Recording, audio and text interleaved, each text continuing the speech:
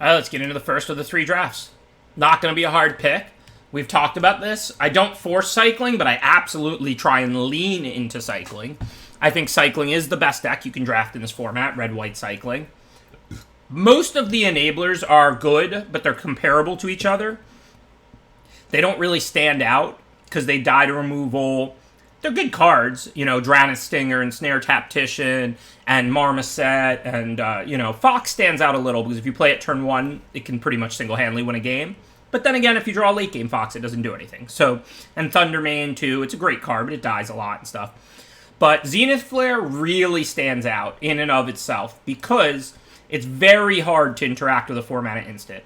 They either have to counter it or make you discard it, and you can play it end of turn, you can play it when they tap out, etc., etc. And since cycling digs through its deck so well, you find it almost every game, and it just wins the game almost every game. Zenith Flare really stands leg and shoulders above all the rest. They're all good cards. Savvy Thundermane is a good card, Fox is excellent, Dranis Stinger's good, Healer's good, Tactician's good, Marmoset's good. I mean, there's a reason cycling is the best deck in the format. But Zenith Flare might as well be a mythic rare. It's so good, so hard to interact with, and you get to have it almost every single game because you're a cycling deck where you dig through your deck. As we talked about, Fox is probably the next best card for the cycling deck after Zenith Flare. If you play it on turn 1, it's just incredible. Later in the game, you can cycle it or play it, depending on how many cyclers you have left in your hand. We'll see this pack is loaded in white, so while we might table something like Vantasaur, which is nice, we're also going to probably create another cycle player downstream, given Snare Tactician, and then there's also Pacifism and Will. So I don't love the rest of this pack, but we're taking Fox for sure. If we can start with Fox Zenith Flare, we're going to go cycling.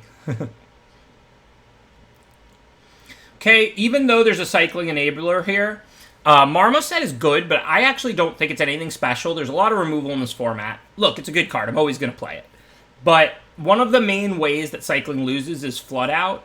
So I'm happy to take Fire Prophecy over Marmoset. Even though Fire Prophecy doesn't say cycling and Marmoset does, you need to not flood out, and you dig up land after land when you're cycling, and then you really need to bottom those and dig for more cycling cards. So I'm a huge fan of Fire Prophecy in the cycling deck.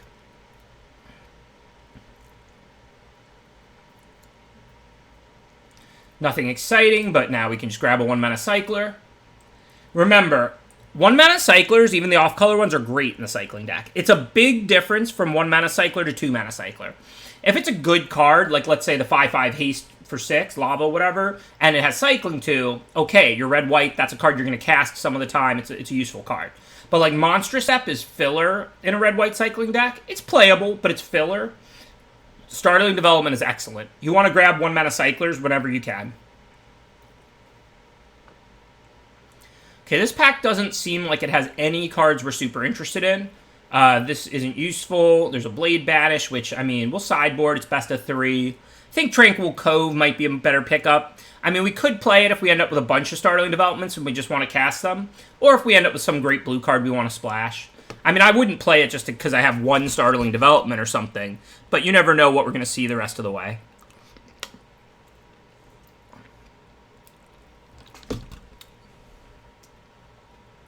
You should, let me say this clearly, you should have to fight for the cycling deck. It's the best deck in the format, and it's supported by commons.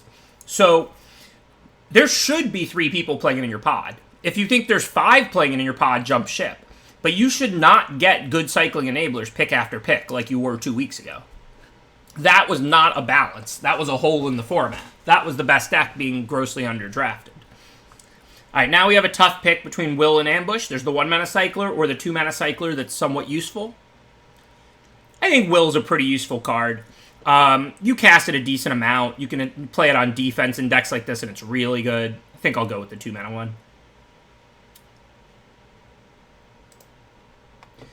Again, this time it's an easy pick. 2-mana cycler with a nice upside, and it's a split card. You can just play it as a 3/3 lifelink. That pick is easy. Mentor with Vigilance, you don't really want Fair Finders in this deck. Like, you might play one, but it's not a card you're after. Probably won't have many Vigilance creatures. Also, a lot of the cycling cards are humans. I think we'll just take a Reunion to mitigate Flood. Flood protection is quite important in this deck. Because you can't lower your land count too much. You can play like 13 or 14, but you can't play like 10. Because ultimately, you just won't draw lands. You won't have land 2 and land 3 on turn 2 and 3 if you play 10 lands. But then you just dig through your whole deck except your lands because your lands don't cycle. And then you get flooded. So, but since you dig up your whole deck, you don't need a ton of flood protection. You just need a little bit because you're likely to see it. So like a Prophecy and a Reunion go a long way in mitigating flood for these cycling decks. Yeah, this is a good sign. Only Tactician got took out of this pack. This is the white pack that we opened, that we second picked out of, or third picked out of. So now, let's see. We already have a Will. That's not to say we won't play 2, but I think I'd prefer the cheaper cyclers now. Pacifism's pretty good removal for the cycling deck, though. That's not a card I mind taking that doesn't have cycling over a 1-mana cycler. Even though we have Zenith Flare and we want to prioritize cycling very highly, Pacifism's still just great removal, right? Shut down the opponent beating us down, and then we can cycle them out later. Kill their bomb rare.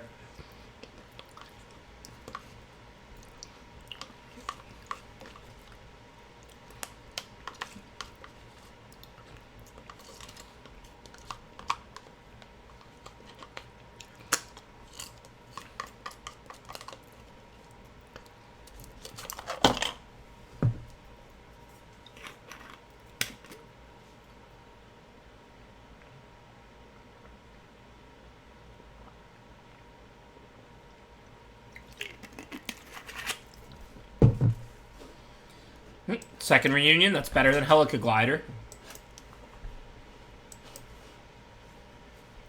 Now, you don't want too many reunions. Yeah, you could always discard one to another, but you don't really want to have to play them early. You want other stuff to do. 2 is about the right number. Alright, most of the creatures in this deck are human, even though they're not what we already have. You can't play Kahira in this deck. And even as not a companion, as in your main, this card just isn't good in cycling.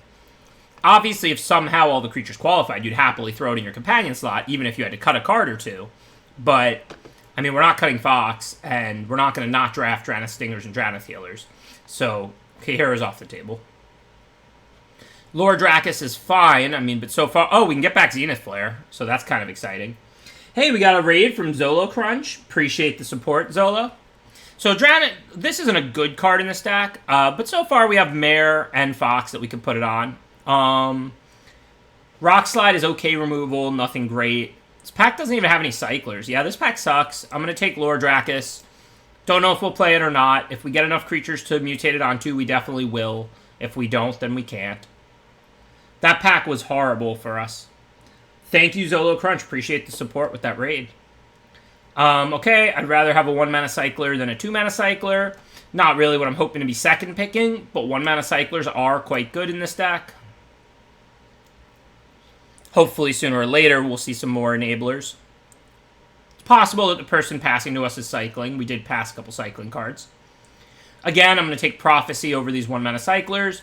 I really love Prophecy in this deck. It stops the opponent from beating you down, mitigates Flood. Just a great, great efficient removal spell.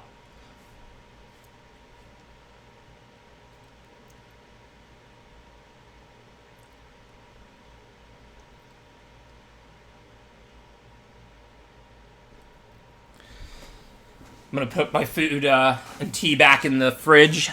Be right back.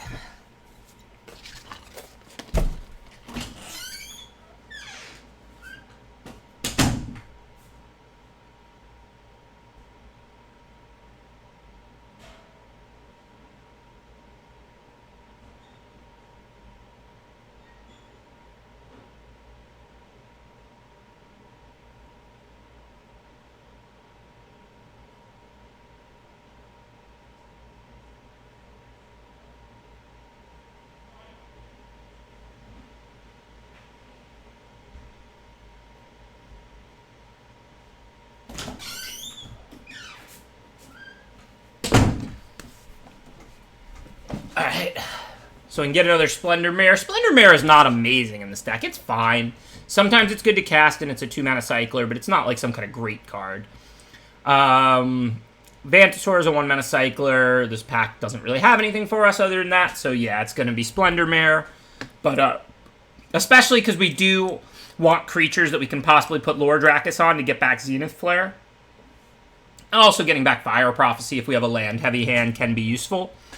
Look, I mean, this is a good card. It's a split card. For 2 mana, you cycle, and you can give lifelink to a fox or, you know, anything you have in play, obviously. It's any creature. And then also, it's a split card. You can just cast it as a 3 mana 3/3 lifelink. So, I mean, I'm in no way against the card. It's a good card. Just, I don't think it's a great card in the cycling deck. The cycling deck doesn't want a 3 mana 3/3 lifelink that often. You'll cast it if it's in your opening hand and you don't have like a Marmoset or a Tactician or, you know, reasons to cycle it for value. But it's just not an exciting card. Okay, a 1 mana cycler, that's decent. Now we gotta decide between Swallow Hole and Drannith Healer. Normally I would take Swallow Hole over Drannith Healer in this deck because good removal like Swallow Hole when the opponent has to attack you is still just great. But we do have 2 Pacifism, 2 Fire Prophecy. We might really just want the Healer here. I think more often than not I would take Swallow Hole over Healer even when cycling. Because, again, like, you want good high-quality removal like Swallow Hole in your cycling deck. You're going to have creatures out. But we do have a lot of removal already, so I don't want to pass on the 1 mana cycler and the cycling bear. Okay, a 1 mana cycler, and of course the one that's on color over the one that's off color.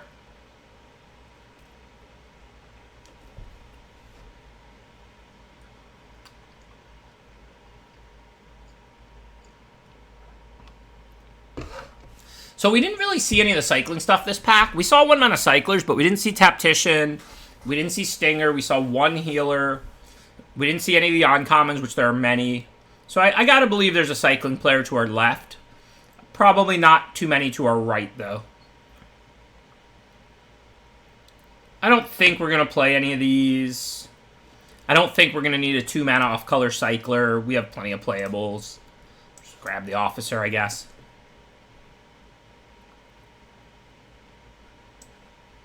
Same thing with the Piercer. If we do end up with some Fairfinders, we've got the Dracus. Maybe I'll take them and then play the Piercer. As of right now, I don't think we can play the Piercer. But if I end up with like a Fairfinder and like a Marmoset and like another 2-drop that I can mutate onto, then I might put it in the deck.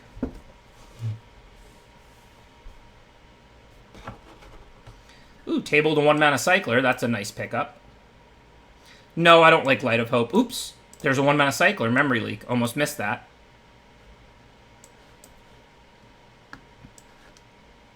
So 1/4 could attack and block and be mutated on. So again, last time when I did that in the 3/0 deck last night, it was because I had broken Mythic Rare Mutate creatures, not to get a Cloud Piercer in my deck or to have a little bit more of a home for Lore Dracus.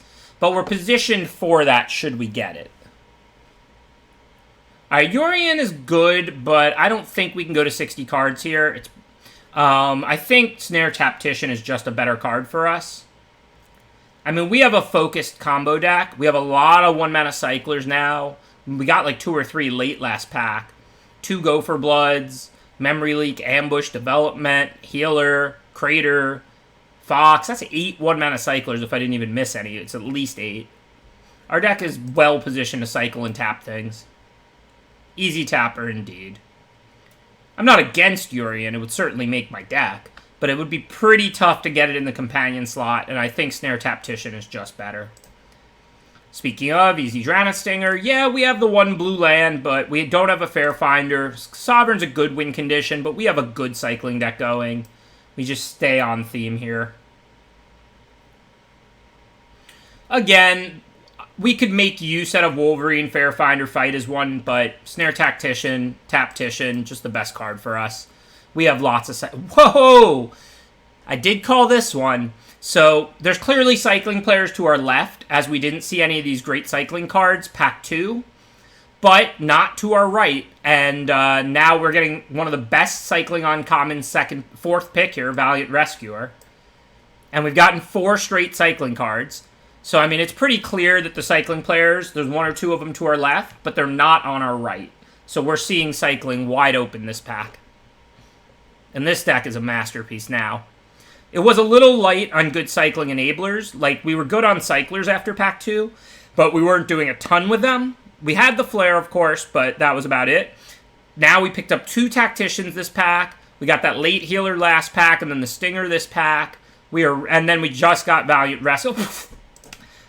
Alright, if I don't 3-0, I am going to be disappointed. This is now one of the greatest decks I've ever drafted. Like, Zenith Flare is a mythic for this deck. Like, this deck was already going really well. We tabled the white, those 1-mana cyclers last pack, and then we got 2 Tacticians, a Stinger, like, we just got a 4th pick Rescuer. Like, this was already a very good, this is like a textbook perfect cycling deck. All of our cyclers are like 1 mana or useful 2 mana cards. We have double Zenith Flare. I mean, this is just beautiful, frankly. Like, this is a thing of beauty.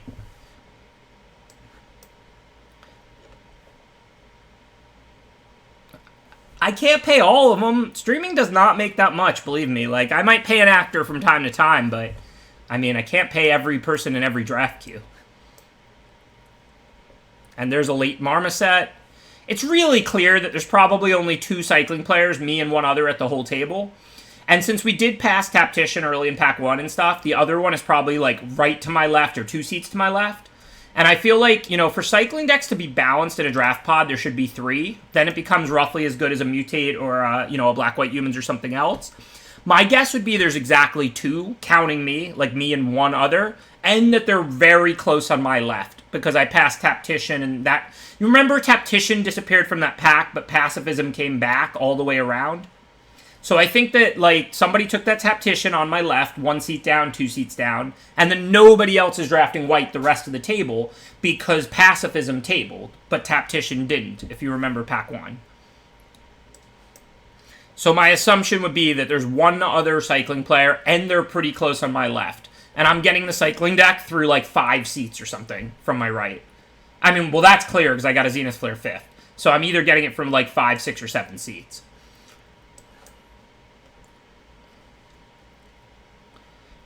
Sometimes I play these, because Memory Leak can be a really good card to cast in control matchups. We only have 1, but, well, whatever. I'm not going to play Spontaneous Flight. I can take the white-black land and figure it out later. But, I do play that one more often than I even play the blue one, because Memory Leak is a really good card to cast in some matchups. Sometimes your opponent's leaving counter magic up or whatever, and you really just need to resolve Flare, and you just cast your Memory Leak. And since I just got a second Memory Leak, I'm now going to play that Scoured Barrens like I just got done talking about. Suffocating Fumes can be okay too, but it's still more filler. Even if we have a Black Source in our deck, it's only going to be the 1, of course. I'm not putting any Swamps in this deck. And don't mind that noise, my mic just fell over. And I'm not putting any Swamps in this deck, and it's a Cycling 2, which is a world of difference from Cycling 1. I'm not going to play 11 lands. We've got Reunions to mitigate Flood. I will almost certainly play 13 lands. I know we have a lot of cheap 1-mana cycling, but we also have 2 Reunions, 2 Prophecies.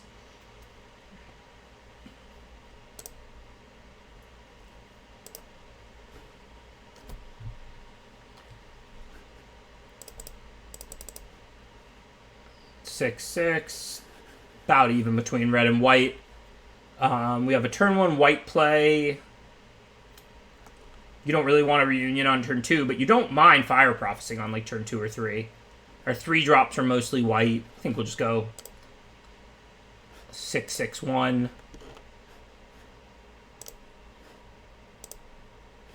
And then that's 41 cards, so we have to cut 1.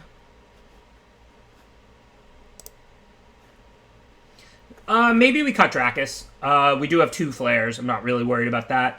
We have Mares to put them on. Marmoset. Fox. Yeah, Dracus makes sense as the cut. I'm down.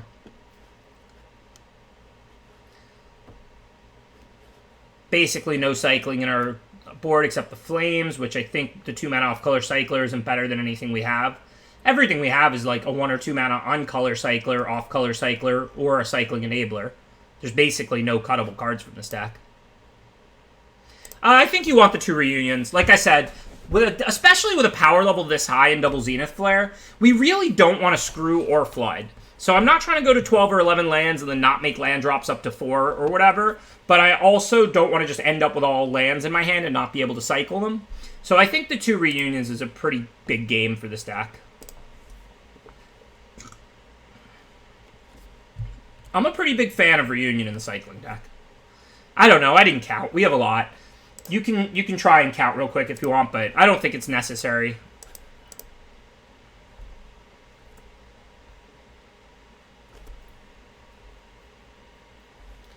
All right, let's see. We don't have a ton to do, so I think we'll cycle Serpent, but we'll hold on to Splendor Mirror. Then we can attack with it. Maybe they'll block and we'll will it or something awesome, gain a bunch of life. But I'm not going to just hold on to Serpent for turn 6. Just put cards in my yard, dig to my Zenith Flares. I've got the Reunion, so I'm not worried about Flood. If I draw a bunch of lands, I'll just discard them to Reunion. But I am still going to... Oops, that's not the 3-mana 3-3. I am going to open with the 3-mana 3-3 lifelink. They have an empty board, and if they play a blocker, we have Will. If they Divine Arrow, we have Will. So I feel pretty good about a 3-3 lifelink right now on turn 3.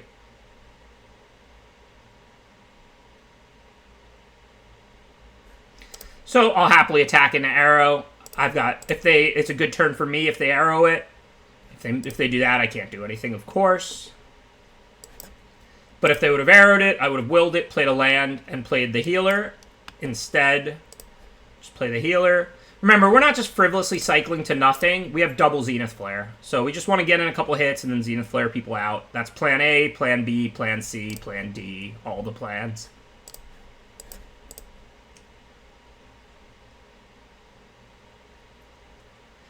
So with 1 red, the only card is +1/+0 in first strike. I doubt they have that, so let's go to combat. If they block, I'll happily play Will here to kill a Snare Tactician.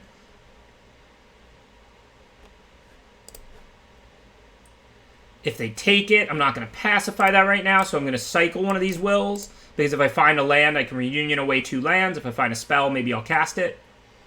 Go for Blood doesn't really change anything. I think I'd rather cycle that. I'm not going to play the next land I draw. So for now, I'll just cycle Will end of their turn, probably. I think red-blue spells is the second best archetype after red-white cycling.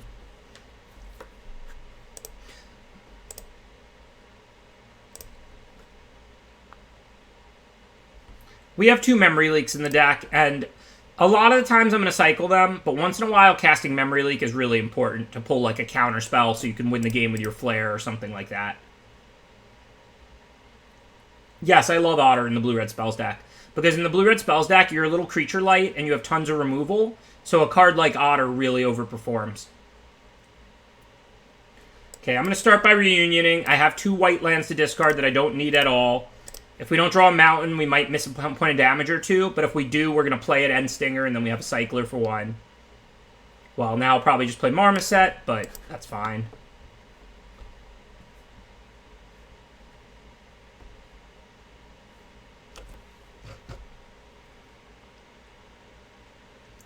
It's key to get Marmoset in play first, so that it can threaten to attack next turn.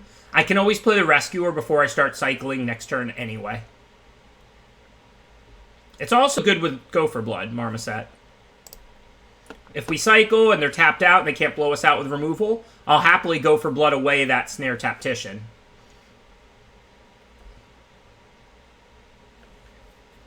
Okay, so what do we want to do?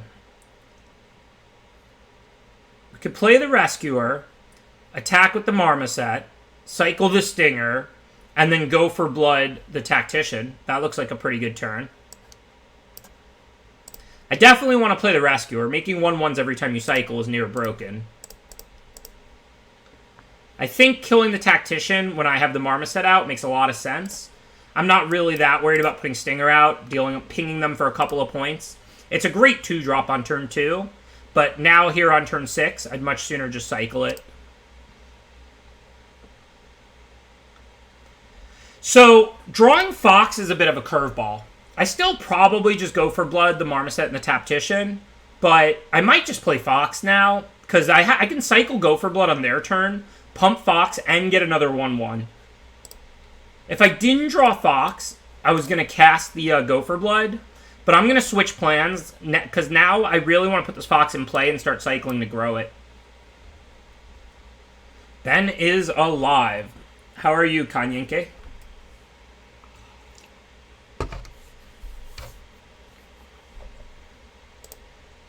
Looks like the opponent's playing humans with a little bit of a cycling theme.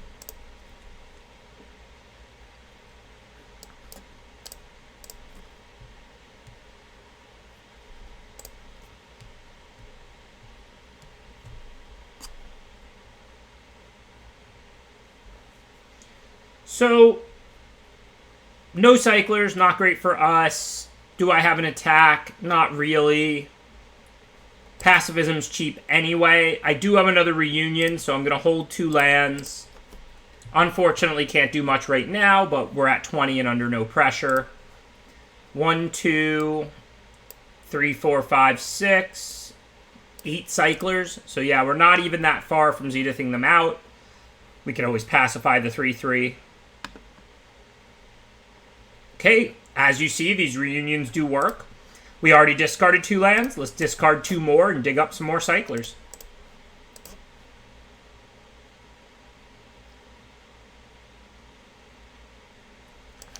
Sticking with the theme, I guess let's Prophecy. Bottom another land we don't need. Really mitigating Flood here. Now let's see, if I cycle Leak now, I get a 3/3 and a 4/3 first strike. I can tap the Bug. If they double block the 3/3, that's not great for me.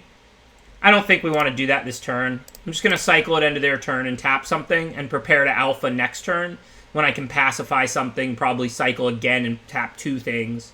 We should have a ridiculously good attack next turn. I didn't Prophecy the Tactician. Maybe I should have, but it doesn't seem like they really have more cycling. Like, obviously they probably have another couple cycling cards in their whole deck, but they're not a cycling deck. They're a black-white humans deck.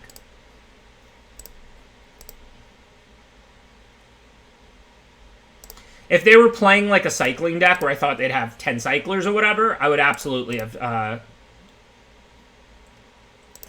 have killed the Tactician over the 3/3 Menace.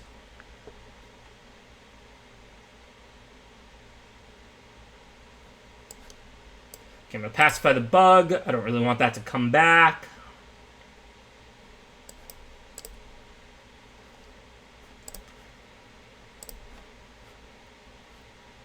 Oh, this is a creature I control. My bad.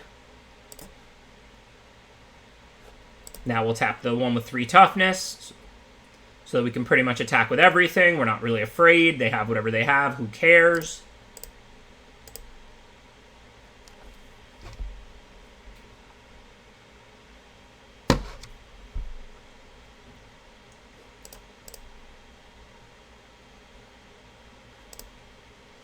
Yeah, I thought I was tapping their creature.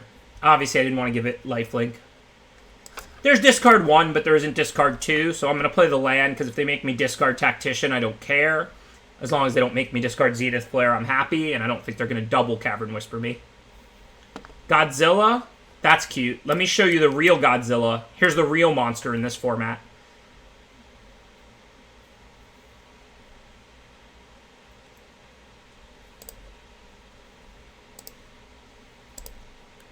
Zenith Flare is the real boogeyman.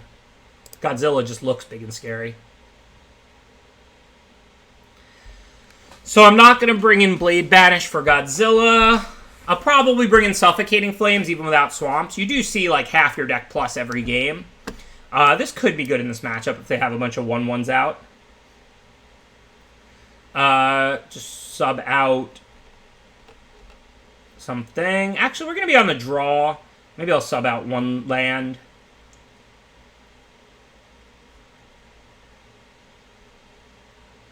Nah, I'll just board out Serpent. We don't really need the expensive closer in our double Zenith Flare deck, especially against a deck with no blue.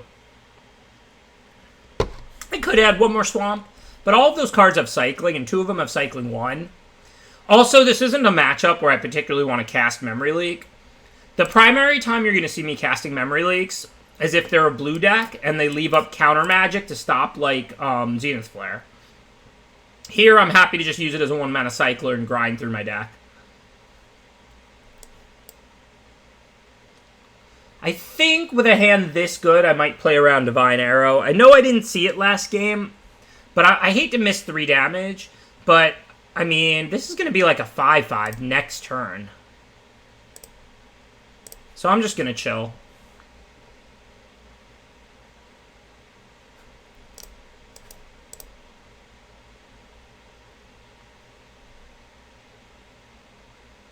I hope so, no sausage.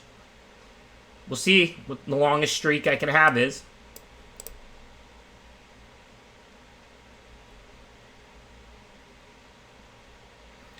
Okay, so what I need to do now, if I attack, and then cycle, they can arrow in response. But if I cycle once and then attack, or if I attack and pass to them and then respond to arrow with double cycle, that works. So my two choices are cycle once pre-combat and attack, and if they go for arrow, I have a second cycler. Or just double cycle in response to arrow, if they go for it. So I'm going to cycle pre-combat, because I want the lifelink, and I want to deal 4 and not 3. And obviously I'm protected from arrow now. I'm not going to cycle go for blood as well. Right now, I'm going to just cycle once to try and bait it. I don't know if they have arrow or not. They might just play the Mythos or something else here. But it's worth trying. I'm not, like, worried about missing 3 damage going to the late game. This is not an aggro deck.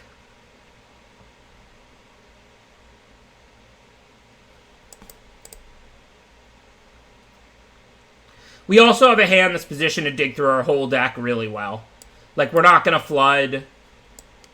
As you can see, we have Reunion and 2 Prophecies to put back lands. So we'll just chill and play the control game now. Kill the stuff they put out. Put lands on the bottom if I can Prophecy things away.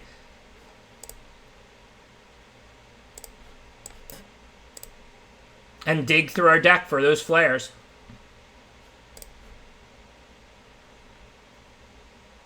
Well, those are good creatures to cast, I think. Still got 2 removal in hand, so we can kill their Sergeant. Start attacking. Oh yeah, this deck is totally disgusting. This is one of the best draft decks I've ever had. Like, it's all 1-mana cyclers, except for a few 2-mana ones that are actively good cards. Double Zenith Flare, Rescuer, and Fox, the 2 best uncommons. I mean, this deck is disgusting. Very on Flare deck indeed.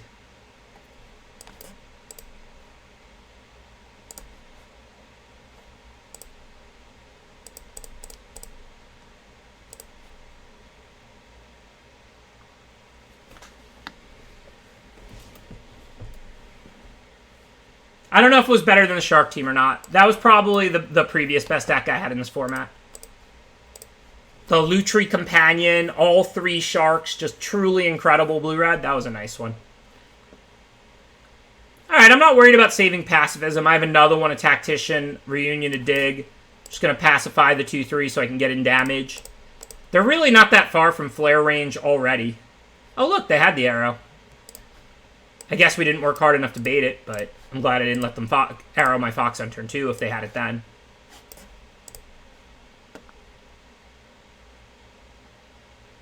Alright, let's dig up.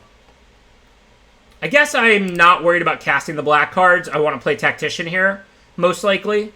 So let's get rid of 2 lands. Keep the untapped one. Okay, we drew a better card to play in Marmoset. I think it's worth playing Barrens to turn on 2 leaks. It's a tap land, but it gains you a life. It's my only tap land. Like, fixing your mana is more important. Tap lands have heavy, what's the word for this? They get exponentially worse. Like, each one makes the other one more bad than the previous one. So if I had, like, 2 red-white tap lands, I would play those to fix my mana, and then I wouldn't play the black-white one. But, yeah, but it's like the reverse of diminishing returns, right? Diminishing returns is the word that came to my head, but diminishing returns usually refers to a benefit, right? But, yeah, since I have no red-white tap land, no Evolving Wilds, I'm playing 12 lands that come into play untapped and 1 tap land. So that's why I think it's worth it. Well, I think you say that the returns are positive, so diminishing returns means the returns are diminishing. Like, as in you derive 3 points of benefit from the first, 2 points of benefit from the second, and 1 point of benefit from the third. The returns are diminishing. This is more that the drawback gets, like, just gets exponentially worse as opposed to linearly worse. But, I mean, whatever. Okay, so let's attack with the Marmoset. I doubt they can do anything with that open mana. So I'm just going to move in on it. And then post-combat, we'll go for blood something for sure. Yeah, the increasing downside, sure. I'm going to cycle this. We're in dig for flare for the win mode, plus it's giving lifelink anyway. I do kind of want to kill both of these 2 creatures. I don't care at all about this 2/2 menace. I'll just ignore that. I feel like they don't have that much cycling, so I'm more interested in killing the tapper first. Oh, we're still in combat. They just said good game. It is a fight, so I will gain another 6 life. Yes, I know I could have cycled it and had a theoretically lethal flare. But remember, we didn't know they didn't have Fire Prophecy. It seemed unlikely, but they could, and stuff like that. So, I mean, that would have been excessively greedy. Once they took the hit for 6 lifelink, I was pretty sure they didn't have it. But I didn't want to cycle away the good removal for the tapper when I was in that strong of a position. It's possible I shouldn't even have went for the Go for Blood. But, again, since that was post-combat, after I finish cycling and pass to them, and they take the hit and don't kill it, now I'm pretty sure they don't have any removal. But I don't go to 100% that they don't have removal until after they take the hit from the Marmoset. Yes, I feel dirty playing this deck. This deck is broken. This is not good limited. You know, I draft to win. I don't draft to make it harder on myself. I play my mythics. I play my broken decks. I do my best to give myself the highest chance to win I can every game. But those were not good games of Magic. I basically knew I couldn't lose from turn 3 of both of those games. So we have 2 1-mana cyclers, 3 cards that don't cycle. Think this is a mulligan.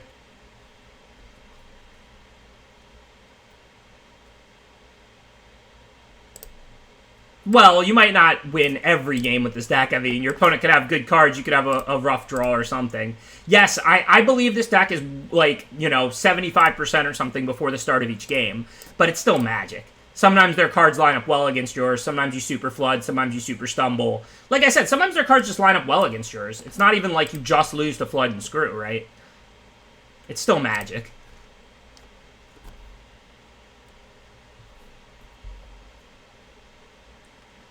I don't know if it's here, I'll pop it up. I don't really care, but I'm not, like, gonna, like, download it and email it out or something intangible. It's, like, it's not a secret, but...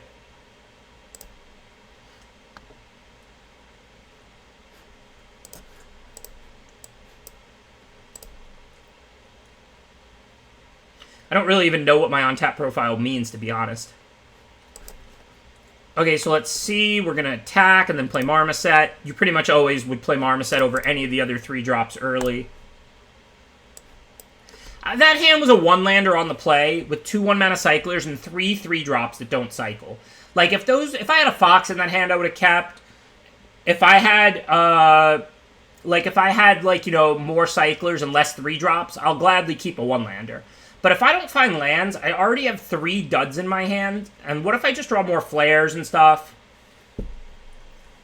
So, I mean, I think it was right to mull that. Alright, well, let's just deal them 1,000,000 damage. I'm going to cycle the Mare, give that lifelink. I don't know which one it's better to give lifelink to. I know the Marmoset's doing 6 right now and the Fox only 4. But I could run out of cyclers. Whatever. I'm going to gain 6 now. This is a joke. Well, do I go for blood, or do I just cycle again? I really don't need to kill that Sovereign, but with 1 green up, they can't do anything, so I probably should right now. Plus, I get to fight with the Marmoset, which will gain me even more life. But this is just kind of playing it safe, because if the game goes on forever, I'm going to win with my double Zenith Flare. So, like, I probably should just kill this potentially broken rare in case somehow they stabilize, rather than go for the turn 5 kill.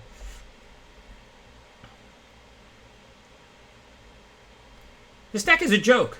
It's literally a joke. They're just dead, right? Each cycling is +3. 5 + 3 + 3. This is literally just a turn 5 kill with playing a removal spell. I didn't even cycle for max damage. I stopped and played a removal spell last turn. I go for blood to fight, and I still killed them on the 5th turn. I'm literally playing a standard deck versus draft decks. This is so stupid. This is like when I won the Pro Tour playing a legacy deck against standard decks. Yeah, on a mulligan.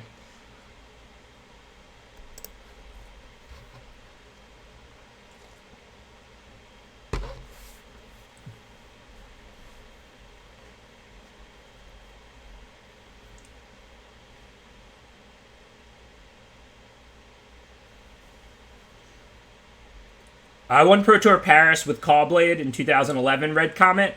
We had, like, Jace and Stoneforge and Preordain, and, like, it basically just felt like Stoneblade and Legacy, and our opponents were playing actual standard decks. For the record, I didn't build one card in that 75. The testing was out on the West Coast, and the Pro Tour was in Europe, and I lived in Florida, so I didn't even go to the testing. Team CFB just hooked me up with the best standard deck of all time. So shout out and credit to Kibler and Brad Nelson and Raptor and those who were instrumental in the designing of Callblade for that Pro Tour. I had absolutely nothing to do with it. I was just the lucky pilot who drew the best.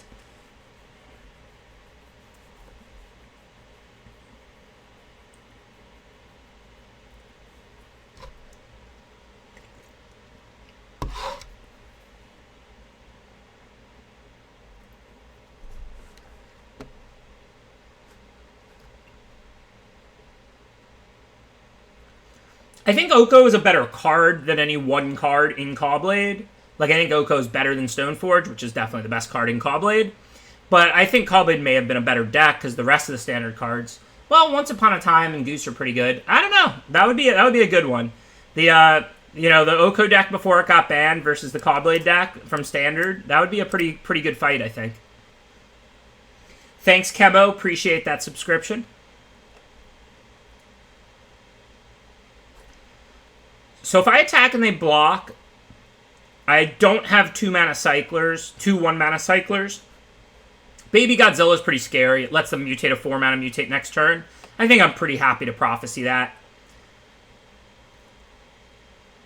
Even though Reunion isn't something I'm expecting to use anytime soon, Flood is still pretty much the only way you can lose with a hand like this and this deck in general. So I'm going to just get rid of the land. If I don't draw a land in the next couple cards, I can always Reunion and dig up lands that way. But also don't forget, next turn I'm just going to like cycle and then, this is going to grow and then I can dig for lands. And I don't really care if I miss a land drop or two. I'm only looking to finish the game with 4 lands in play, ideally. I mean, definitely PV. I mean, the Rug deck was really good, but I think it may have been the second best deck in that tournament, and it was close with the other great decks. Whereas, like I said, I think the Callblade deck was a legacy deck in a standard tournament.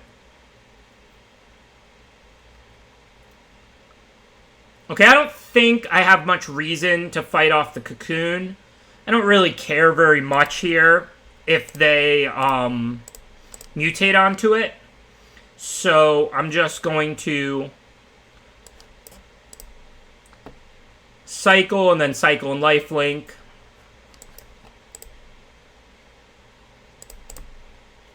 Start gaining some life, because if they do turn this game with, like, removal and whatever, every point of life I gain is more time to draw the second flare, or to draw more cyclers to feed the first flare. Bad draws, Godfreys. Remember, all your cycling decks don't look like this. This is literally a masterpiece.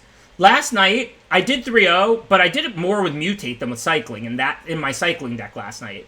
I didn't see a ton of cycling. I saw a little bit. I didn't see a lot at all. I waffled between cycling and black-white humans and Mutate. And I put together a pretty good deck, and I drew well and 3-0'd. But, like, you don't normally get hit in the head with 10 1-mana cyclers, 2 Zenith Flares, like, Fox, Double Tactician. Like, this is literally a masterpiece. But it's not usually like this. Okay, so we actually can cycle 3 times. So if they block, we're good as long as we play the land. So let's just attack and then see if they want to block or not.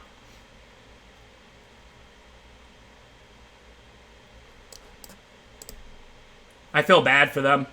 I don't blame them for blocking. You can't just assume I have 3 cyclers here. This is literally just gross.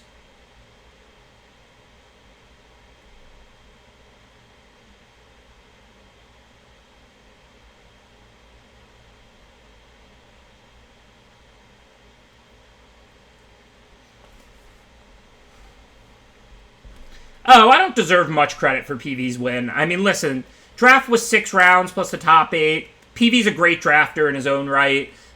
We were teammates. I'm sure we talked strategy. I was good at Rise Draft, and I talked to the team a lot about Rise Draft. But, I mean, I only played my small standard role as a teammate there. PV won that Pro Tour. because the Rug deck was broken and because PV's one of the best Magic players, if not the best of all time. And my draft insights played a very, very small role as a teammate. But I do not deserve any particular credit or anything. Okay, so what are we doing now? Can we kill them this turn if they don't block? Oh, I could just play Crater here just to give trample to my giant creature. That looks pretty good, right? In fact, no, we don't have enough to lethal him this turn, but yeah. I'm going to cast Footfall Crater. I refused to cast it the other night, and I should have. So I won't make that mistake again. Because now I can give my Fox trample if they want to chump it. And I don't think a green-white deck can do anything here besides chump it. So if I just cycle, then they're dead to Zenith Flare, I think. Or like one short, which is whatever. Like I have a million cyclers in this deck.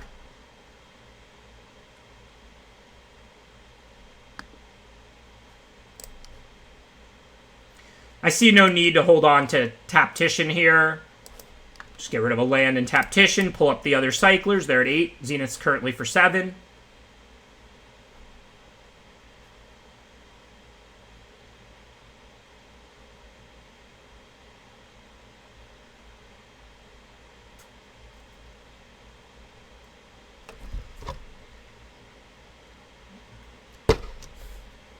Well, I don't know what they can do, nor really care.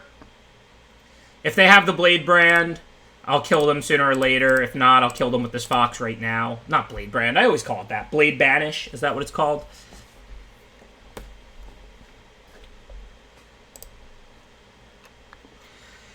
Yeah, this deck's gross. This was drafting the easy way. I mean, we started with Zenith, we second picked Fox. We tabled Pacifism.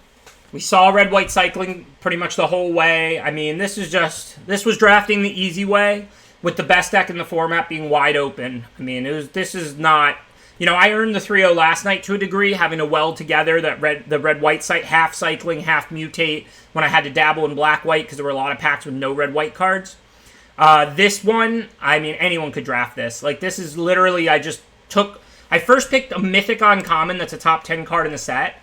Got second pick the best of the cycling uncommons, Fox, and then just got hit over the head with red-white cycling. Like I did absolutely nothing to earn this one.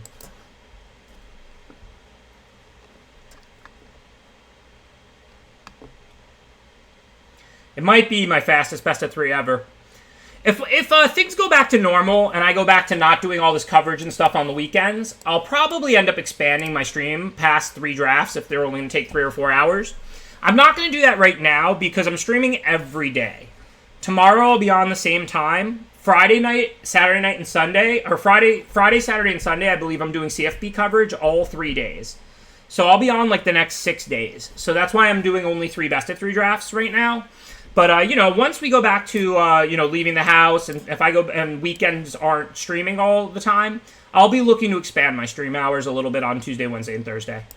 Okay, for now, what are we going to do? I can't attack the 3-1 or the 1-1. I don't want to spend Pacifism on Fairfinder just to be able to attack. This deck is incredible. I think it's worth putting Drannith Healer in play. Not only is it going to gain me life over the long run with all my million cyclers, but it's also going to attack next turn because they only have a 1-1 out, and if they play something, I'll probably kill it with one of my many great removal spells. So while I'm not willing to kill Fairfinder with one of these removal spells, I'll kill anything else they play, and then Drannith Healer can attack. Tomorrow, let me pull up the schedule here. I'll do it while streaming so I can give you the exact times. But I believe they normally give me the slot of, which I request, of 7 p.m. Eastern to 11 p.m. Eastern. I'm not really a morning person, as everybody who knows me knows. Okay, well. Oh, but I don't want to play another land. This has to go on the bottom from Prophecy. I don't know. Do I play Taptician and then play the land and cycle Leak? I don't think there's a need to do that. I'm just going to attack with the healer and the 1-1. If they have anything, who cares? I don't really care much about either of these creatures. If they play a pump spell or a trick to kill off the healer, whoop-dee. If they have nothing, great. If they trade 1-1 with Fairfinder, great. But let me pull up the schedule so I can give you the exact schedule. I appreciate you asking.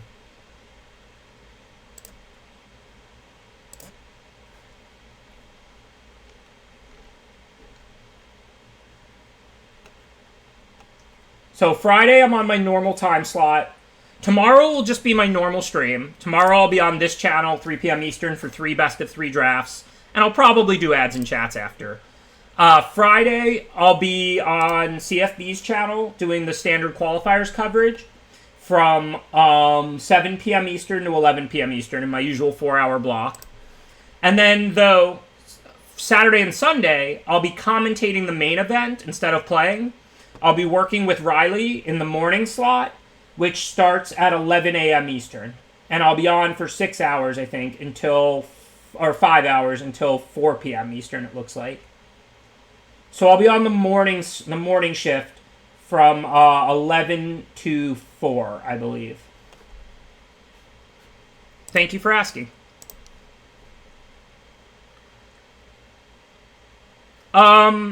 Yeah, I guess well, it was already my end step. Oh, wait. What? Where are we? Is it not their turn? I'm confused. Yeah, it was already my end step, so what was I going to find by cycling? I guess I could have gained a life. Oh, and if I draw another cycler, then I can make another 1-1 on their turn. Yeah, you're right. I was looking up the schedule for the CFB coverage. I apologize. You're right, though. I should have cycled on my turn there. Okay, so that's good enough to Prophecy. Prophecy kills that.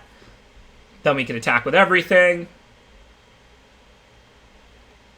I do my best to keep it focused on strategy, but Riley's so smart and entertaining that, it's hard. But we'll find a nice balance, Like, I worked with Riley for a Grand Prix or two last year, and it was definitely a good time. He's always super smart and informative. And, just as long as he doesn't call me a nerd too often, we'll be good. Well, it was my end step, so drawing a mountain wouldn't have mattered. They played Deadeye during my end step. But, yeah, I should have still cycled during my turn, because I might have drawn another cycler, and then I could make another 1-1 on their turn. That was the real reason. Because I don't really have a ton of cyclers to feed Tactician right now, and I wanted to use Prophecy, cycle away the land so I get to my next card. That seemed more valuable than playing Tactician. Especially because I'm holding double pacifism. So, like, I'm planning to kill their creatures that way for now. Yeah, I know, it's a joke. I've been saying for 20 years that I consider Nerd a compliment. Thank you, Michael Bolus. Appreciate the subscription. I told you, this ain't the 80s. This ain't Back to the Future. The nerds won. Gamers are the best.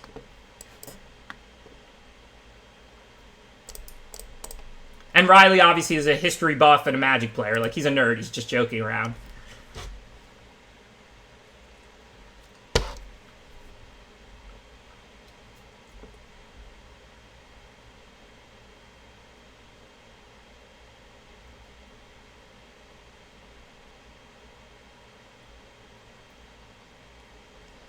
Sometimes an overcosted Lightning Helix is all you need. I think we have lethal. If I tap a blocker, that gives a 4th in the graveyard. Yeah, that's lethal.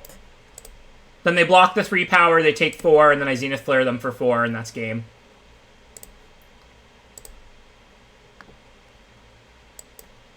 This deck is a joke. This deck is a joke. We're going to be 3-0-6-0 in 30 minutes with 0 close games. I'm rooting for them too, Kotzwagon.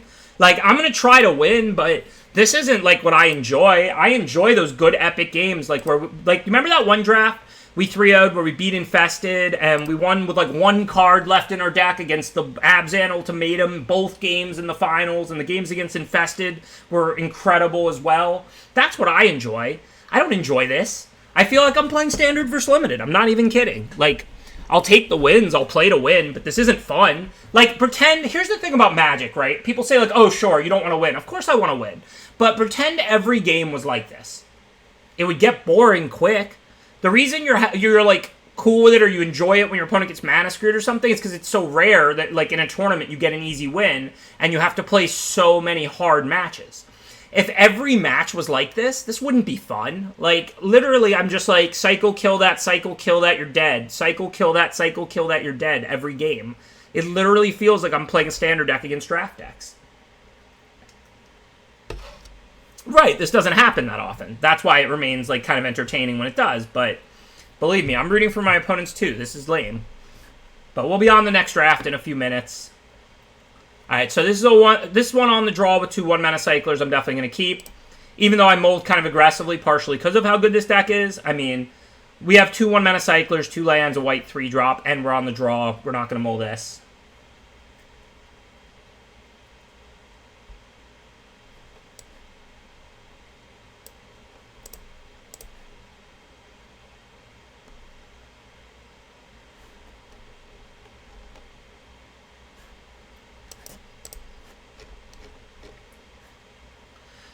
No, I wouldn't mold this on the play. We have so many cheap cyclers.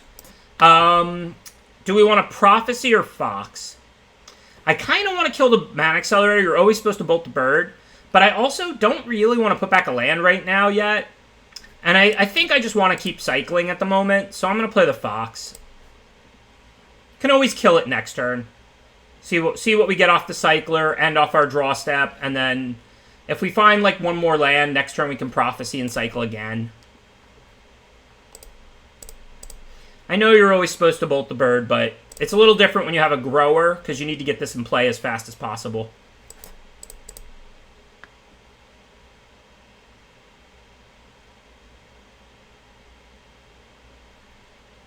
Okay, so if I attack and they double block, I've got the 2 1-mana cyclers.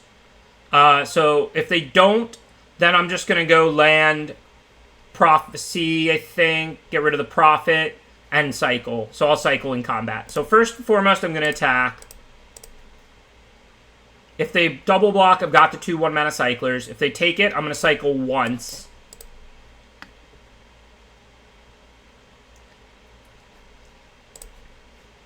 And then I can go Prophecy that bird, bolt the bird.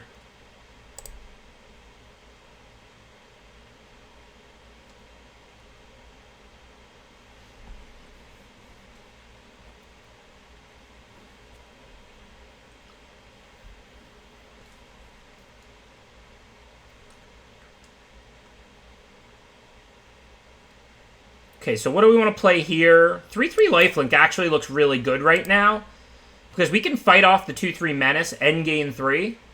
Obviously, if their mana's up, I probably won't go for it, but we'll see what they do.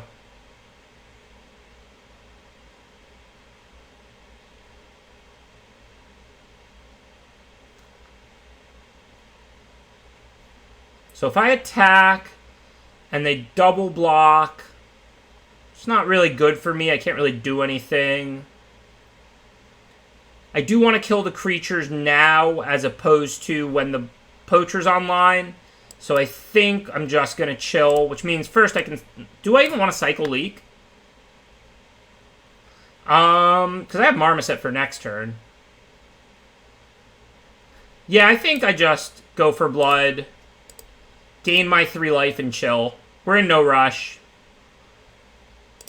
We're not under any pressure. They don't have an attack. We don't have an attack. We already have flood protection. We can already kill a big creature. Let's just chill for now. I didn't really need to find a land. I mean, look, I'm not even going to play the next land or 2 I draw. I'm just going to hold them so I can reunion them away. The plan is to play Marmoset, Tactician, and start attacking. For now, though, we're under no pressure. Our hand is loaded. We can kill a big creature if they play it. We might as well just chill. Remember, the longer the game goes, the better for us, because we have the double Zenith deck. So, like, if we're sitting around cycling and trading cards, we're just fueling our Zeniths and digging them up. If we draw lands, we can reunion them away.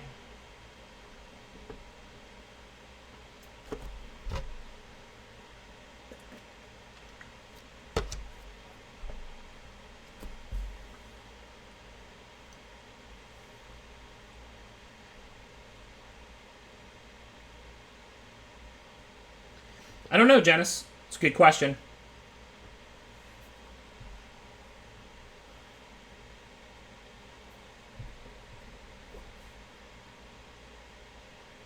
Yeah, agreed, Precip. That's kind of what I'm saying. Like, every time they draw a land as the game's going along, it does nothing. When I draw a land, I'm just going to reunion it away, and I just feel like if we're chilling, we're chilling. Very, very few, the Nipfoon. I'm not forcing cycling like any other enabler, including Fox. I'll first pick a Fox, but I won't take it over most of the broken rares. Zenith is is easily a top 10 card in the set. Like, there's very few cards I'm taking over Zenith. I've been saying this since day one. Zenith just should have been a mythic rare. Same card if they want it. So Luis said this, that Zenith should just not hit players. He's right. If you want to print that card at uncommon, it shouldn't hit players. My guess is they wanted to print it at that power level for Standard, because Cycling is a Standard playable deck, but it's not exceptional in Standard. But then you got to make it a mythic rare. You can't have Zenith hitting players at uncommon. It's just too much. Like, it needs to be a mythic rare. Okay, for now, we have 1-2 Cyclers. They've got their mana up. I'm not really in a rush, like I said. I'm just going to play the Tactician, pass the turn this turn. Next turn, we can cycle, tap a blocker, pacify the other, hit them for 1 million. We'll just see what they're up to. Rare wouldn't even be enough, to be honest. I mean, it would be a big improvement, but... I mean, you should make it super mythic. That doesn't exist, but the point is, if you have to print a card that gross for limited because of Standard, then you make it the highest rarity you can so that it impacts limited as little as possible. Oh, I agree. Tactician should have been an uncommon. Definitely agree with that. Drannith Stinger and Drannith Healer make nice commons for a good archetype. Tactician should have been an uncommon, and Zenith should have been a mythic. I've been saying the same thing in that regard for 2 weeks. I mean, I'm talking from a balance perspective. I'm not talking about from a mythics are supposed to be powerful legendary creatures perspective. But to be fair, I don't even think I agree with that, LSV. I think my point is valid either way. But, like, they've printed, like, 7-mana spells that are mythic spells and stuff like that. And what is more mythical than the Zenith Flare? It's, like, this game-ending spell that you set up the whole game that, like, your deck is focused around. But, I'm only speaking about balance. And there's certainly a valid perspective that mythics should only be, like, big legendaries and planeswalkers. But they've printed random mythic spells and stuff like that. And if they're gonna do that, then, I mean, Zenith is about as powerful as it gets. Okay, anyways, can we kill them now? Cycle, removal spell. So they're going to have 1 blocker. So no.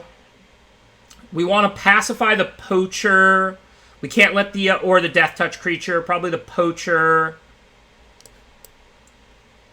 Because that's the one, if we put pacifism somewhere else, they can sack it. So I think, obviously I'm doing this a little bit out of order, but it's not like it was really going to change my play. And then I'm just going to tap that. If they chump block here, like a 2-3 and a 1-3 aren't killing the same creatures that are bouncing with the same creatures. So the one I leave untapped is the one I'd rather have dead.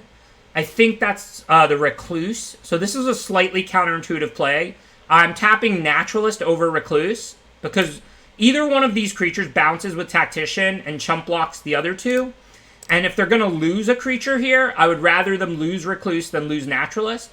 So I'm actually tapping Naturalist and leaving Recluse untapped. You don't just leave them their worst creature. You leave them their best, least effective creature.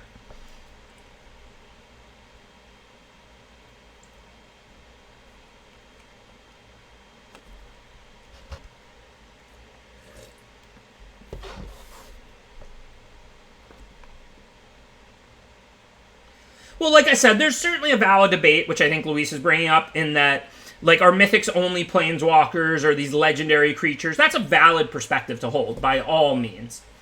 But if Wizards is going to print spells at Mythic, if they're really powerful spells and really flashy spells, this is a gold game-winning spell that couldn't be more powerful that you set up the whole game. I'm not arguing that that there should never be a Mythic spell, or there shouldn't be Mythic spells, or there should be. Like, that's a valid perspective to hold either way. I'm just saying if you're going to print Mythic spells, which Wizards does do, then this is about as Mythic feeling of a spell as I could see. I mean, it's a game-winning spell that, you know, I mean, what is it? I don't know, some kind of sun, like, flare over the earth and, like, burning everything up, burning your opponent out from any life total. It's a game-ending spell. You set up the whole game. Okay, so what are we doing here? We can start by cycling. We can always play the land to Fleer if we want to. Yeah, we can tap Poacher, I think, so that they can't sack anything after we target it. I agree with that. I am a flavor judge. Luis is the one who anointed me a flavor judge, so, you know. Alright, we can just flare them next turn if they live. Now we can play Prophecy and Serpent, Cycle Serpent. That looks pretty good to me. Let's Cycle Serpent first. Again, I'm going to tap the one that I'm least concerned with. I know I want to Prophecy away the Skull Prophet. I can bottom a land if I draw one. Reunion if I don't. This is a joke. This deck is a joke. This draft is a joke. This was literally the easiest 3060 of my entire 25 years of booster drafting, or 23 years, or however long it's been. This is literally a joke. I still have a second Zenith Flare in there, and a Reunion to dig for it, and I'm about to draw a card off Prophecy. If the opponent was at 30, this game would be over. If they're holding 2 removal spells in hand, this game is over. Like, this is literally a joke.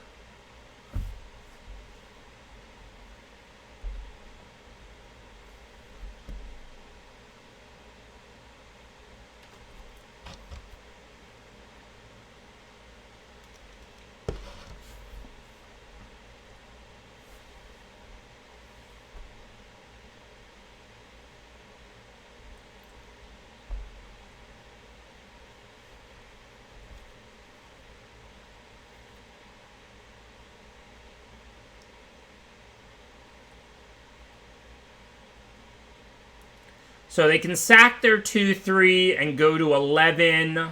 Flares for 9. It's for 10 after I cycle this. So they're dead.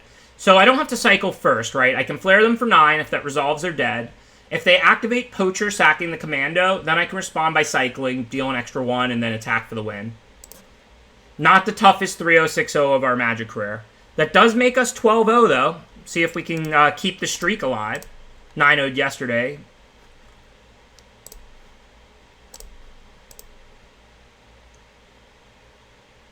Oh, it had cycling too? Then I should have played a land first. I apologize.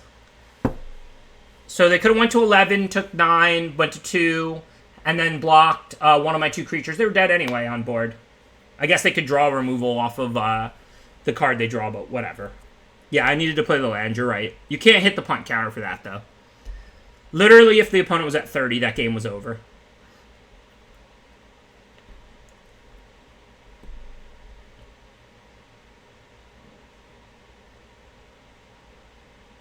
Yeah, that deck was sweet. I remember that one too, ingestible.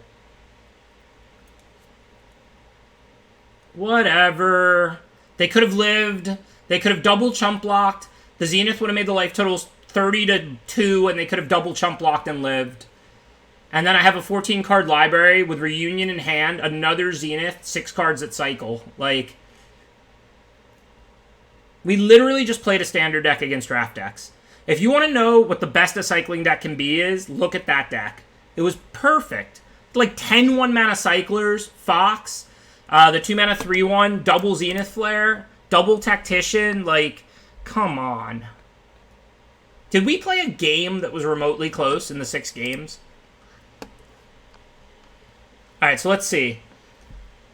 We're not going to be starting with a cycling card here because there are none, which is almost something I'm happy about. So we're deciding now between Gemrazor, which is good. I think cards like this tend to be a little better than they look because it's a pretty big blowout when you kill an artifact or enchantment, and there are plenty. You're not always going to get one. A lot of times you're not, but then still a 4-mana 4/4, and when you do get one, it's a pretty big blowout. Space Godzilla, which I like, but I don't think this card is super overpowered. Sometimes you cast it for 8, sometimes you get a nice trade when you cycle, but at the end of the day, giving a creature Death Touch, you're still probably losing it. It's not a 2/4 blocking a 2/4 that often. It's a good card, of course, but I don't think it's that exciting. I think Gemrazor's better.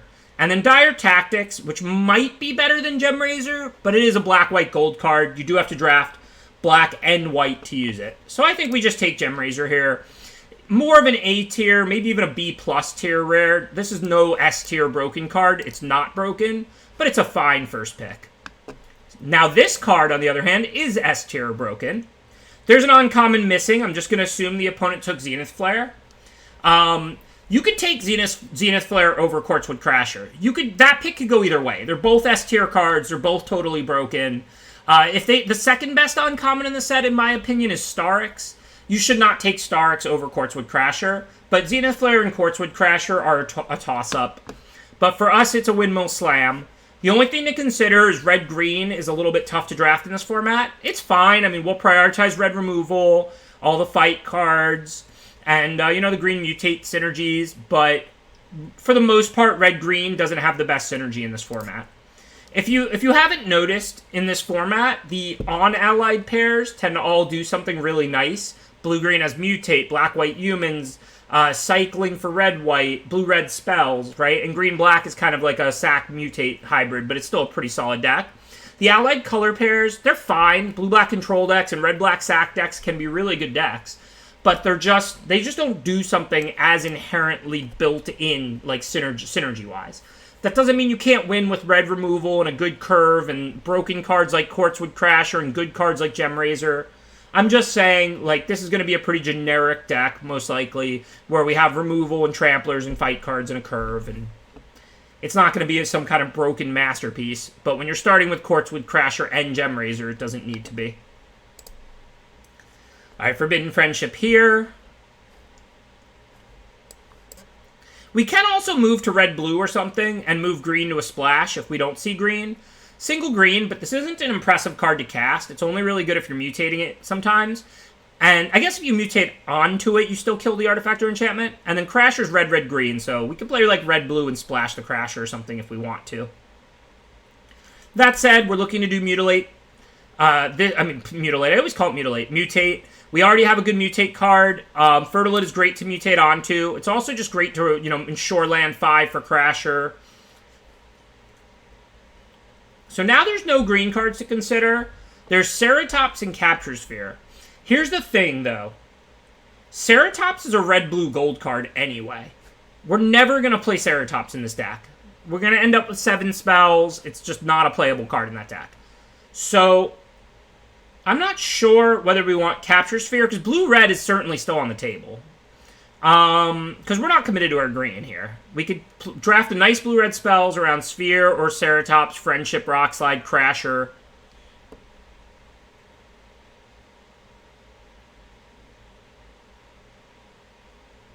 I'm not taking Crater. I don't need a random Cycler. I'll take Ceratops here. I think it's... we're like, 75% to play red-green, 25% to play like red-blue from here.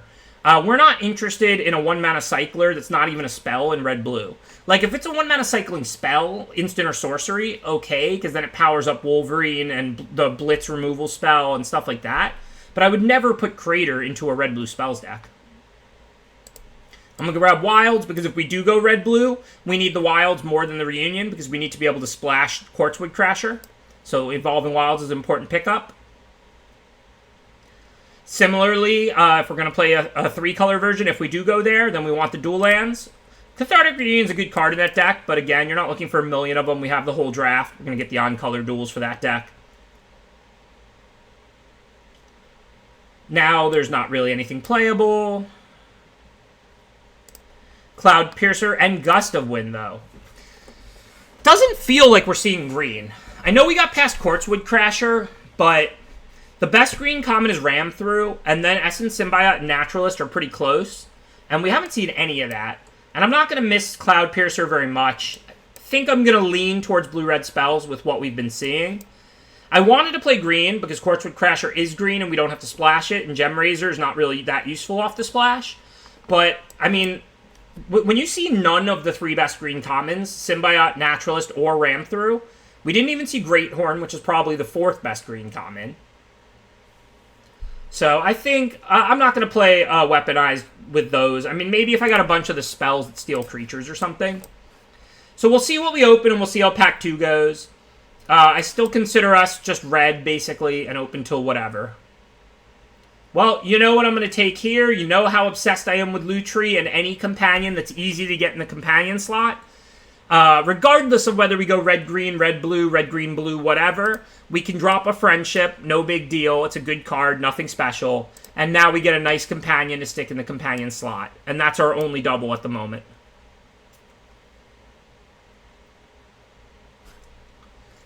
So we could splash this. It is a good late game card. I don't know if it's even better than like Mentor or Scatter though if we do go red-blue. And if we go red-green, what are we splashing for a Gust of Wind? Maybe. I mean, we could definitely splash this into a red-green deck. Wingspan Mentor is quite good in the red-blue deck. Because you have a few flyers and mostly non-humans. Like, I think Wingspan Mentor is really an overperformer in the red-blue spells deck. Could just be Scatter. It's a good card, too. But we don't have a lot of spell synergies yet. I think Wingspan Mentor is our best card. Hey, Sprite Dragon. My favorite card for that deck. Definitely going to take that now. I mean, it's not even close with anything else. I agree with Voxy, like I said earlier. Charge is good, but it's overrated. Charge is situational removal, not pure unconditional removal. So we already have a Rock Slide and a Gust of Wind, so we can't get second copies of those. Otherwise, I would take them. But we have Lutri. Well worth missing out on those. So I guess we just grab Smasher here. Wow, now I gotta miss out on second Wingspan Mentor. That's a card I actually think is really good in this deck, and I'm not happy to miss out on a second copy of. But there's an on-color duel. It's worth it. You get a companion every game. You don't have to draw it. It just sits in the companion slot, and you get it every game. Our mana is going to be pretty good. We already have a blue-red duel, red-green duel, and a wilds. But if we're not going to play any doubles, that means we need to maybe spread out a little bit. So I'm going to grab Ram Through for the splash here, too. It's a nice spell. Nothing wrong with that. Marmoset is not an all-star in this deck. We're not going to have a lot of cycling, but it's playable. Same thing with Cloud Piercer. Fine card.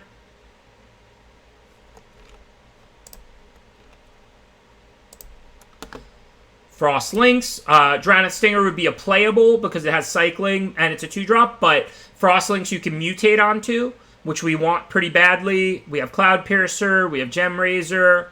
Thought I picked up something else, but maybe that's it. But nonetheless, it's just a better card for this deck.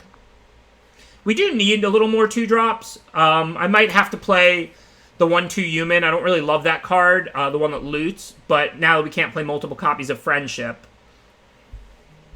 I know Gem Razor's double green and mutate. But again, I'll probably just play it as a 4-mana 4/4 that's single green because our mana is going to be pretty good. This deck also sees cards generally pretty well. We don't have a ton of it, but Reunion sees 3 new cards. Gust of Wind draws a card. Cloud Piercer rummages, which is draw a card. Smasher cycles. And then if we have 2 green, cool. If they play an awesome, like if they pacify something, like our Quartzwood Crasher, we can hold out until we get the second green. If they don't, then of course we can just cast it. It's a 4-mana 4/4 trample reach. Like that's not it's not worth splashing for that, but we're splashing for Quartzwood Crasher, which is a game-winning card. All right, so we don't want doubles, so let's grab a Tigerilla. Like a 4-mana 4/4 reach trample is a good card. In this format, it's nothing special. You wouldn't splash for it, but you wouldn't cut it either. It's a decent card. We're not the cycling deck. I might play a Memory Leak as a filler card because of Lutri, but I'm not looking for stuff like Memory Leak. Frostville Ambush, sure. That's a card I might cast sometimes, but I'm not just looking to stick a black card in my blue-red-green deck. Putting spells in my graveyard powers up, like... I mean, I guess I could pump my Marmoset. Like, it doesn't do anything for me. This isn't a cycling deck. It is, on the other hand, a blue-red spells deck with a light-green splash. So why wouldn't we open the blue-red-green Mythos? Did they just whitelist my account yesterday or something?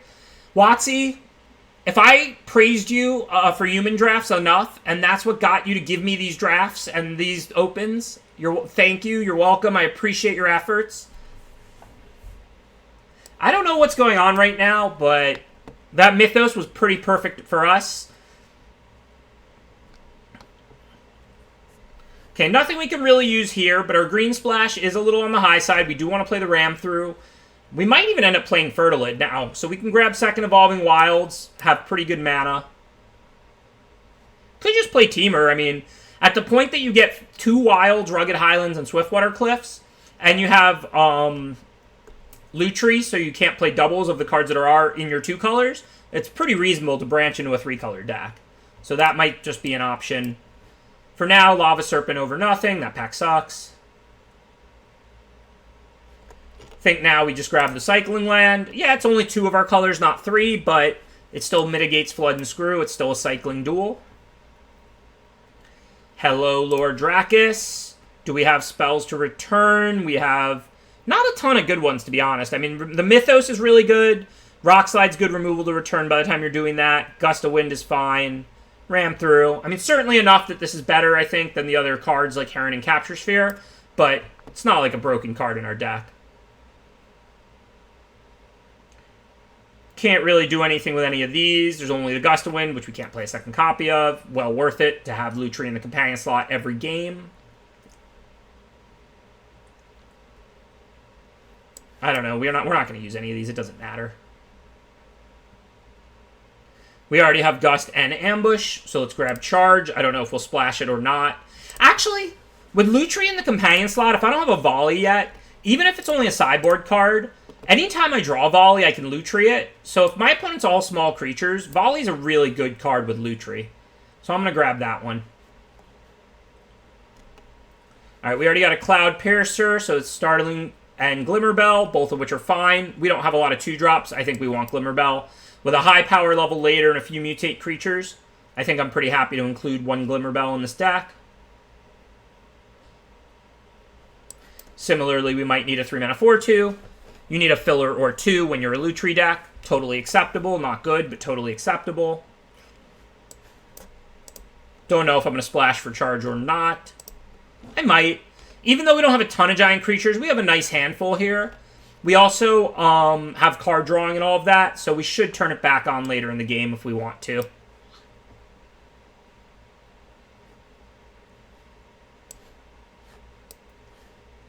This deck ended up good, but not, like, busted. It could have gone a lot better. I think Pack 3 wasn't great for us after the Mythos. I guess since I praised them, they thought they did enough, and then they flipped the switch back. Clearly, blue was wide open. I don't know if you just saw, but we got Gust of Wind 15th pick. But we just didn't see that great a blue in Pack 3. I mean, I'm not complaining. This deck is good, and we have a companion in a good deck. Like, your deck shouldn't look good if you have a companion, because companion is worth so much that the rest of your deck should include a lot of filler, or it should have big holes in it. This deck is fine. Like, this is like an average draft deck. A couple of rares, some removal, nothing exceptional, but it's perfectly fine. And then we have a companion. So if this deck was 50-50 every game without the companion, when you add in a companion on top of that, you're probably like 60-65% to win every game. So, like, this is a good deck. But it definitely didn't end up as busted as it could have.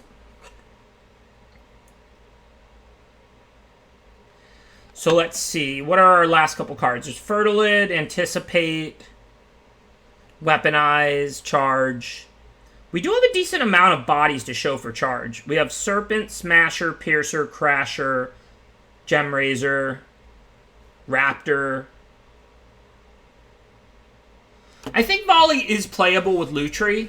If we had more ways to, like, rummage and cycle to get rid of it when it's off, or more spell synergy, I would play it. We really don't have a lot of spell synergy. We have the Sprite Dragon, which it does work with because it gets a +1/+1 before the Volley. Volley's only your opponent's creatures anyway. But we have the Sprite Dragon. We can get it back with Lord Dracus here. But we didn't get, like, even a Wolverine. And we have the 1 copy of Ceratops. We don't care about Gemraiser here. We wouldn't have splashed green if not for Quartzwood Crasher. But if we're gonna splash green, and our mana is this good, we'll play 2 Forest, we don't need 3. That gives us, like, 2, 3, 5 sources plus card drawing. And Gemraiser, if we can mutate it, cool. If not, it's still a 4/4 trample. So we wouldn't splash for Gemraiser, but we're gonna splash for Quartzwood Crasher, which means we play Gemraiser. I think we have a lot of sources. I'm just gonna toss Charge in.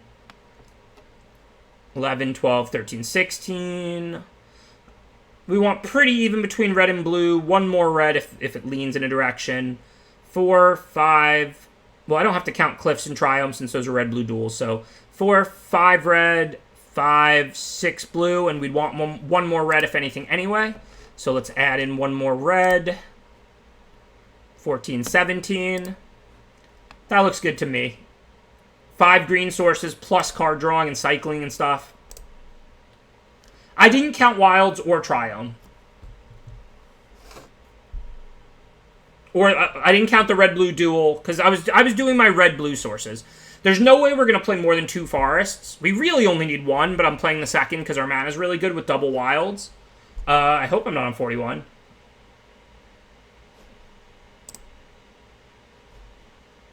Well, we'll keep that. We can dig up islands with Reunion. 34. I am on 41. I'll fix it after this match. My bad. 17 lands is right. 2 wilds and Reunion and all that, but I'll cut the worst card. I didn't mean to play 41. That was an accident. As much as I would love to Reunion Lutri every game, we don't have more lands. We have to Reunion. Let's discard our worst stuff. I think next turn, what are we going to play? We don't want to Mentor nothing, so we probably put out Sprite Dragon. So we probably discard Mentor. And then, like, Mythos, since it's double blue. I don't think we need 16 here. We're not really that worried about Flood. Double Wilds for the thin out. Reunion to discard extra lands. We even have a Cloud Piercer to rummage with. I think this is pretty solidly a 17 land deck.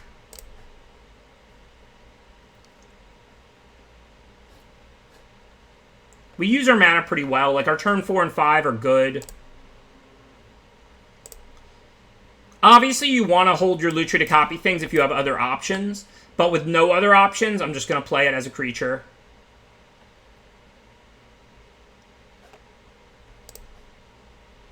I'm going to pass. They might attack since there's a trample, and then I can block cycle. If I get them with first strike, that's awesome. If I don't, I'm not that worried about it. They can't blow me out with removal or something. I'll cycle it and draw a new card. I don't really care if the Lutri stays in play or not. It's just a 3-2.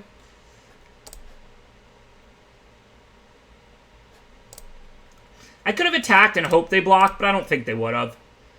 If they were planning to mutate onto their creature, they wouldn't. They also might just be scared of a trick or whatever.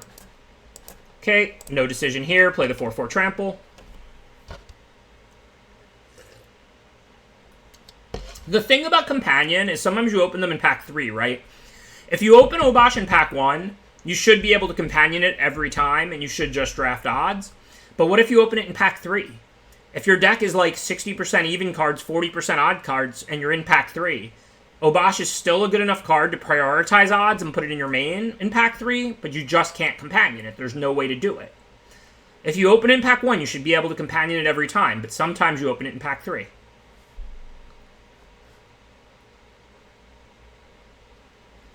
Do we have any spells to get back? Reunion, Mythos. That's a pretty good spell to get back. So we can go get our first island, but other than that, I think we're playing for the long game.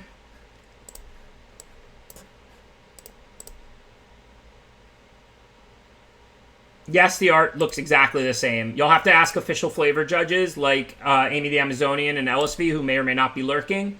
I cannot explain why Cathartic Reunion and Forbidden Friendship have the exact same picture. I don't think we need to give this trample in case we get our bomb. I mean, there's going to be times where I have the bomb in hand and I play Tigerilla turn 4 as trample, like if that comes up. But we don't have the courts in hand. We have a lot else going on. Menace makes it a lot harder to block. Thank you, Klumas. Appreciate that subscription. Thank you for the 8 months of support for my stream.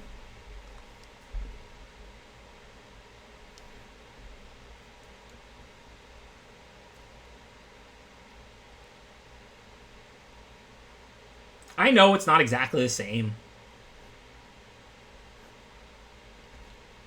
Okay, so what are we doing now? We don't have double blue yet to get back Reunion. I mean, Mythos. We can get it back. We can't cast it. It's not like anything incredible to copy. I mean, we could copy Gem Razor. If we copy Trumpeting Gnar, I don't think... What do we get? We get like a 3-3 with these texts, because we don't get a +1/+1 counter that's on it. I think. But we will get the text of it, so if we mutate onto it later, we'll get 3/3s. I think for this turn, they don't have any reach creatures. Let's just hit them in the air and play Ceratops. I can't imagine a ground attack is profitable right now. We want to get our creatures out before spells anyway.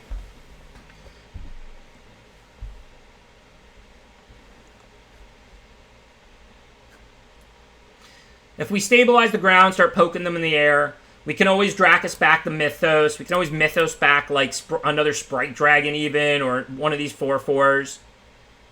If we get back Reunion, that could help us dig, so that could be nice. But I don't think it was worth not playing the land to play the 4-drop there. Maybe I should have held the mountain and played Frenzied Raptor instead of Ceratops. Ceratops would be right to get in play in theory, except, you know, I might want to get back Reunion and discard, like, the next 2 lands I draw. So then there's upside to holding the mountain. Because I do have Lore Dracus. Yeah, the only thing is, what are we doing with it? We're fighting off a 3/3 when we make, like, a 4/4. It's not that exciting. I'm not saying it's bad. I'm just saying it's not super exciting. Alright, our 4/3 is stopping their 4/4. I don't see a reason to trade down at the moment. See what we draw. So I could copy the Grim Dancer, and then I could fight like the Symbiote. That's pretty good. That's probably worth doing now. Because then I gain the 3 life from the fight, and then I get a Death Touch Lifelinker, which I kind of really want to block with and gain 3 more life. Yeah, we'll tap manually. I've seen this show before. Mutate onto the flyer, because it'll keep the ability and grow bigger.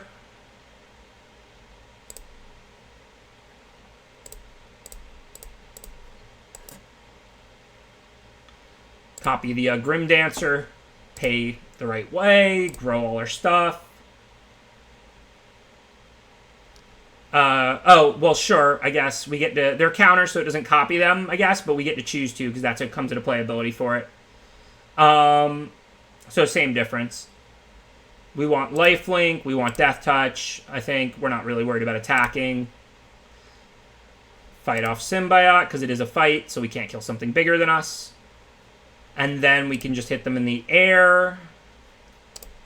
Don't think we want to send Tigorilla. They could have removal for the Grim Dancer. I could kill bigger, but I would lose my creature. It's not a ram through. It's a fight, not a bite. There's 2 styles of fight. There's Rabid Bite, which is your creature does damage. And then there's Prey Upon, which is fight. I believe Mythos is a fight. I could be wrong. I'll check, but I think it's a fight. Yeah, it fights 1 creature. Okay, let's see. So they don't have any reach. So now we can charge and links. So what kind of an attack can we have this turn? They kill their Sprite Dragon, but we can grow the Ceratops up to a 4/5, and we can kill 2 of their blockers effectively. We know they have Sandworm, but they're 2 lands away from that. I think it's time to get aggressive. If I remove their Lifelinker and I links the Gnar, we can just attack with all 3 creatures. Should work pretty well. It's not like saving charge. It's not like it can kill Sandworm somehow later anyway. It can't.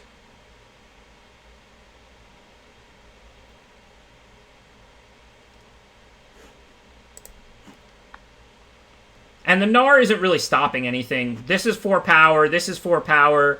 This is Death Touch. Well, actually, maybe I leave them the Gnar on tap then, though. Because that's the one I want to die the most. So if they double block the Ceratops, I want to kill the Gnar. This might be another situation where I don't tap their best creature. Because if they double block the Tigorilla, anything the Gnar blocks, the Gnar is dying. So I think I tap the Mole. And then I can attack with all 3. If they want to double block the Ceratops or the Tigorilla, I kill the Gnar. If they want to trade 3/3s and take 8, they can do that. But I couldn't kill the Gnar. It was just a question of what I tapped this turn. I wanted to kill the 3/3 Death Touch Lifelink. I don't want them gaining life. Or having Death Touch to trade with the 4/5. So I think it makes sense to not tap the Gnar. because that's the one that I would rather die if they block with it than the mole. I guess I could tap the token in case I draw Gust of Wind, but usually you'd rather kill a token than a real creature, because they can buy back a real creature from the graveyard.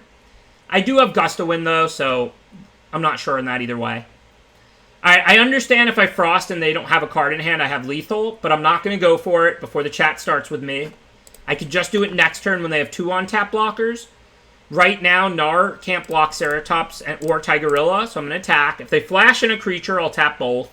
If they have a pump spell, good beats. I can't specifically put a pump spell in their hand. If they take it, I'm going to add the 4-2 to the board. I'm not worried about getting attacked back, and the next turn I'll ambush 2 creatures and attack for the win. Looks like a removal, probably. They probably have like a ram through in hand. Maybe just nothing, who knows. But I'm not worried about them lethaling me. I'm not going to play Frostville Ambush and hope they're holding nothing. We'll just take the easy win next turn. I'm not going to cycle it. It's a really powerful card right now. Just hit them with the 2 creatures that can attack. Now I can tap 2 creatures on my next turn and then attack for the win.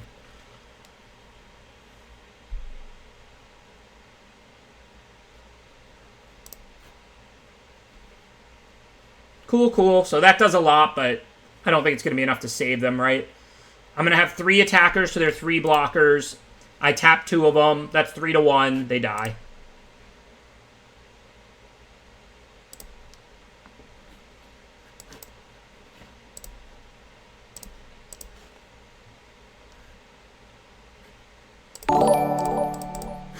Thank you for that subscription, Lord Richard. Very much appreciated. I hope you treat your peasants and town folks well, Lord Richards.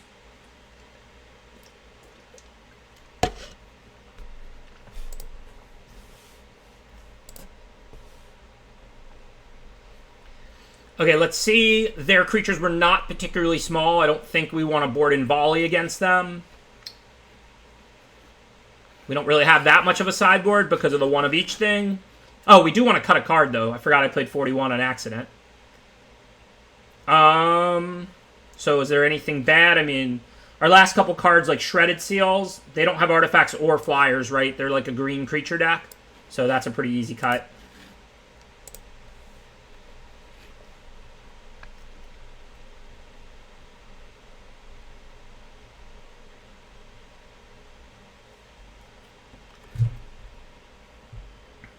Listen, I'm not an expert on Greek mythology. I'm not an expert on what's real in the wild. You know, I'm from Florida. We have alligators. That's our only mythical creature.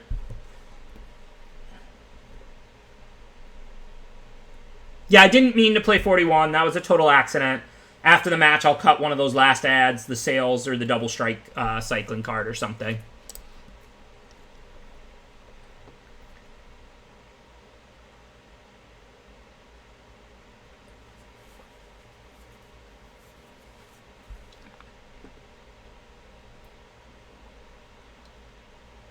Well, stay safe, MSJ.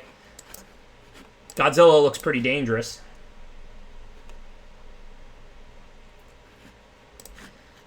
All right, let's see.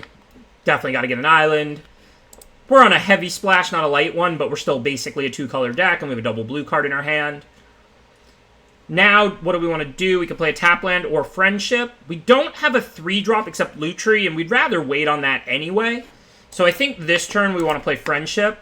Then next turn we can get a tap land in play and cycle something, and then we'll see what we have to work with after that.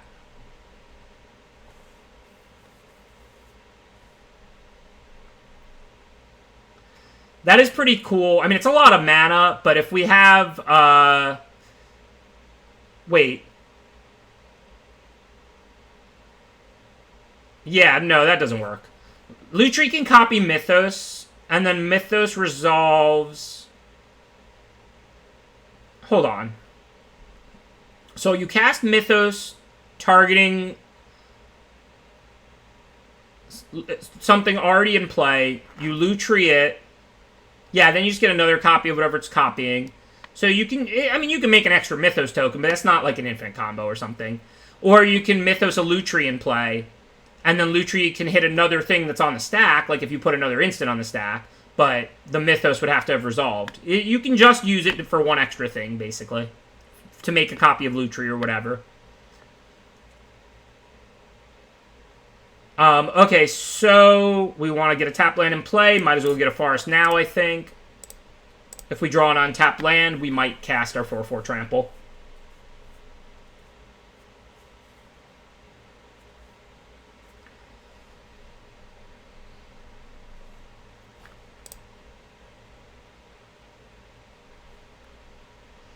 I guess we'll cycle Raking Claws. That doesn't look like something that's going to come up right now.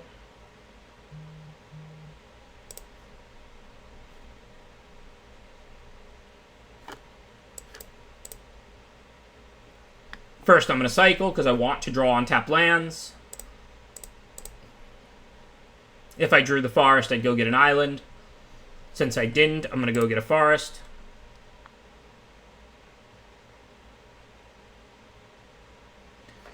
Alright, no on tap land, but we did draw another 3-drop. No real decisions here.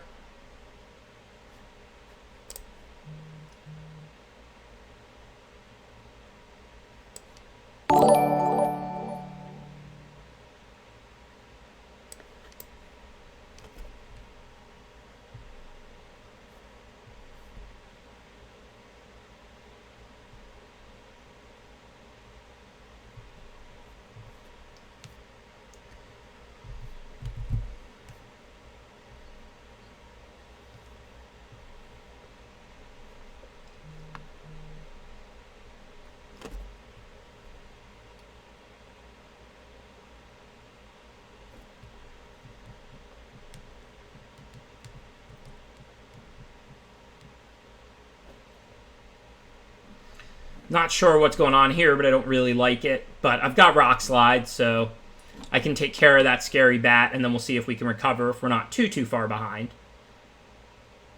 Otherwise, I can Mythos with Kicker, but that doesn't do anything good, right?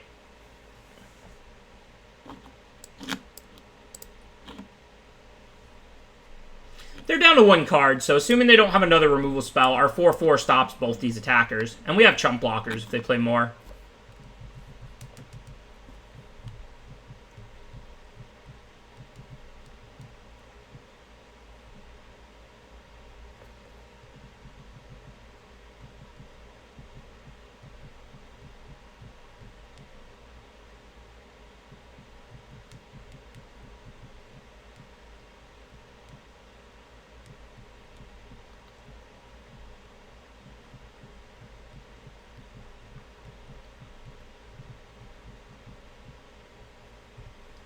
No need to chump yet. They have no more cards. That's good. Just run our 4/4 to stabilize the board. They both have trample.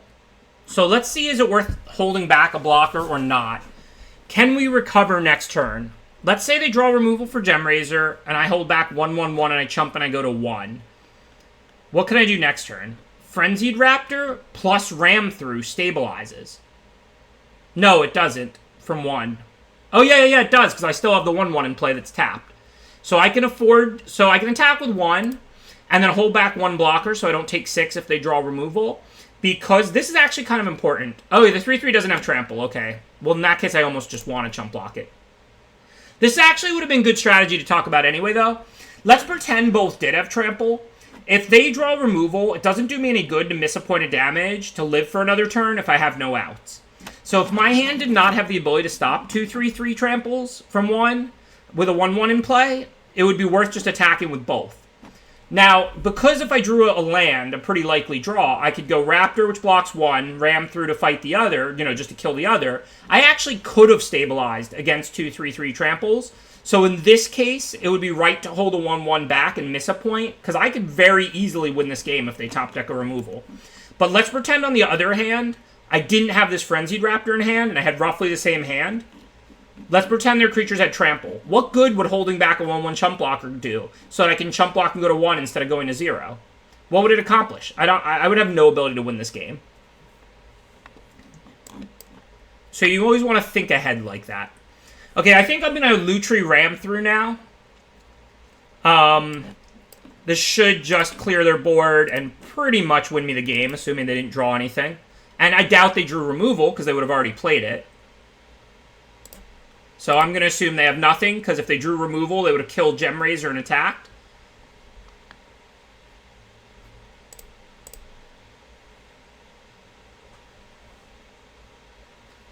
But now we might as well wipe their board. This can function as removal. If they play like a 10-10, we just copy it and fight it, and then we get to attack with the 9 and play for lethal. So wiping their board there is definitely right, because we're not scared of them top decking a big creature, because we'll just copy it with Mythos.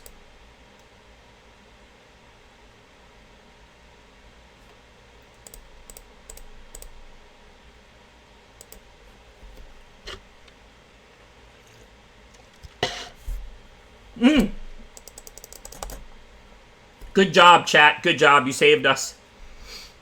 I forgot about the 41 card special on accident. I'm already getting a bad reputation for going over 40 because I did it a decent amount with the black-green deck in the last format. Let's not randomly do it in our red-blue deck for no reason. We have a decent amount of Tramplers. I think I like that card probably more than Sails as the last card. Sails is decent removal against Flyers, though. I don't know. It's close. What's our last cut? Charge off the splash, but we have a lot of fatties to show. No, definitely not Frostlinks. I mean, it's not one of the better cards, but it's not one of the worst cards in our deck either. Frostlinks is right solidly in the middle. Cards I would consider cutting are like Frenzied Raptor, Prickly Marmoset, Charge, Shredded Sails, Raking Claws. That's pretty much it. I think it's Raking or Sails, too.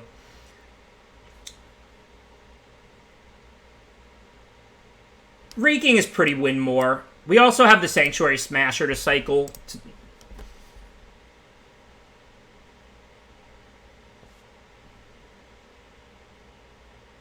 I do consider Volley main deckable with Lutri. If you have, like, Dracus to get it back, and you have a couple Rummages and Loots, like, you can definitely main Volley if you have Lutri. But I don't have that much spell synergy. And I just don't think I'm going to copy it that often. I could cut Marmoset. I do have a couple of Cyclers. Marmoset's certainly not one of my more impressive cards. I named it in the cuttable cards. The Raptor and the Marmoset were the cuttable 3-drops. The Sails and the Charge because it's off the splash. And then the Sails or the Frenzied thing are the cuttable 2s. One land, please, deck. I need a land from you now. So much for the whitelisted.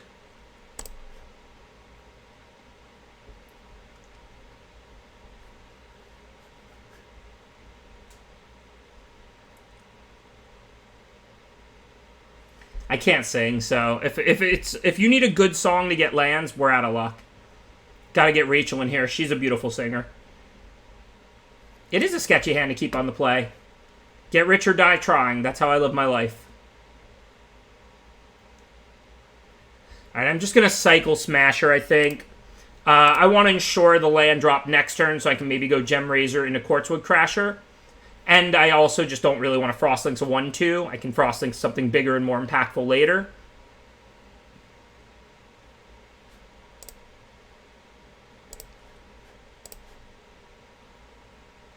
Thank you, Muse Invited. Appreciate the subscription.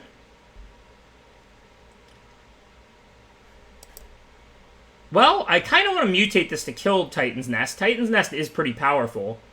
But I would have to find a second green.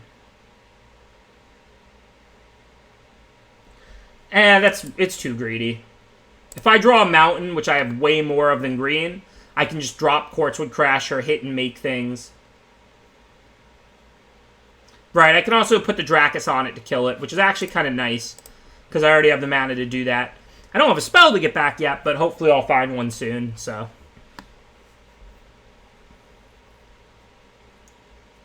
I guess I could have played Tigerilla. It would have one less power, and I wouldn't be able to mutate onto it with Dracus to kill the Titan's Nest, though. Rachel doesn't stream Magic, but she does stream Animal Crossing sometimes. She's Ratchet Bomb, if you search her up on Twitch. She should just do a singing stream. She is a really good singer. She's also got a lot of bells. Okay, well, we'll kill that. Free up our creature. Hopefully we find a spell to cast. Like, if we drew, like, Ram through, we could kill the Facet Reader, and then we could mutate and get it back. As is, I guess, for now, I'll just play Tigerilla. That works with the Quartzwood Crasher as well. We're going to give it Trample, kind of see if the opponent's smart enough to figure out that we have Quartzwood Crasher. This is telegraphing something. You call Menace with this almost every time. It's obviously right for us to call Trample, because we have this broken Trample rare, but the opponent should be thinking it's weird that I called Trample. A thinking opponent should pick up on that. Yeah, I might have the Trample Mentor. They don't know it's Quartzwood Crasher and only Quartzwood Crasher, but stuff like Quartzwood Crasher and the Trample Mentor should come into their mind. Just because there's 2 different things it could be, or 3, doesn't mean you go, well, it could be multiple things, so I don't think about it at all. It means you go, okay, they have one of these 3 things, or whatever. And they did leave Scatter mana open. I mean, we have no way to know whether they have Scatter or not here. Think I'm going to lead Wingspan Mentor, maybe. That's good enough to get scattered, I think. And if not, I hit them for 4 in the air. And then I can always try and drop the Crasher if they drop shields. Right, they can make more colorless mana. Also Convolute mana, okay.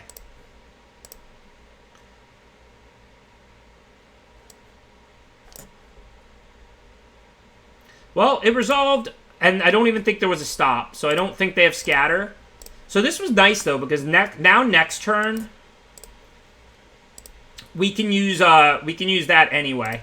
And I'm going to kill the Capture Sphere, not the Titan's Nest, to free up another Trampler, because we have Quartzwood Crasher. Not going to play the land, it has cycling, and we don't need any more lands in play.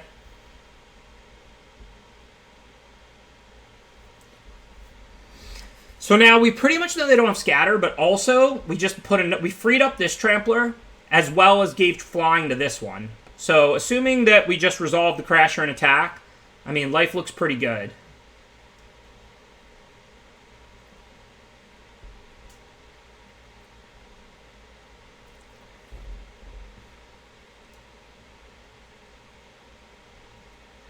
DMX agrees with you, Kotzwagon.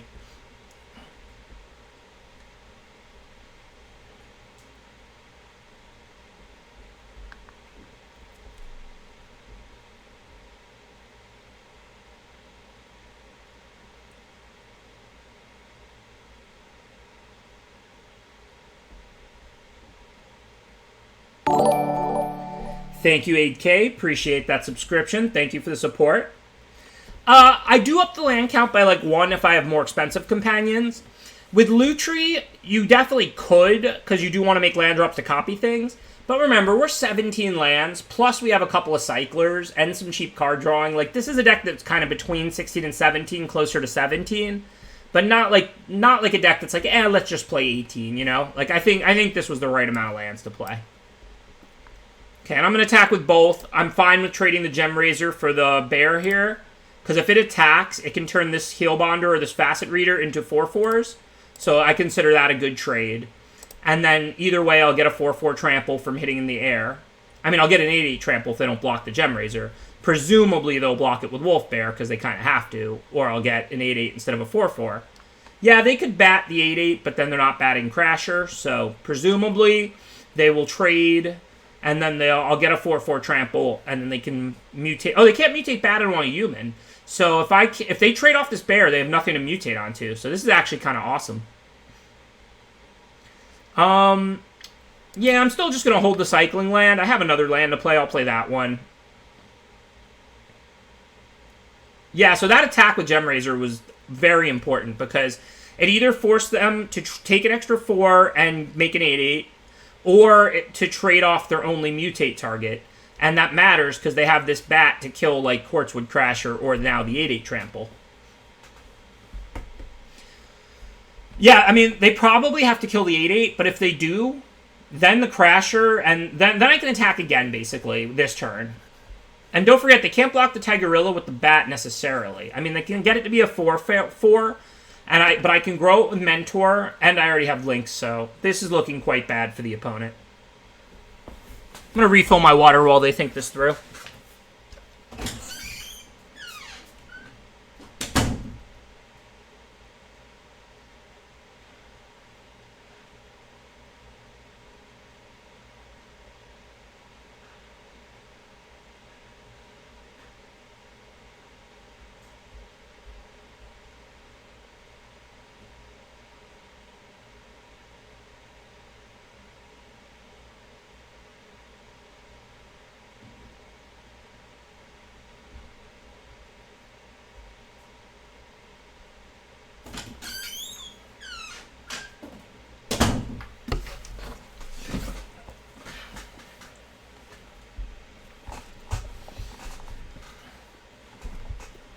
Yeah, I don't see how they can win, but they do have a difficult decision with Bat and Capture Sphere, I guess.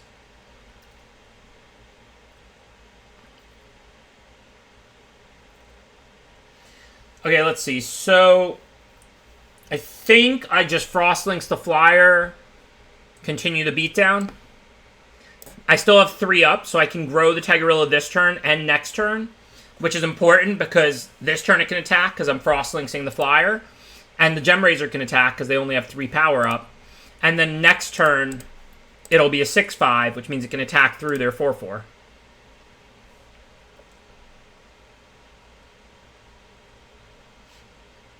Still could be a game. I mean, that is a bat. But if they mutate onto it, it'll be a tapped creature this turn. They'll blow up like the Tigerilla.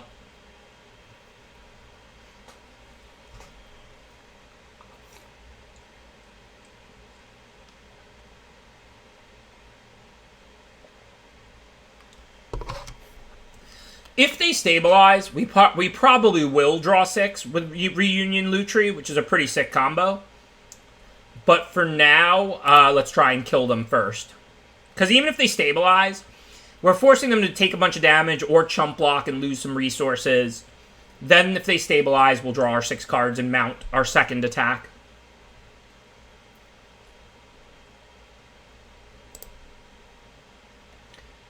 Arena seems to be doing a bit of the arena memory thing, so after this match, I'll do a quick restart. For now, though, Shredded Sails hits Flyers. They had, like, the bat. Whoa. They just conceded the whole match? Okay, I mean, I guess I'm intimidating.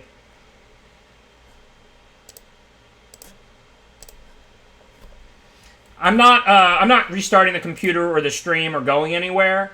Arena just has this, like, memory problem thing where, like, it's good to restart it, like, every once in a while.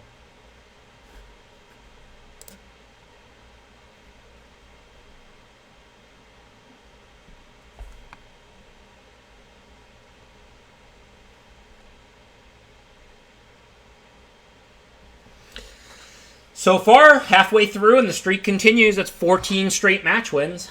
Are we going to get back-to-back 9-0s? Let's not count our chickens before they hatch, huh?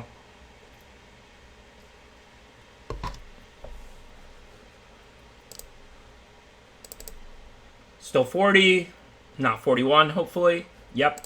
All right, let's get into the finals of this pod.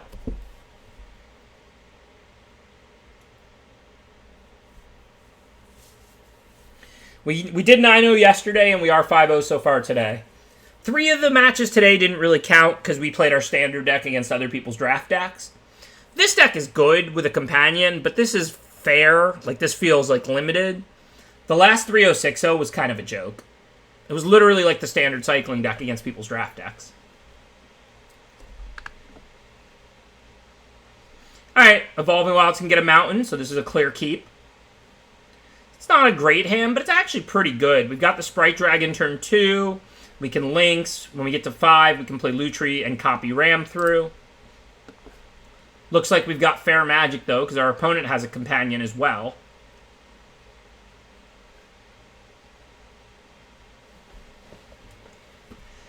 Yeah, my bad. The problem with PayPal transfers is they're instant. So, like, you know, my paid actors just, you know, they get their money and then they're done with it.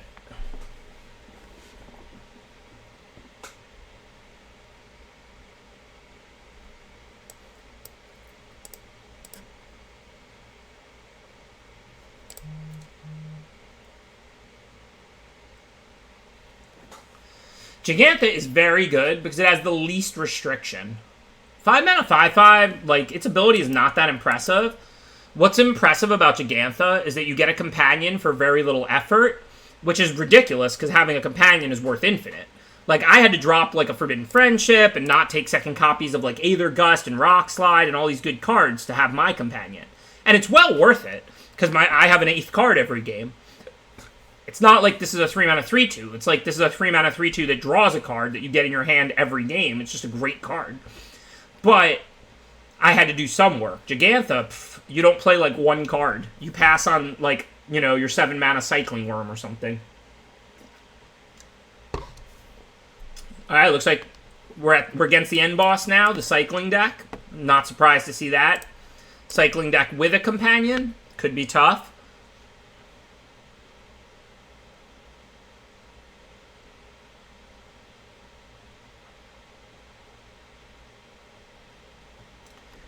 Just because LSV was in the house doesn't mean you have to make bad puns, bok choy. Stick to being a nutritious, delicious vegetable. Leave the bad puns for LSV. We're currently 2-0 with this deck, although we did win only one game in round 2, and then the opponent conceded because they received their PayPal payment from me.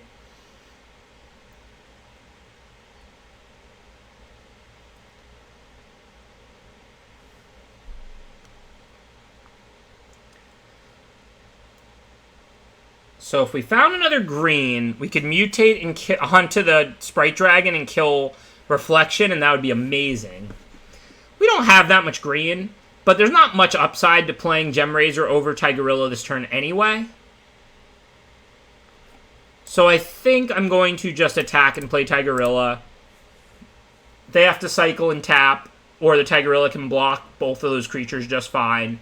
If they do and hit me for 7, okay, but they're not adding to the board. And then next turn, we have access to double Ram Through, or like Frostlinks and Ram Through, whatever we want.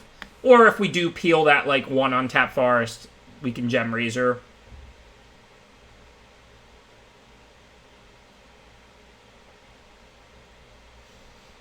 And if they don't cycle an attack and they play Gigantha, then we just get to Frostlinks it, beat down for 9, and the game's looking really good for us.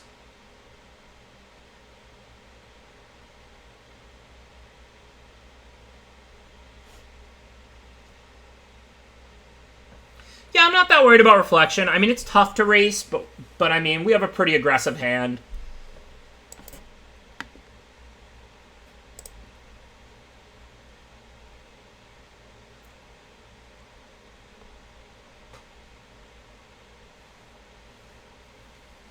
Yeah, Ram Through is probably better than Charge. It is weird. It feels like they should reverse those. Charge is fancier, but like usually when there's 2 similar cards and one's uncommon and one's rare, the whatchamacallit, the uncommon is the better. I mean, sorry, when there's 2 similar cards and one's common and one's uncommon, the uncommon is the better one. In this case, I think the common is probably the better one. So the double charge play here would be awesome. I am kind of worried about Fire Prophecy, though. Like, we know that the opponent has all spells in hand, right? They didn't play a land. If I go for it, I mean, I can Ram Through with 2 different creatures. But I mean, they'll get to save one of their 2 permanents, not both. It is a really good turn if they don't have it.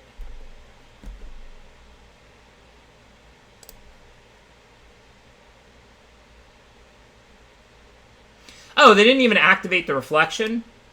Okay, never mind. I'll just attack then. I don't really care if they Divine Arrow either of these creatures or anything like that. And I would consider Raptor for Tactician a good trade. So, I mean, there's no need to do the Ram Through play then. In that case, I'll just add another 4/4 to the board and pass to the opponent.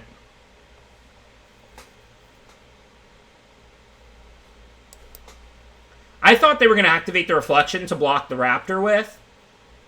I mean, this isn't a race they're winning right now. Like, I don't know, can they steal it? I mean, even if they give this double strike, that's still only 12. It's pretty hard for them to 15 me here.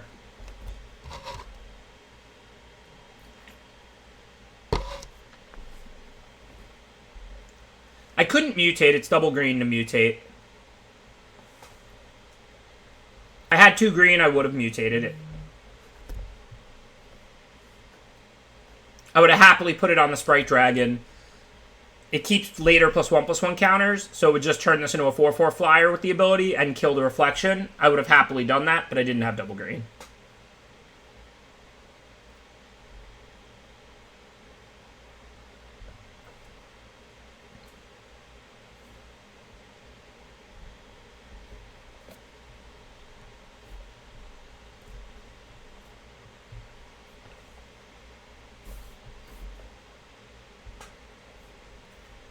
But I can Frostlinks it on tap blocker. I can ram through the reflection in combat.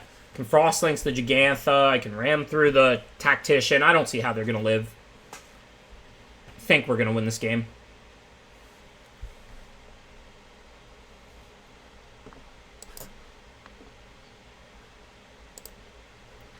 Block 4, take 4, 8, 9. 0 mana cards don't exist in this format, even as cyclers. No reason to even show them ram through. Just take that W.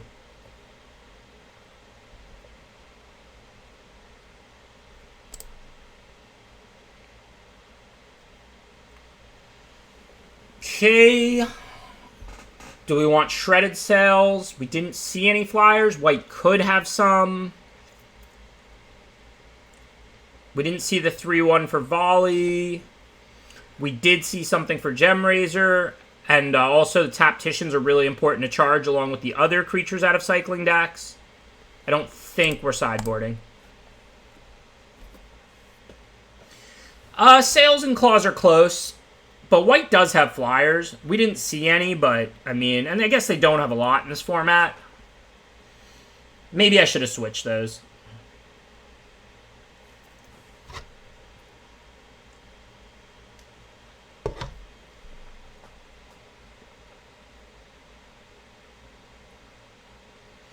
I hate Anticipate. This is a format about board presence. I loved Dark Bargain and Dominaria, and I consider it almost unplayable in this format. I hate cards that don't add to the board in this format.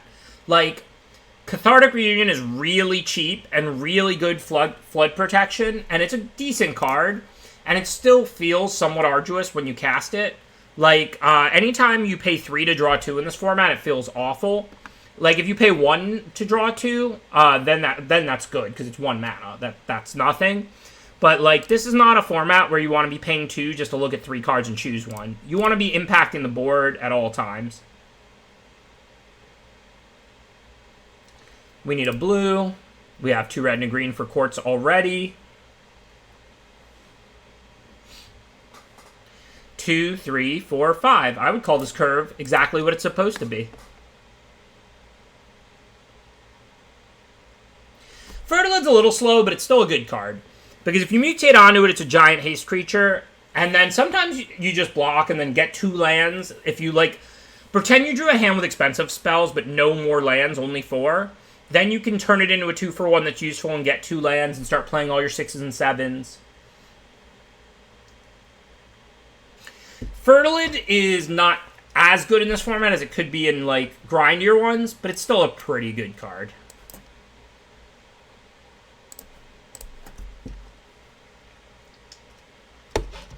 Oh, definitely Farfinder. Farfinder's like a Fertilid, but you save 2 mana. It's what Fertilid is, just after you spend 2. Farfinder is excellent, Fertilid is medium.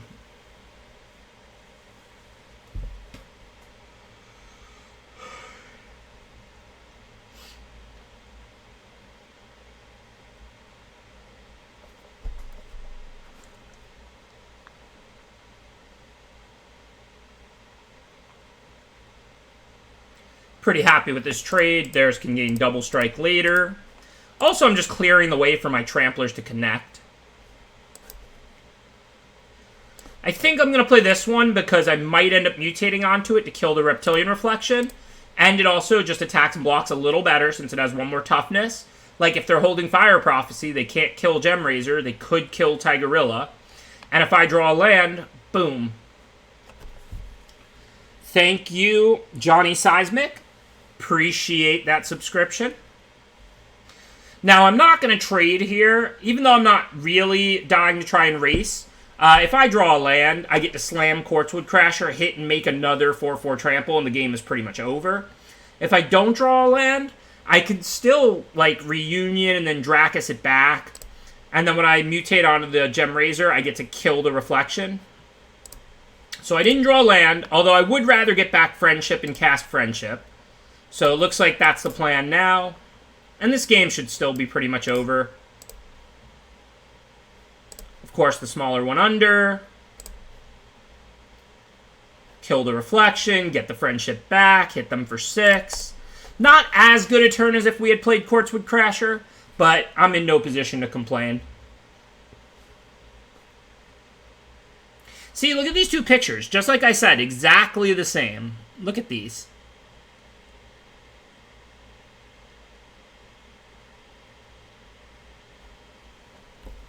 I like Reflection in the cycling deck. It's quite good. I don't think it's as good as Fox, or as good as, like, the 2-mana 3-1 that makes 1/1s. But I think it's about as good as, like, Thundermane, which is good. Like, they're both, like, just nice, solid, uncommon enablers that you don't mind taking early. Exactly the same. It's the same picture. Wizards just wanted to save money and use the same picture twice instead of commissioning 2 different artists.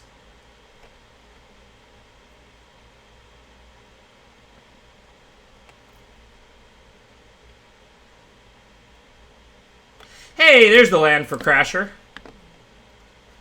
Don't mind if we do.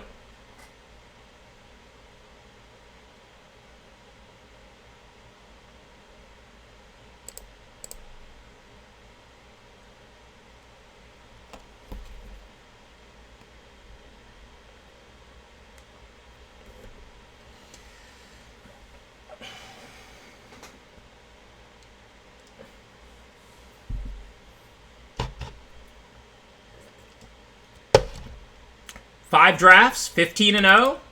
What was Kyle's record? 9 drafts in a row he won or something like that? I mean, I don't think we're going to do that, but we'll see if we can finish the day with another trophy. Oops. Also, oops. Hey, thanks, Hello Kitty Kawaii. Appreciate the 100-bit donation. Thank you for the generous support for my stream.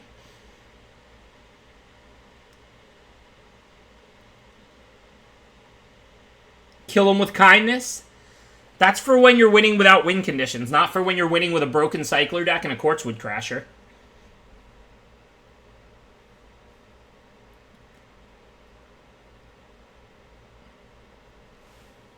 My win rate this week is 100%.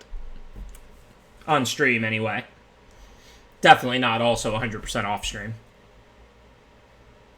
But then again, I don't hire all paid actors to throw the games to me off stream. No, there's no ranking system in the best of 3. I really wish they had, like, a trophy leaderboard like they do on Magic Online. Some way that people could just, like, show off how well they're doing and stuff like that. I get not having a ranking system, but I think something like a trophy leaderboard would be sweet.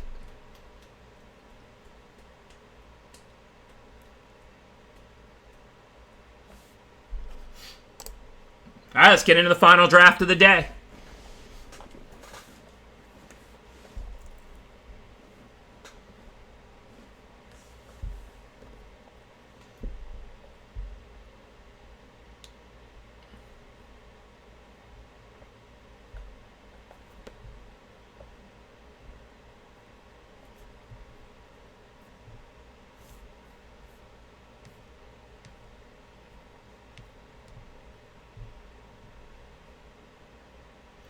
Yeah, the thing is about the Mythic ranking is, like, it's a good ranking system. It's rating based and all that.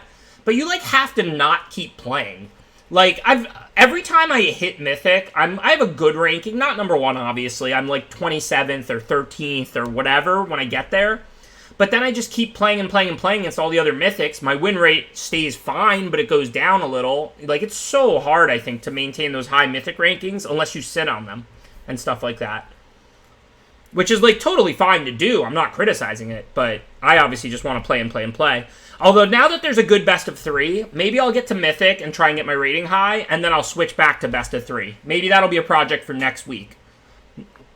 Okay, anyways, let's get into the third draft. So this rare is way more flashy than good. I think you can play it, but I don't think we're that interested. Reflection, like I said, is about a Save Thundermane. It's a good cycling uncommon. It's not Zenith. You look at the rest of the pack, but it is a good card. The best common is Fire Prophecy, so this is between Reflection and Prophecy. I'm going to take Prophecy. I'm still totally going to go into cycling if it's open, but I actually like Prophecy a lot in the cycling deck too anyway. I think Reflection is a little bit better than Prophecy in the cycling deck, but Reflection is unplayable in, like, other red decks, and Prophecy is an actively good card in the cycling deck. Let me talk about this briefly. Rock Slide is not that good in the cycling deck because it doesn't help you keep digging, it doesn't mitigate flood, you're not a control deck, you don't have to remove their best threats at the end of the game. Prophecy puts a land on the bottom and helps you keep finding cyclers and keep going. So Rock Slide is quite good if you're like a red-white or red-black aggro deck and you need to remove big blockers. Rock Slide is medium in the cycling deck. But Prophecy is excellent in the cycling deck because it helps you stave off the early beatdown and get to do your good stuff. And it helps you not flood, which is the #1 way you lose with the cycling deck. Yeah, we're going to take Lucca here, clearly. Lucca, I don't know how to pronounce it, but I'm going to draft it. And then, how do we draft around this? So we want to be mostly creatures. I mean, we can't draft a combo deck around it like in Constructed, I doubt. So we just want to be creature heavy so we can mostly plus it and then just cast a bunch of creatures and win. Alright, well, we got 2 good red cards. I mean, Duskfang Mentor and Red-Black might be a little better than Rock Slide, but not much. This seems like a pretty easy Rock Slide. We really want to play red. We have first pick, best red common, good red removal, second pick, broken red rare. So, I mean, we want to be red very badly. We'll certainly third pick Rock Slide, which is still good removal. Like I said, Rock Slide is medium in the cycling deck, but it's excellent removal for like red-black or red-blue where you want to kill big creatures or Boros aggro or whatever. It's just not good it's just not great in cycling. Okay, so now we have a somewhat interesting pick. We're not going to take a red card, obviously. We're not going to take Lava Serpent. Symbiote looks pretty nice. If we want to be a creature deck, we may want to be red-green. Symbiote is the best card in the pack other than maybe Checkpoint Officer. Lucca doesn't really work in the cycling deck that well. I mean, I guess it's okay. You can sack something small and go get your good enablers. I think it's just Symbiote here. Last draft, I talked about how, even though we started red-green with Quartz, we didn't see green because we didn't see Naturalist, Symbiote, or Ram through the 3 Tier 1 green commons. This time, we're getting Symbiote 4th, so I think I want to draft it and see what comes next.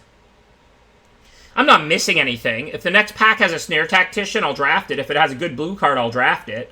I'm not committing to red-green. I'm simply taking the best card in the pack. Thank you, Roar Smash. Appreciate that subscription. So now we're not going to take a green card. There's 2 cards that we can consider. Duskfang Mentor and Thieving Otter. Red-Black Sack is definitely a good deck. Red-Blue Spells, like I said, I think is the second best deck in the format after Red-White Cycling. I do think Mentor's better than Otter. And it might be more of a sign. I do think Otter would be excellent with what we have, 2 removal spells already out of the 4 cards that would make our deck. Hey, thank you, Enyes. Really appreciate the 3 months of support. I plan to keep up the good work with all the support from the community. Thank you to everybody who's been subscribing and supporting my stream. Really appreciate it. So, we're not going to take Patagia Tiger. Definitely that was between only Otter and Mentor. Close pick, I think, between Otter and Mentor, but you shouldn't have been looking at anything else. So now we're going to get to take a red card again, which is good, because we're red and we have no idea what our second color is going to be. There's 2 cards to consider, Blitz and Rock Slide. Blitz is a lot better than Rock Slide if you end up with a high spell count. But we also have Lucca, so we kind of want to have a decent-sized creature count. So I'm not really sure what to do here. I mean, our curve is getting up there, 4-drop, 5-drop. I kind of still want to Blitz. But it's kind of hard to draft a high spell count and a high creature count at the same time.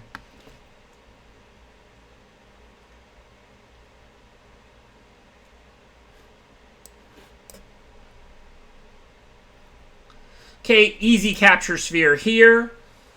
This is what I mean. Like, yeah, red-blue spells, second best deck in the format. We're not seeing cycling stuff. Sure, we could want to go red-blue, but I'm not going to force red-blue. Symbiote was the best card in that pack. Mentor over Otter, I think, was correct. But then we got a Blitz 6th. Now we're getting a Sphere 7th. So if we're supposed to go red-blue, we'll go red-blue. I'll take whatever they want to send my way.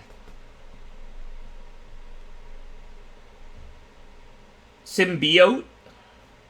Symbiote. That is a late Whisper, which will be good for red-black. Otherwise, Commando, which is okay in that deck, but we're not really doing any token synergies yet. We don't really care about a dual land here. We're not looking to splash particularly. Yeah, Whisper is too much better than red-blue dual to take. Momentum Rumbler is not amazing. It's just an okay 4-drop. I think it looks a lot better than it is. Sometimes it's powerful. Sometimes it wins the game. Sometimes it's a 4-mana 3/3, Hill Giant, no ability. But we haven't seen a green card since however it's pronounced, 4th. We're definitely leaning red-black or red-blue with what we have. So I think I'm going to take the red card since that's the color we're committed to. Thank you, No Other 83. Very generous of you to gift a sub to Hello Kitty after Hello Kitty's generous 100-bit donation. Appreciate all the support from me and my stream and my channel and paying it forward. I hope 83 is the year you were born, because that's the best year to be born. Just a fact. Don't argue. I'm going to take the Auricorn because it's a lot better than the rest of the pack, though red-white is still one of my least likely combinations. But there's no, if you're not cycling, but there's nothing else in this pack that I wanted. I really don't want any of these. I guess if we get humans and non-humans, maybe we'll want Survivor's Bond. I don't know.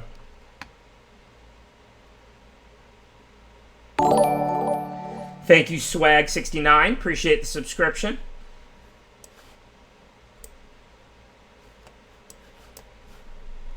Listen, there's other great years to be born, too. 83 is just the official best year. There's still plenty of other good years. Okay, so there's no way I think we can do Loris as a companion. Like, we'd have to drop, like, every creature. That pretty much only works in the cycling deck, or if you draft, like, a black-white grindy deadweight deck around it or something like that. It is a good card just to put in your main, though, and then replay cheap permanents. Especially in a red-black. That said, I don't know that we're red-black. We got that Capture Spear really late. The Whisperer did come back, but it was a pretty good pack. I kind of think we should just take Sprite Dragon. I'm really not trying to force the red-blue or anything, but Blitz 6th and Capture Spear 7th was kind of ridiculous. And Sprite Dragon is just a gross card for that deck. Oh, Lutri! Now we have a card we can put in the companion slot. I mean, we could still play red-black. Like, you know, this is just red-red 1 to cast. But we don't have any doubles. Hello, Lutri.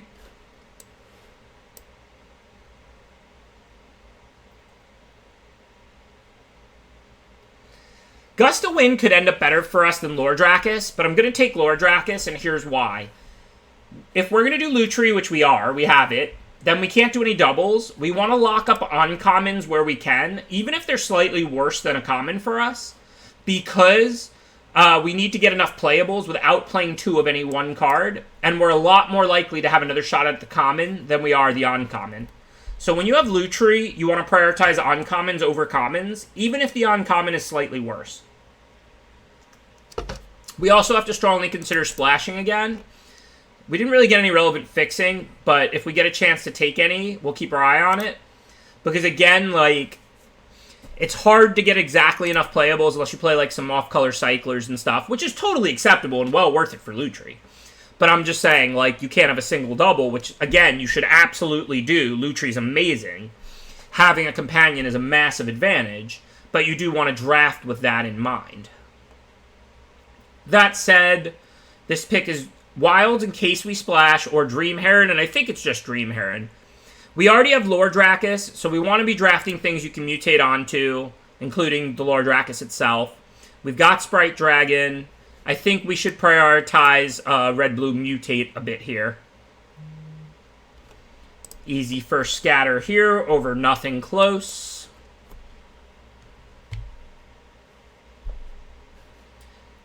So we can't splash for double green. It's not the blue Mythos. This just looks like Drannith Stinger.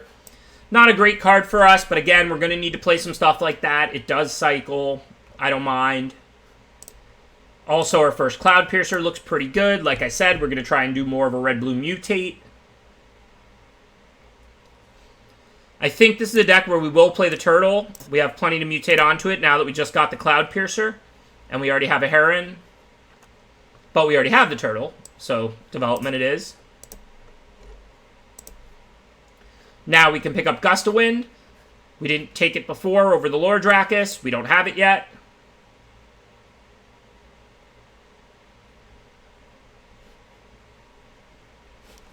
We really want to pick up like a Farfinder. We really need a Forbidden Friendship. I really hate Anticipate. I'll play it if I have like a ton of like Spells Matters cards and not a bunch of other 2-mana cards, but I'm not a fan.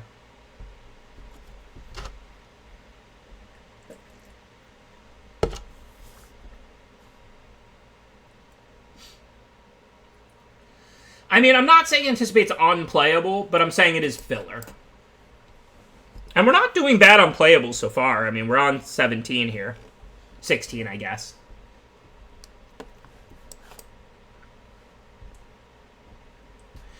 Yeah, because we guaranteed to have a 3-drop every game already, so I really want to prioritize 2-mana cards. And also, like, we have Heron, we have Cloud Piercer. We want to play these bigger creatures, because we have Luca. I really want the 2-drops. Like, the Turtle, I think, is going to be good in this deck. We have a powerful late game, plus we can mutate onto it.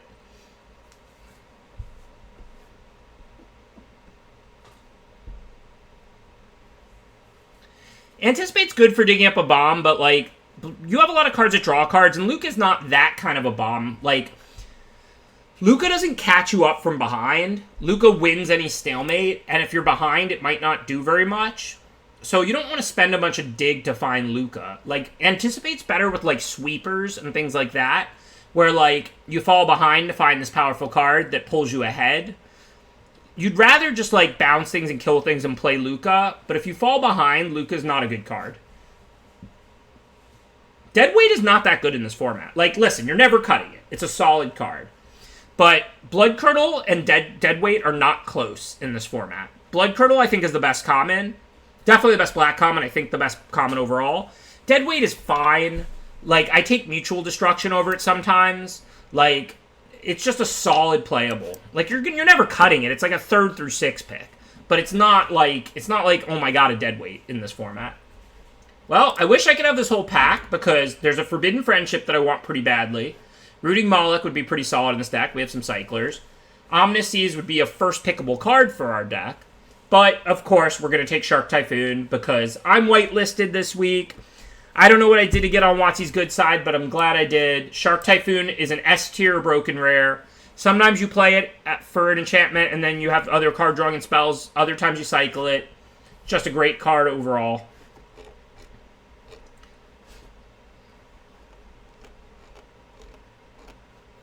So as far as commons, we don't have yet Forbidden Friendship, which I might take right now. I don't have any fixing. I don't really want to splash. I mean, I could splash Duskfang Mentor and Blood Curdle. Those would be fine cards to splash, but I have to get fixing. I think with a power level this high and no fixing in pack 3, we want to just take Friendship. It is an important common for us to pick up with mutate creatures and Spells Matter cards. It is pack 3 and we don't have one yet.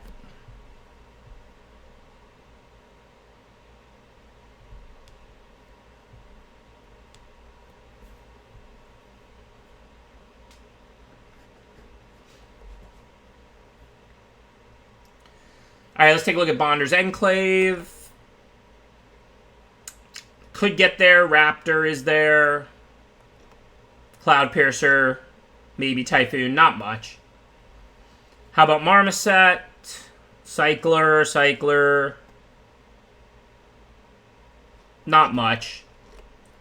I don't think we're getting anything good out of this pack. Let's just grab a Frostville Ambush and move about our business. We don't have one yet. It's a fine card. Hey, there's Farfinder. That's a card I wanted a lot. That alone, it's a tri-land. It gives you the ability to splash if we do end up wanting to. Additionally, we just have a handful of mutate stuff. We've got Cloud Piercer, Heron, and Lordrakis. We also just have good 5-drops and 6-drops and expensive cards.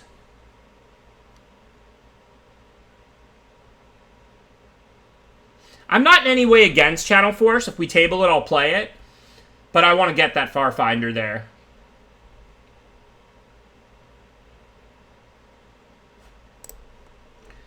So we're not going to splash Symbiote, so our green cards aren't really splashable. Think we're going to pick up a Facet Reader. Doesn't look too bad in this deck. I don't love this card in general, but I think it's an okay playable for us. Unfortunately, we can't use a second copy of any of these cards because we have Lutri. We already have Friendship, Spear, and Reader. So I guess now I'll pick up the red-green duel in case we do end up getting a green card we want to splash. We don't have an Otter. We could use an Otter. Reunion's not a bad pickup. We don't have one of those, and it combos so well with Lutri. It's a pretty nice card to have. Make sure you get your one of in your Lutri decks. I mean, we don't need to splash. This is already 23, so we're looking solid. Glimmerbell is a card I wanted to pick one up of. We don't have that yet. It's a good card to mutate onto. We already have Scatter, of course. Otherwise, I would always take Scatter over Glimmerbell.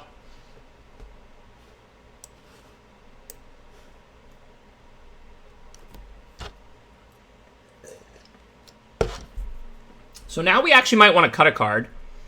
I mean, we have a couple cyclers. We might play 16 land.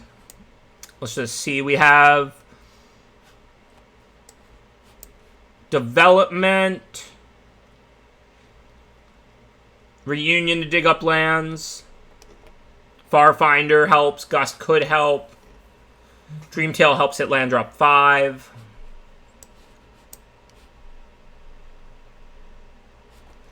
Yeah, but if you have to cycle Shark Typhoon early, that's really bad. Shark Typhoon almost makes me want to play more lands, not less.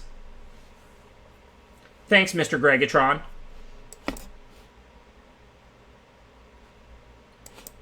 It was last week, but still appreciate it. I think this is a 17-lander. I think we should just remove one of the little cyclers. They're not particularly useful or important.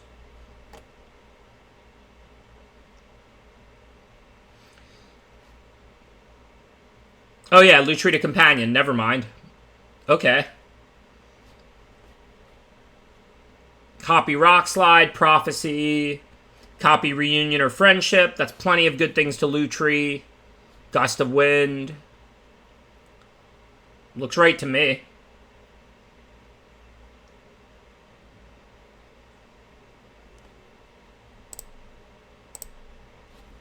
So we're 15-0 over the past 2 days. 6-0 today, 9-0 yesterday. Am I going to 3-0 this draft? Are we going to get the 18-0, y'all? Yeah, but we're not cutting Luca. I agree Luca's not super busted in this deck, but we still have plenty of creatures. We're not going to take it out. Copying Anticipate's fine. Copying Reunion is broken. Copying Anticipate is medium. No, the strongest Lutri deck I've had is the one I 3-0'd with last week that was a masterpiece, with the whole Shark squad. I had, like, Omnises too, I think. I had Shark Typhoon, I had Shore Shark, and I had, I just had all 3 Sharks, and I had the rare one, Voracious Great Shark. The Turtle, because I have 3 or 4 mutates, so I wanted a body for it. Also, this is, like, a good late-game deck. I don't want to fall behind. I have Luca, I have Shark Typhoon. The Turtle's fine in a deck like this.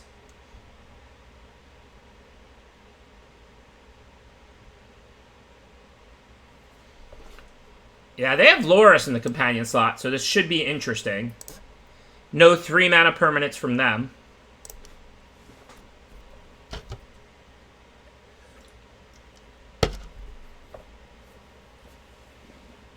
Remember, Curtis, we allow puns here if they're clever, but if it's a bad pun, save it for LSV. He loves that.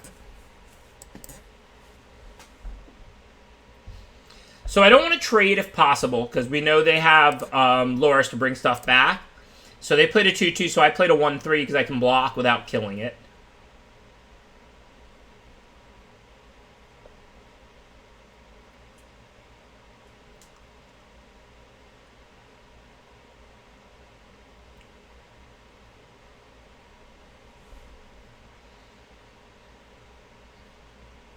Here, I don't see any reason to hold on to starting development. I just kind of want to go up my curve, and then I can play Shark Typhoon or cycle it.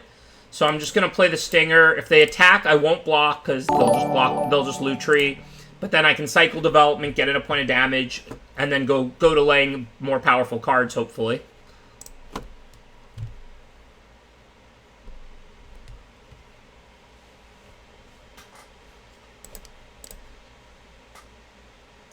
Thank you, Vigilus. Appreciate that subscription.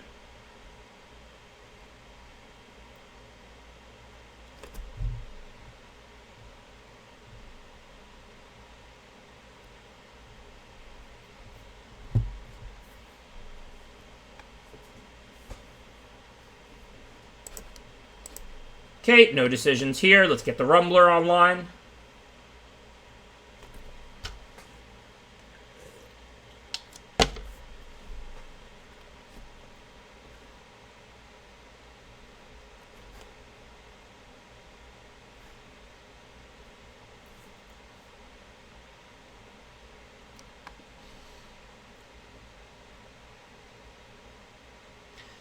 I mean, I like Lutri. I think Lutri is one of the best cards in the set, even though I don't think it does a ton, because it's just such an easy companion to play, and having companions is busted.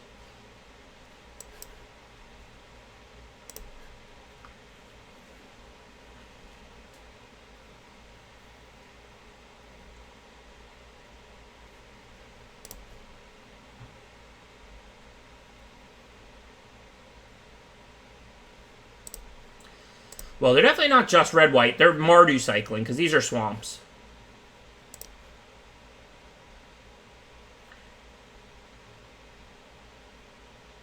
I think it's worth cycling the Typhoon.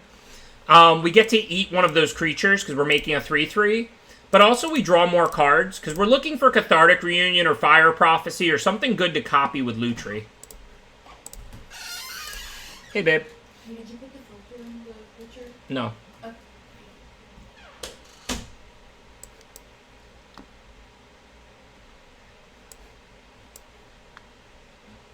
So, I don't want to Capture Sphere Loris.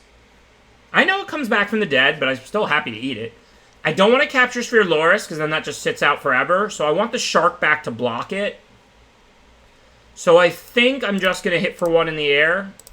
And then the Shark, if they don't have anything, stops both creatures.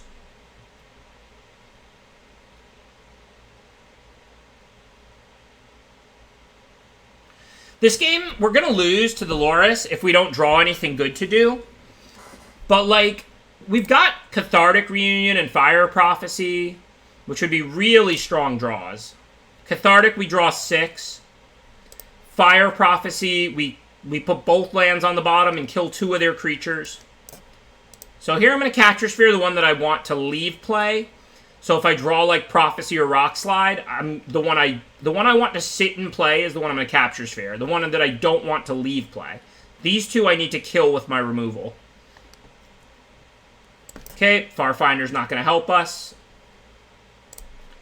Still flooding. They can now deal 3 to the Shark, so I need the 2-2 back. I guess I don't. I can double block Loris with the 2/1/1s. So I can actually send the 2-2 still. I guess I could have sent the Shark.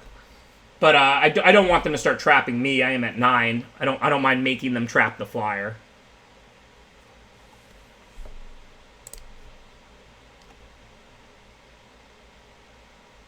So we're going to lose if we don't top deck Reunion or Prophecy for sure. Those are pretty much our outs.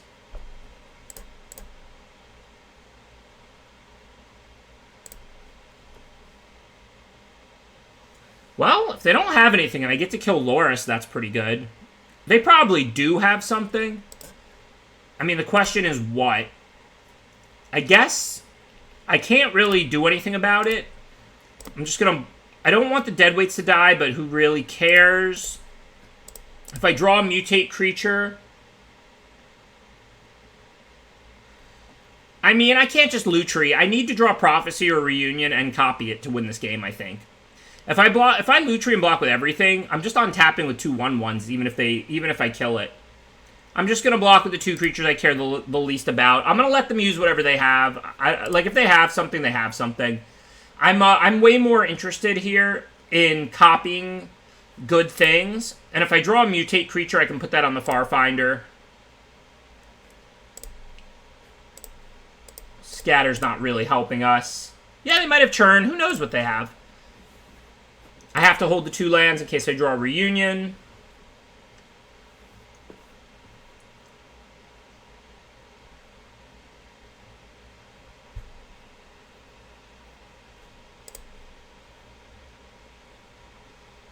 So now I have to bring out Lutri.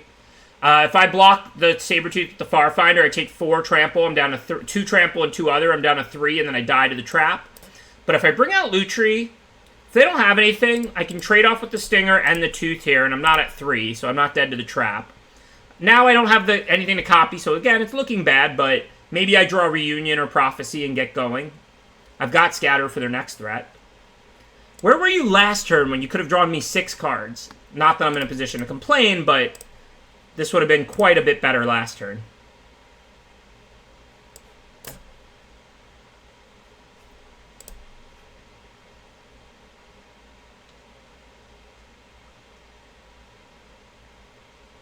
Yeah, that attack with Loris was bad. I agree with you, chat. I like pretty much everything they've done except attacking with Loris. That was just way too greedy. Well, that's a bad sign. They're putting me to 2. They probably have another one. I'm not Deathsea. I don't want all the lands. I'm not a landlord.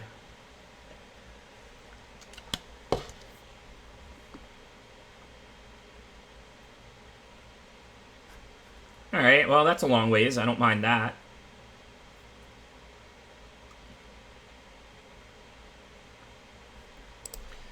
I'm not really worried about haste. I've got the Essence Scatter. Just dig, dig, dig. So it looks like now we're going to play Luca. I have to play one of these lands because I got to have Scatter and Prophecy up. I don't think killing my Reader does anything particularly good. I have some decent creatures, but I might not even get anything. We have endless mana, so let's just +1 it, and then we'll cast whatever we get next turn.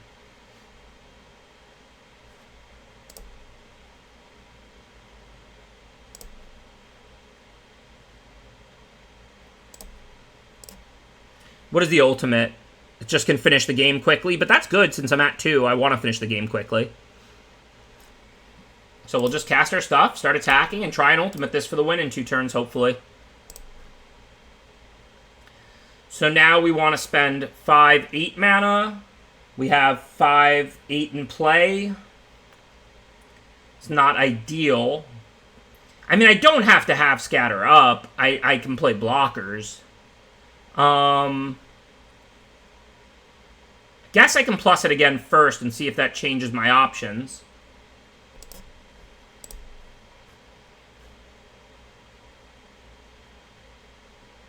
So now we have a Lore Dracus. Do we have a hard counter or anything that gains life? No. We can get back like Lutri or Startling Development. Reunion. Nothing really awesome.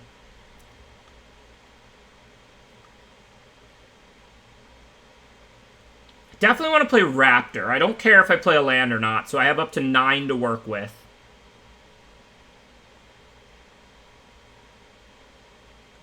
Really like to kill next turn if possible. So I put them to 19. If I put out 7, that's 8. They go to 11. I can get the 4/4 thing back and make Facet Reader into a 4/4 next turn.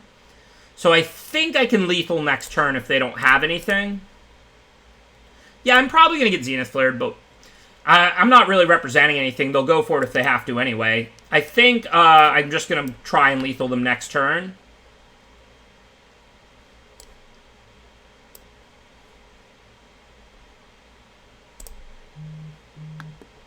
I don't think I need to keep Scatter up. I mean, it's not really stopping anything necessarily. Like, if they Corpse Churn Loris and play the Spike thing from the yard, they can't kill me this turn, they can next turn. Since they also had Blade Banish, I can't lethal them this turn now with Lucca, so I might need the one extra turn. But I mean, trying to play around double removal plus haste would be silly. I had 2 blockers.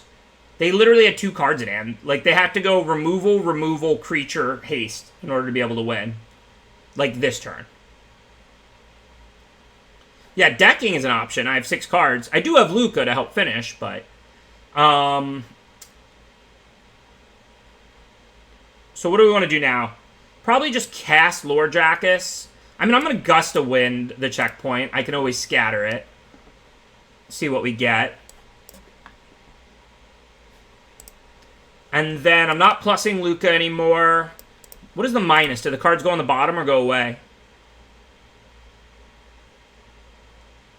The rest go on the bottom. I have Cloud Piercer. I want to get that out. But if I minus it, then I can't ultimate it.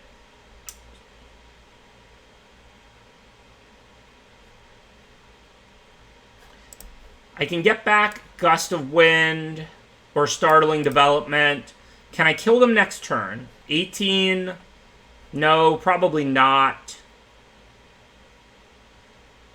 I think Cloud Piercer does more than the ultimate, right?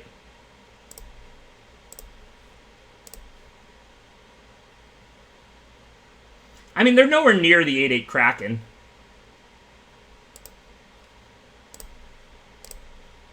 What? Why didn't I get my 5/4? Isn't that what it does?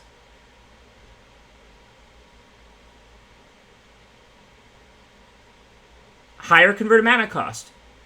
Oh, they're both 5. It was higher or equal. I had to get rid of the Aegis Turtle, not the Heron. Boo.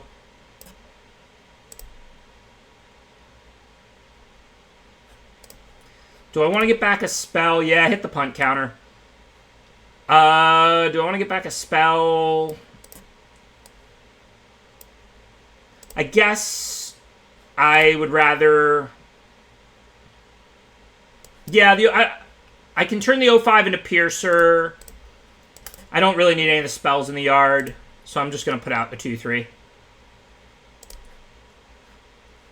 Well, yeah, that's why I wanted to get rid of the pacified thing, but I forgot it wasn't, like, the same, that it had to be, like, a bigger creature. Like, I knew you got a bigger thing, which is why usually you don't worry about it. You just zap your smallest thing and get something big. But I forgot since the Heron has 5 casting costs and the creature I wanted was 5, that wouldn't work. Yeah, I'm minorly tilted. I don't want to blow the 15-0, the 9-0 day like that, but whatever, we'll see. We're still in decent shape. Depends on what they draw. Obviously, Zenith Flare wins them the game. I guess I could have played the land. Probably should have. Because I don't want to bottom... Well, I don't really want to bottom and draw more cards, I don't think. Okay, they're just drawing a card.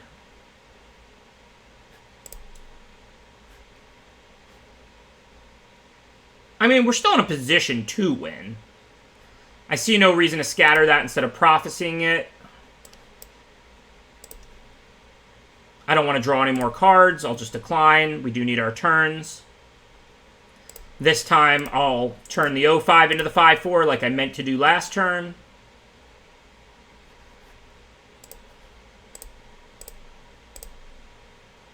Gonna be way tighter now. If they resolve anything over the next 2 turns, I think they probably win. But we have Scatter.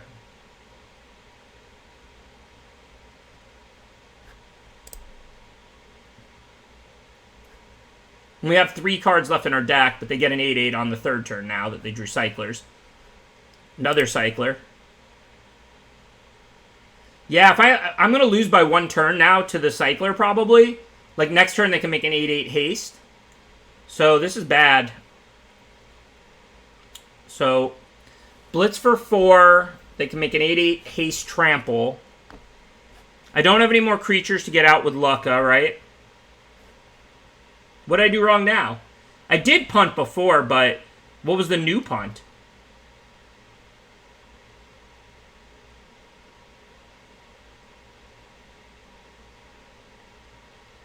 What was the punt with the land? Oh, I should have bought him a Prophecy because it draws a card. Yeah, you're right. It breaks even. It doesn't actually cost me a turn. I drew the only last spell in my deck, but nonetheless, yeah, you're right. I can't win now, though, right? I'm just going to deck. No, you're right. I did punt again with the Prophecy. But I don't see how I can win now without decking. So hopefully they'll forget that they can give their 8/8 haste, because if I don't attack, I'm going to deck. I know they draw a card. This goes to 8. They make this and kill me. But if I triple block to not die to the 8/8 trample haste, I have no cards left. They kill 2 of these 3, and I have a 1/2 left to beat them with and 2 cards in my deck. Maybe they'll forget about that. They'll block with it. I'll blitz it, and then maybe I can Xaxes them out or something. Probably not, but...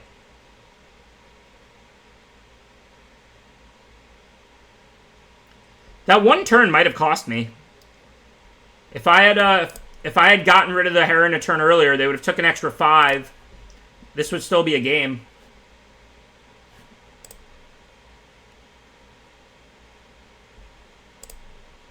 They missed it, but I'm 1 turn short of winning anyway, I think.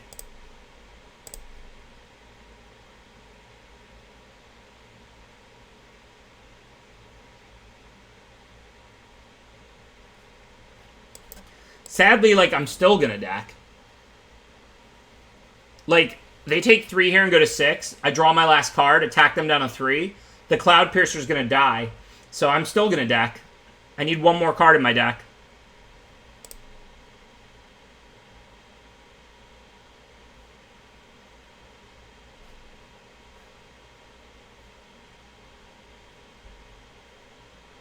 Yeah, I mean, they're showing me stuff, too. They don't know the game's over.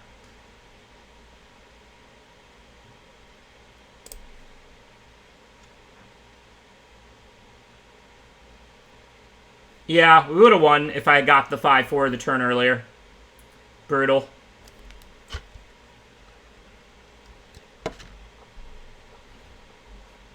A little more than 3 because they gain life with the healer every time they cycle. But if we hit for 5 more, this is Xaxes if that's not a cycler. Looks like it is, so they might have won at 1 life or something anyway. They have 10 left. Alright, we lost.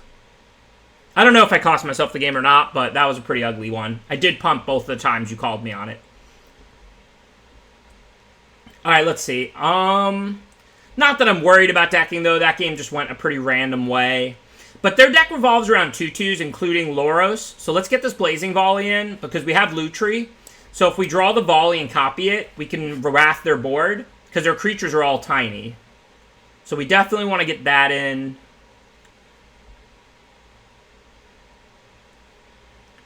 Thank you, Karaki42. Appreciate the subscription. Do we have anything bad? Not really. They have, like, double dead weight. I might just choose to draw against them, in which case I can board out 1 more land, make my deck a little less thin. Do I have good humans to get back, though? Because, like, 2 mana get back, like, a non-human is not impressive. 2 mana get back a human and a non-human is very impressive. I'm going to draw, their deck is double dead weight, and all the permanents cost 2 or less, and it's just a bunch of cheap grindy stuff. So I don't really think there's much reason to play. I boarded in the Volley to have the ability to copy it and wrath their board, because we saw, like, Stingers and Healers and Loris. I have 1 Healer and 1 Facet Reader. Those aren't great humans to get back their own.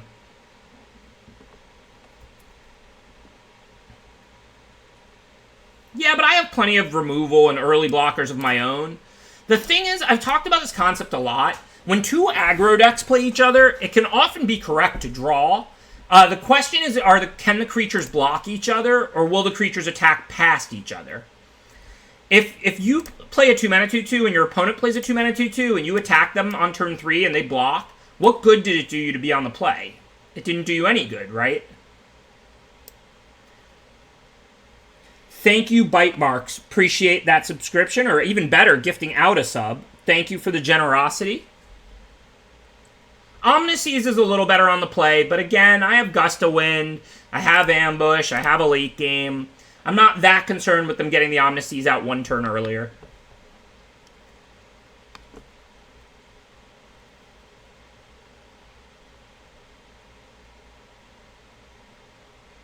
Yeah, Blazing Volley is excellent. Regardless of play or draw against them, Blazing Volley is certainly staying in. It's just a good card in this matchup.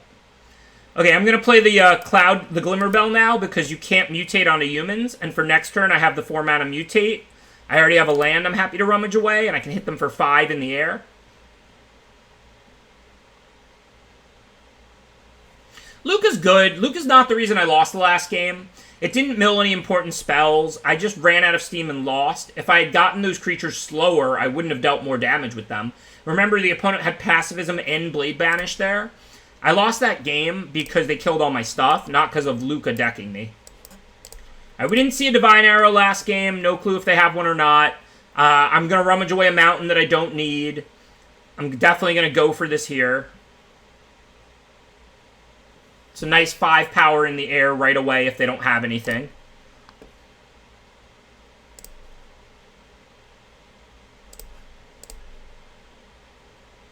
We saw 2 Easy Prey, but this has 5 now. If they Easy Prey in response there, it's not a blowout at all. All that happens is Glimmerbell dies. I don't get the Rummage, but I get a 5/4 in play. It's Easy Prey doesn't own me in that spot. Easy Prey is barely even good for them. I'm not even sure if they would have cast it or cycled it if they had Easy Prey. Okay, so we can Prophecy and copy it, but we don't have things we really want to put back because we have to play the land to do that. But we still probably have to do that, right? Because we have to kill Loris. Guess they don't have anything at the moment. I could Gust of Wind Loris to buy time to find lands to put back. Let's do that. Let's Gust of Wind the Loris so that they're not doing anything great with Loris this turn. And then next turn, I can make the old Fire Prophecy copy play. I know I could scatter Loris, but I don't want to. I want to play Prophecy and copy it, so I get an extra 3/2 out, and I remove one of the stingers also. And I'm going to get to cycle the ambush now and ping them. And I want to cycle, I think, before I do the Lutri Prophecy play. Because if I draw spells, great, I'll win regardless. And if I draw lands, I don't need more lands, so then I can bottom them with my 2 copies of Fire Prophecy. Scatter's always going to counter a creature later. There's no need to counter Loris right now. It's not bringing anything back from the dead. Viewing the Luca as robbing me of the 2 to 3 turns I needed last game is viewing it completely wrong. If instead of Luca, I played a 5-drop and they pacified or Blade Banished it, then I drew those creatures one at a time, they would have won that game super easily. They won that game because they dealt with all of my deck, not because I drew too many cards with Luca. Alright, we can't do anything about that. Kind of unfortunate that they don't get blown out necessarily, like, by preserving Loris here. But I can still wipe their board with Lutri Prophecy. Well, they had to discard all 4 to take out the Cloudpiercer. They didn't discard Loris because they wanted to. They discarded it because it was discard all their cards or they can't kill my 5/4 flyer that was beating them in 2 attacks.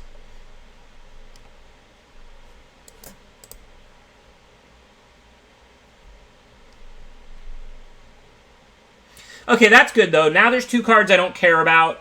So now we can get to work.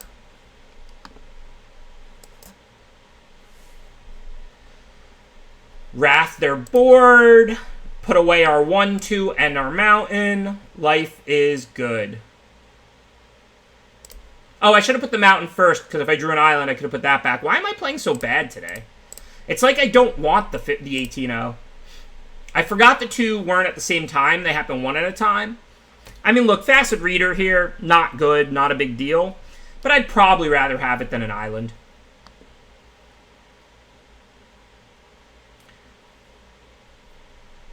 Definitely pitch the ambush, because they have a lot of removal and not that many creatures. And I got in a point by cycling it to the Stinger, and if I draw lands, I'm just bottoming them because I'm double prophecying this turn. Cycling the Ambush was right. The only thing I did wrong there was obviously I should have just bottomed the land before the Facet Reader, and then I could have bottomed another land and had a Facet Reader. Alright, for now, let's blitz away their only creature. They don't even have that many.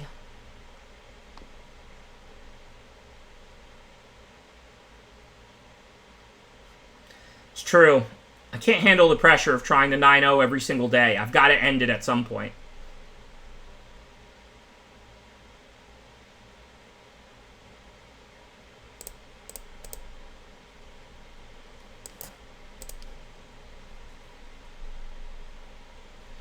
Obviously, we'll scatter any creature they play now. Hopefully, they don't draw more removal.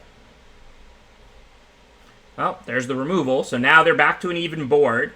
I mean, we're not going to have as much trouble closing here. They're at 4 this time. I would never play the trap without Obosh or Loris in the companion slot. Or unless I was like a Draw-Go deck, maybe, with a bunch of stuff to play on their turn.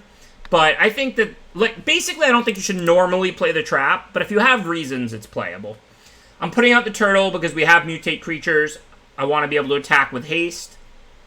Unfortunately, I can't scatter that, but fortunately they have nothing else going on, so hopefully we'll top deck Heron, or we'll top deck Lord Drakis, or Cathartic Reunion, or Luca. Yeah, if we had the Reader, we would have probably won. We're still going to probably win, but if we lose this game, it will be because of that punt. Like, no question. We could have looted away these lands and or been attacking them for 1. If we lose the game, it will be because I threw away Facet Reader.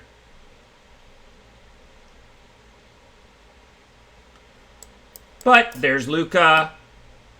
Do we plus or do we minus?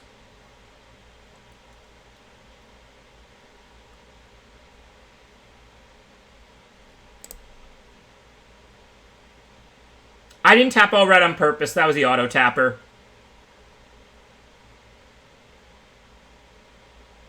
I guess we can always plus next turn. So let's minus this turn. And then next turn we'll just plus.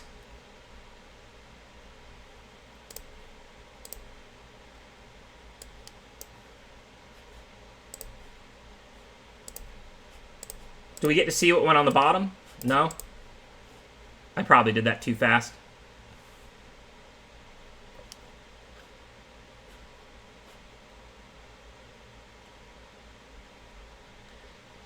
Okay, now let's plus, see what we find. Hopefully some decent creatures. Nada, but we did exile 2 lands. I can't Capture Sphere the Healer. They're pretty close to an 8-8. I've got to save Capture Sphere for the 8-8.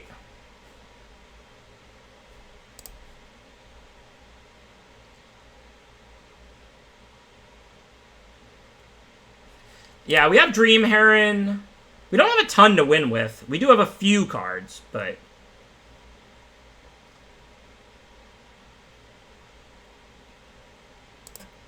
Two lands and Forbidden Friendship, not 3 lands, but...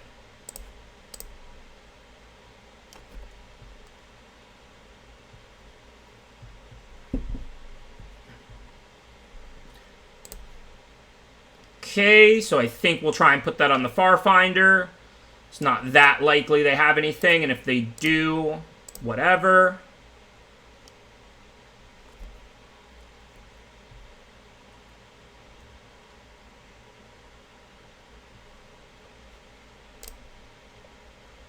Oh, yeah, I guess I should have just plussed first if I'm going to plus. I'm going to end up Capture Sphering the Omniseas, though. The 8-8. So, I mean, it's whatever.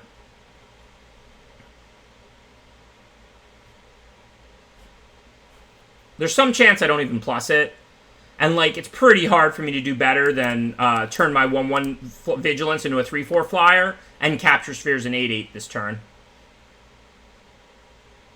We should have won with Facet Reader. That would have been enough over those turns that were a lull. Like, obviously we're still a favorite, but this shouldn't be a losable game. Guess I can plus 1 more time. I don't want to mill my good spells. I am kind of worried. There's not many creatures left. And we just lost Shark Typhoon. I don't know if it was even right to plus it or not there. I'm going to play the Reader next turn. It shouldn't really impact the board Capture Sphere for the 8/8. Let me see what's left in my deck. We have Frenzied Raptor, Lore Dracus, Cloud Piercer, Momentum Rumbler. How do we have Cloud Piercer? Didn't they kill that? We can only be playing one. We're a Lutri deck. Well, how is that in my deck? Oh, no, it's white. That represents the stuff in my deck. Not grayed out.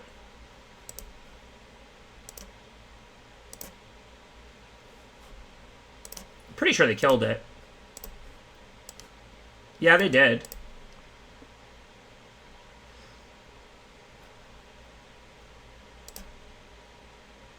Yeah, it's just probably a mistake, sure. But, I mean, we haven't drawn most of those creatures. We do have Lord Dracus. We do have Momentum Rumbler. So we certainly have the ability to still close this game. So anyways, if I minus on the Heron, can I get anything? No, I don't have any 6s. So that doesn't help me. So let's just cast my creatures. You can't plus for the ultimate. You have to exile the 3 cards. It's not like a free plus. And I don't think it's worth exiling 3 cards.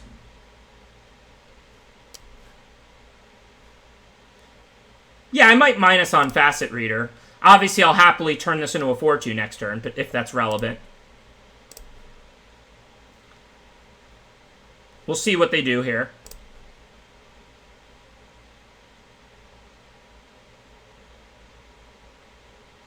Alright, so I'm going to capture the 8/8. We're not looking to do better than an 8/8 with Capture Spear, of course. Oh, they have 4 cards in their deck. They're decking before me now. So if they don't have a Zenith Flare, which there's no reason to think they have, maybe they do, maybe they don't, we could just try and deck them potentially, too. I didn't even realize they went through their deck so fast this game. Alright, well, for now, I'm going to attack with both. I'll happily trade the Facet Reader and the Volley for the Healer if they have removal for the Rumbler. If they don't have removal for the Rumbler, then they have to chump it and they take a valuable point of damage.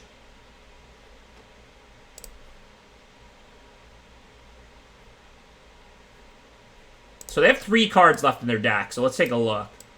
Assuming we don't get flared out. 2 Stingers, 2 Deadweights, a couple of Healers, the Omniseas. Okay, let's see.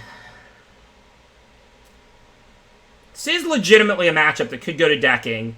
Assuming they don't have a Zenith Flare, which they probably don't, because they finished that game with 2 cards in their deck. Luca is not that bad, y'all, just because it's not broken. Like, Luca didn't deck me there. I was just decking because they killed all my stuff with all their removal. There's definitely some games where in early Luca we just start plussing it, and, like, we just play all these creatures and win.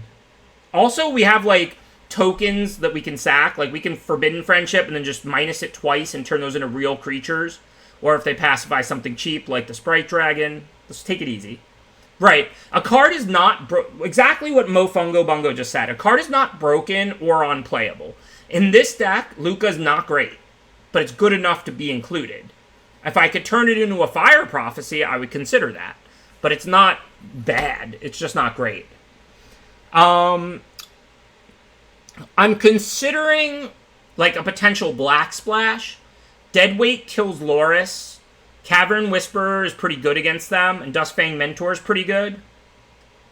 Not to go above 40, just to be a little less thin, to have, like, an answer to Loris and some removal. I mean, I didn't get any Black Duels, unfortunately, but I do have Farfinder. I could just stick in, like, 2 Swamps. I could take out, like, these random Cyclers that are basically just filler in here because we're a Lutri deck.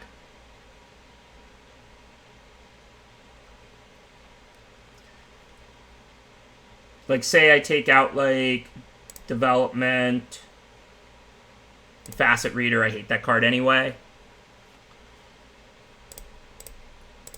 And, I mean, they're not pressuring me that much. And then I can board in 2 Swamps. And I've still got Farfinder. So I'm really on, like, 8/8/3 effective.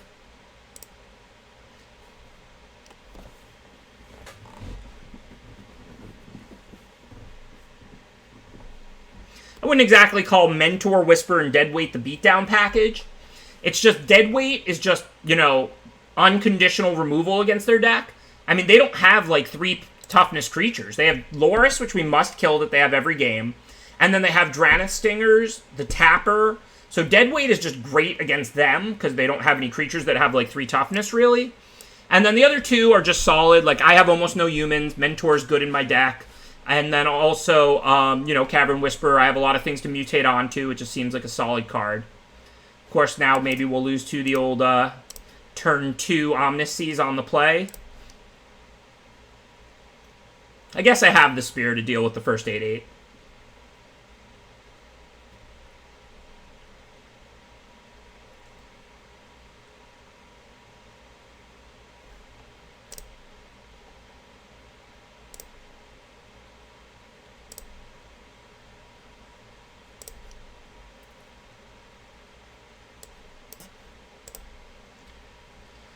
So if they don't do anything, do I just flash in Lutri or do I save it?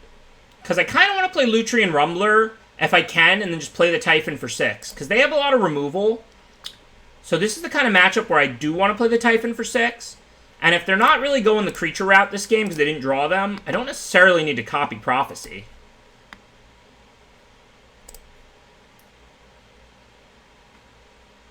See what they do this turn. That's on 4, so I'm probably not facing the 8/8 yet. I like it too. I think I'm going to end a turn Lutri if they don't do anything. Then I can attack, play Rumbler, and then I have Capture Sphere for when they make the 8/8, hopefully after Typhoon. And look, if I have to Capture Sphere the 8/8 before Typhoon, I can always cycle Typhoon and still get a big thing, whatever.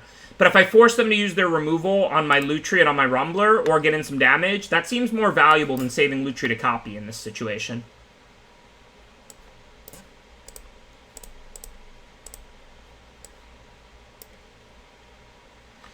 I can always Prophecy away the Mentor. I don't really mind lands because I have Typhoon to cycle, make a big flyer, or to cast, depending on whether they force me to use the Capture Sphere first or not.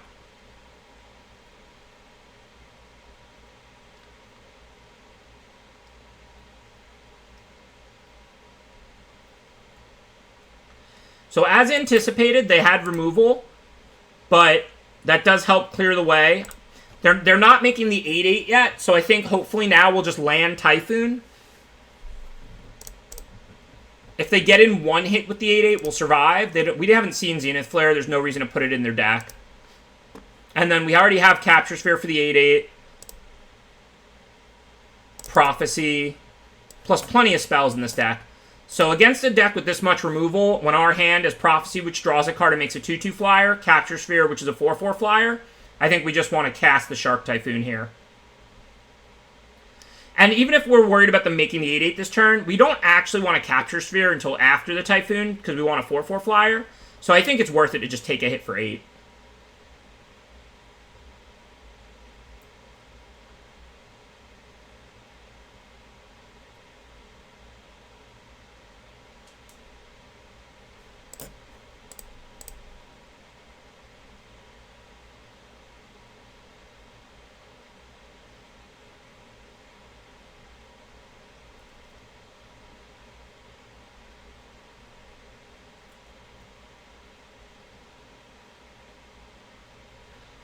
Okay, so we need to play Capture Sphere.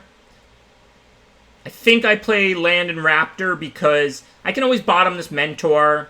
If I draw another Island or Mountain, I can do that. I can bottom that. I don't mind having a 7th land in play here, I think.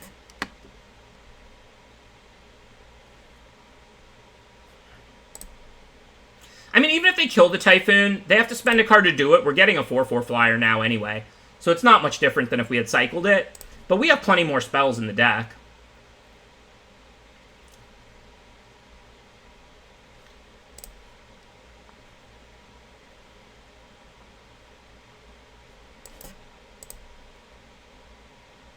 They did cycle a Wilt, but I think they might have like 1 green dual or no green mana in their deck.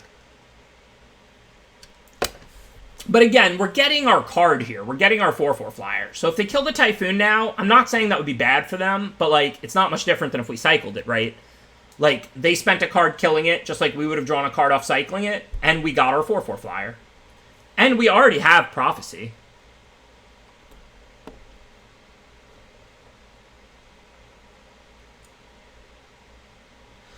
So they can Loris and play Deadweight out of the yard or a creature. They don't have any creatures yet, because I'm debating whether to cycle or play Dranith Stinger.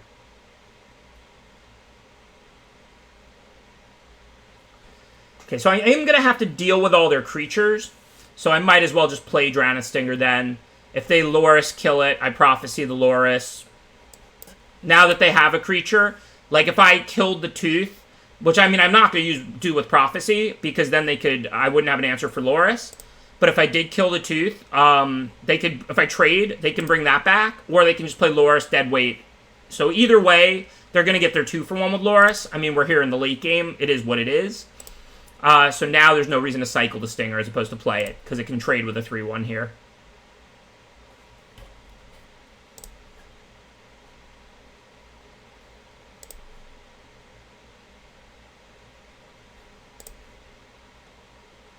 I definitely don't want to take any more hits, because they might hit me for 8 with a Shark, and then I gust it or something like that.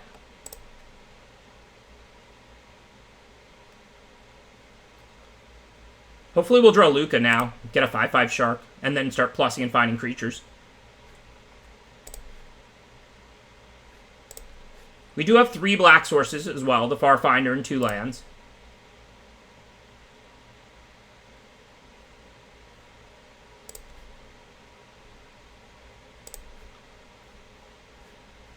But they are getting really close to that 8/8, so need to draw something soon.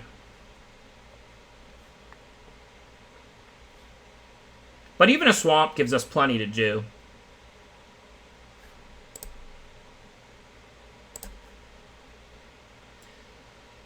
Okay, so what do we do with that? If I mutate it and rummage, that's way worse than casting it, so I guess we just cast it.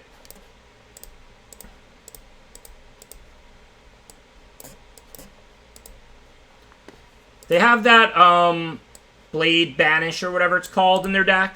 Hopefully that's not in their hand.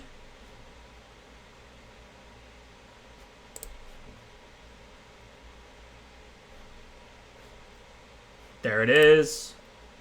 Yuck.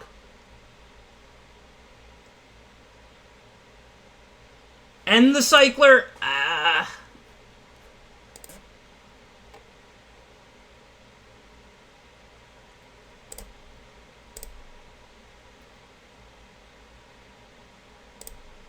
Well, this game's going very poorly now.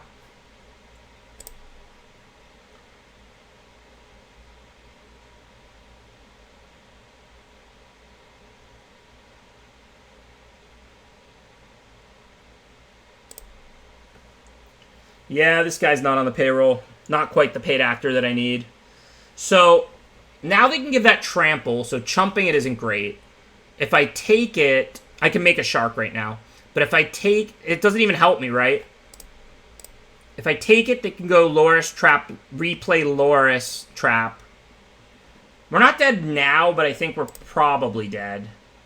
But the thing is, if I make it 2/2 to block it, they just tap and give it trample, and I still go to 6, so I still die to double trap. So it's not like... It doesn't really help me.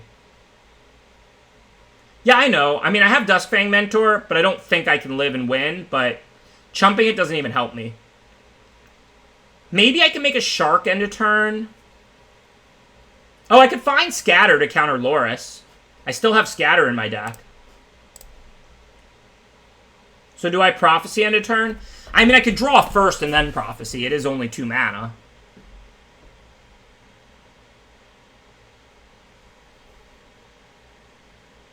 We do have Gust, and we have Scatter in our deck.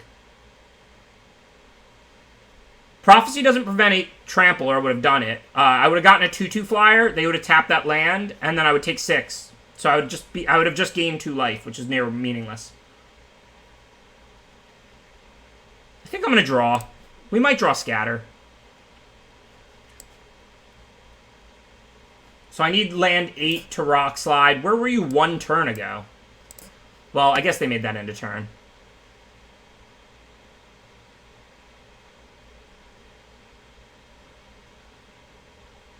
It doesn't work. I mean, I'm dead, but...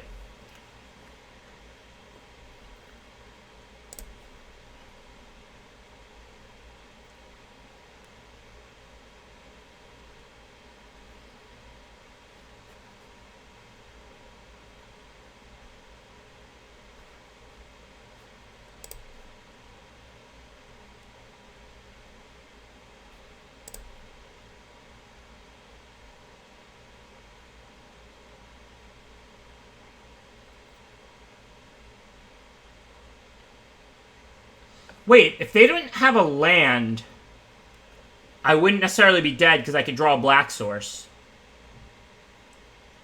I mean, now they're going to cycle and kill me if they're getting back Stinger, probably.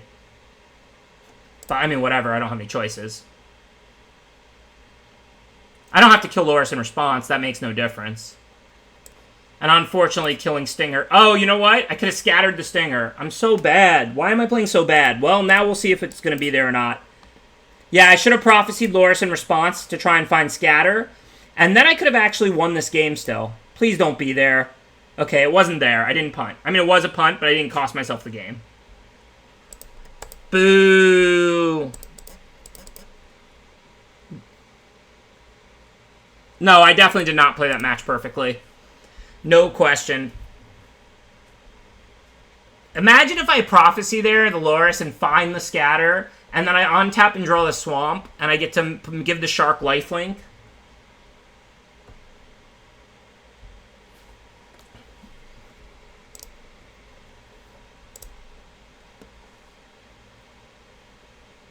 Yeah, no, I mean, I should have prophesied in response, but I didn't cost myself the game. I would have just drawn that same land I drew and then lost. Thanks for the 500-bit donation, Golden Skeet. Really appreciate the support. It was a good run. I don't know if I would have won game one. I probably wouldn't have, but I'm not saying it's impossible. This is the third draft, the final one of the night. We 6-0'd the first two, but we're 0-1 here. I just lost an epic 3-gamer, including some punts. I mean, I won game two. I didn't punt that game. I don't think I made any mistakes except for literally not prophesying at the end there. And it didn't matter. I didn't top deck the Scatter because we still got to see the top card. Game one, I did make one or two more meaningful mistakes. I don't think I would have won, but I don't know for sure. I'm not going to lie to you.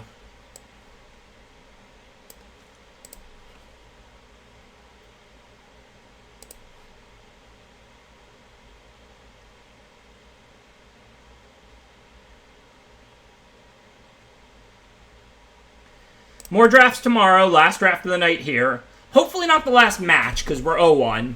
There's no round 3 if you're 0-2, I don't think. But if you're... maybe there is, maybe there isn't. If there's a prize difference or whatever, I'm not sure. But if I win, then it'll definitely be at least a round 3. I'm just going to Lutri end a turn, because I don't want to fall too far behind before I Luca. Then I can Luca, turn the Dorad into whatever the first bigger creature I hit is.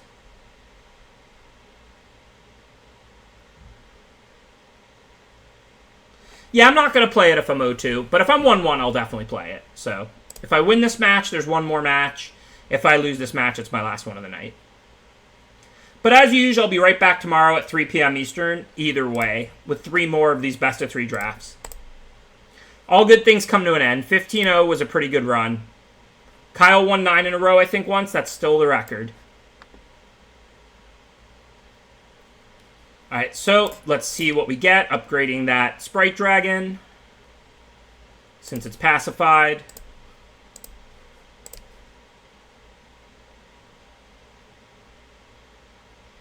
So now we do probably want to double block. Even though we'll lose both, we save Luca, we can plus it. So I think we chill. If they have removal, they can kill Luca, but remember, all we did there was kill a pacified creature, so it would effectively be like their removal spell killed, like, Luca. And if they didn't have it, then Luca would be really strong here.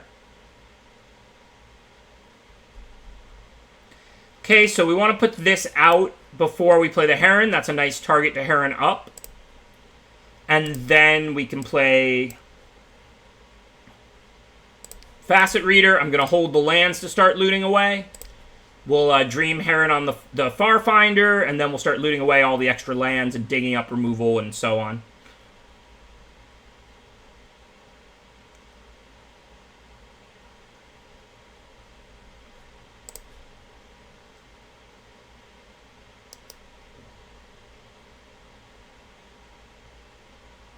Okay, Reunion doesn't change anything. I might even end up just looting it away. Given, we have Facet Reader, if that lives. Reunion's not really offering us much. Then again, we'll see how it goes next turn, because I could Reunion away 2 lands much quicker by playing Reunion. So we'll see what we draw off this loot.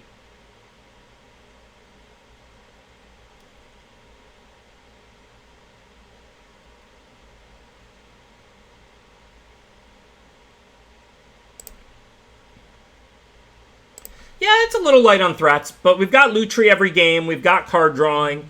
I mean, the opponent had like an all-cycling, all-removal deck. Like, I agree we were a little thin against them. That's why I boarded in the black for game 3. Also just because dead weight, instead of being a kind of okay removal in this format, was just straight up kill any creature against them. But, I mean, I think under normal conditions, we're not going to deck. The question now is, do we want to do any double blocking? Assuming they don't have anything for their 1 mana, I kind of want to double block that. Oh, the Poacher's going to be smaller again next turn. I don't need to do that. Do I want to trade Facet Reader and Loot Tree for Grim Dancer now that I drew Reunion to get rid of these lands? That looks alright.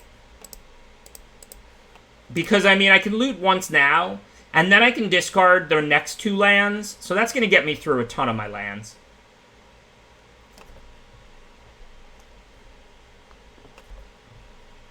If I didn't draw the Cathartic Reunion, I wouldn't make this double block.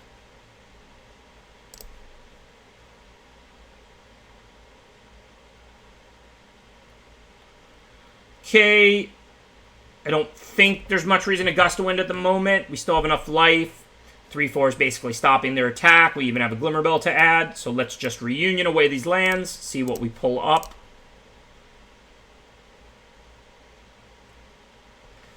Now, do we want to Scatter Up or Glimmerbell? I think we want a Glimmerbell. If they resolve some game-winning creature, we can always Rock Slide or Gust it and then scatter it. We definitely want to kind of try to play a control-ish game from here. We have Lord Dracus.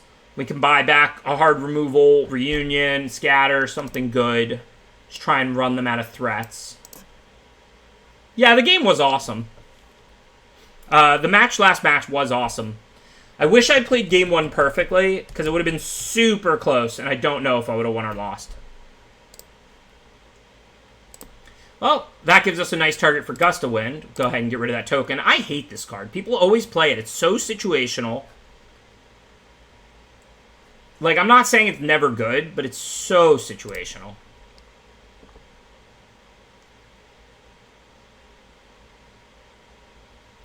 Okay, so I'm going to Gust a token, because that kills it for good, and we can draw a card.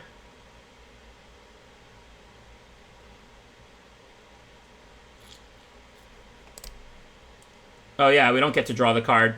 Why am I playing so bad? I mean, I'm not sure if that play was right or wrong, but did I have any other options? I could have Rock Slided the Poacher. They just get another Poacher. I don't even think that play was wrong. I mean, maybe if I know I'm not getting the card, I'd rather Blitz, but I'm only 1 land away from blitzing the Poacher and the Tiger.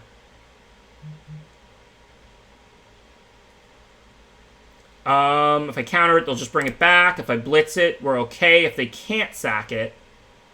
So I can Rock Slide the Poacher when they're tapped. And then I can blitz the Coil Bug, potentially.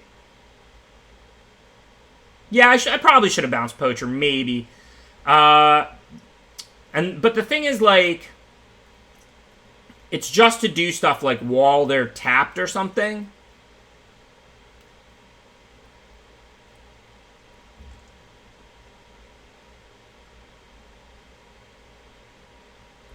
So, Vulpikeet, we'll turn that into a 4/5 so it can attack. I can Rock Slide it. It won't get exiled. I know the Poacher can't sack itself. They'll just replay it. And then if I scatter it, then they'll get it back from the graveyard. I don't see a reason to scatter that.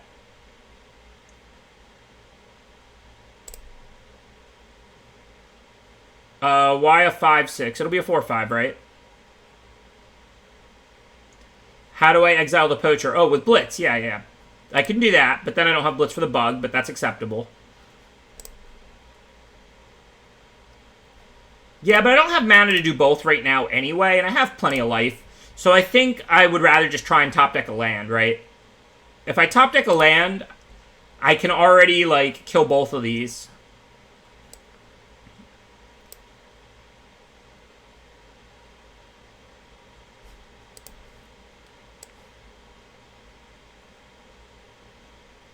So let's see, what do we want to do?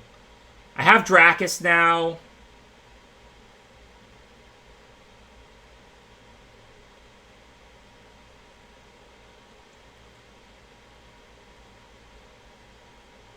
The only problem is I need to blitz the Poacher or Rock Slide the Poacher before I kill the other one so they don't get to draw a card.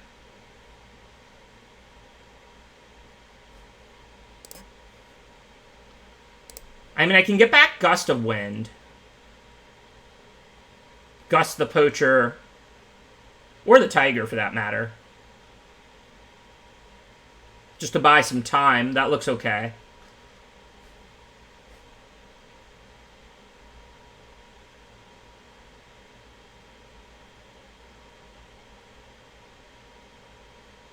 Yeah, I'll attack for 3, but besides that, I think I'm actually gonna lure Dracus here.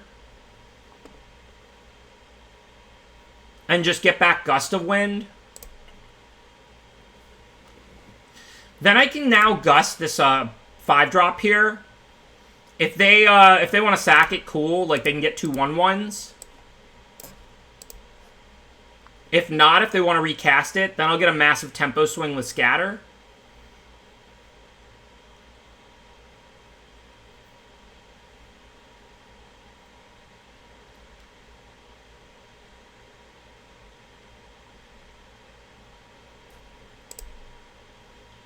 And now, this can turn into a 4/6. I'm going to scatter this. They're going to bring it back as a 1/1. Give +2/+2 to the Poacher, which puts me to 1 if they attack with it. But then the Poacher's tapped. Then I can fry it next turn as well as some of their other stuff. I don't really want to chump it. I need 2 blockers. So if I scatter... So I can only attack for 3. I can't send the Dracus. I was trying to figure out whether I could send the Dracus or not. I didn't miss card draw with Heron. I think it was more important to build up the second decent flyer here in this tight game. I didn't really need to draw a card. I turned a 1/3 into a 2/3 rather than putting it under the Heron.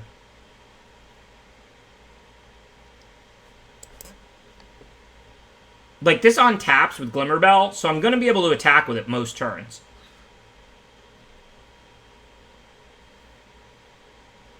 That was not a punt. Please hit on punt or whatever. I even thought about it, and I was just like, why? I don't need a card right now. I'd much rather have an extra big flyer.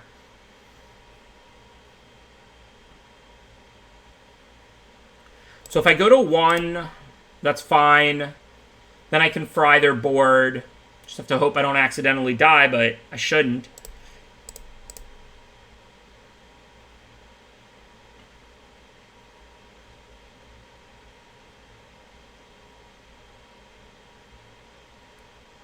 I was thinking about whether to attack with the Dracus, which I think no, I couldn't have because I have to block the Bug and the 1/1 or chump the Poacher.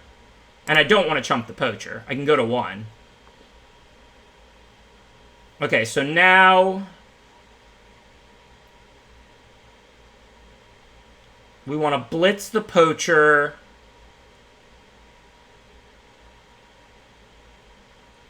Rock Slide. This is so tight. So I can hit them for 3. I really like to hit them for 5, but I don't know if it's possible. I do need to be able to stop 2 flyers, which of course I can do, but do I also have 2 mana to untap? I really want to get rid of the Poacher for good so they can't gain more life, because this game is super tight. And then I can, like, Rock Slide, like the 1/1 flyer. They can Vulpikeet this into a 3/3. Force me to, like, chump by tapping Dreamtail Heron.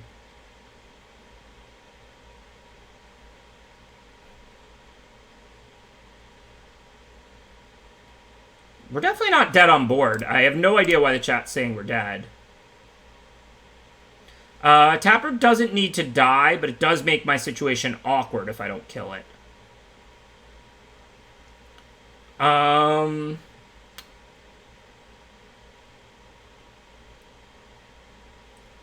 I think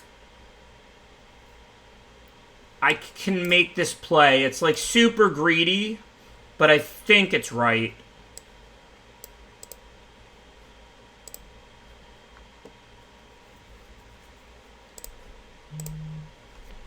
I think I'm going to lose in 2 if I don't top deck like a removal spell. But if I draw Capture Sphere or Mutate and can mutate onto the Dracus, this is still winnable. How do they have 3 attackers to 2 blockers? I see 2 attackers to 2 blockers. I don't have any creatures in the yard. What is going on here? Does this give all their creatures haste? Or I thought it was just the tokens that come out of the yard that have haste. I don't understand. I see 2 blockers and 2 attackers. I don't understand. Well, now I'm dead, because they can get back pacifism and pacify one of my blockers. But I was absolutely not dead on board, nor in that bad of a position. It was a close game. If they wanted to Vulpikeat on the bug, tap the Heron, they could force me to block with the Dracus, and then if I drew removal, I was fine. And that's if they did that. Yeah, we need a chat punt. I'll take it. You know the deal. Count chat 11,740. Ben, what was my last count? Because I definitely just got one. I was fine. I don't know why the chat kept saying I was dead or whatever. It was like a pretty close game where I was like 1 removal or flyer away from being a favorite. And I definitely wasn't dead on board. Nor to the Vulpikeat. If they even wanted to make me chump with the Glimmerbell, the 2/3 flyer, they had to use their tapper main phase on their turn, tap the Heron, I chump with the Glimmerbell, then I get to hit them for 3 more with the Heron, and if I draw like another Capture Sphere removal spell or something, I'm fine. Alright, so let's bring in Volley. It's already situational in this matchup anyway, like situationally decent, and it's good against that enchantment.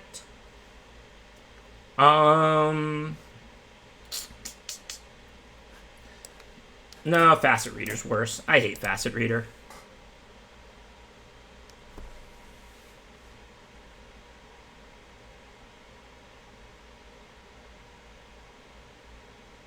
I was at 7? Okay, so Ben 8 now.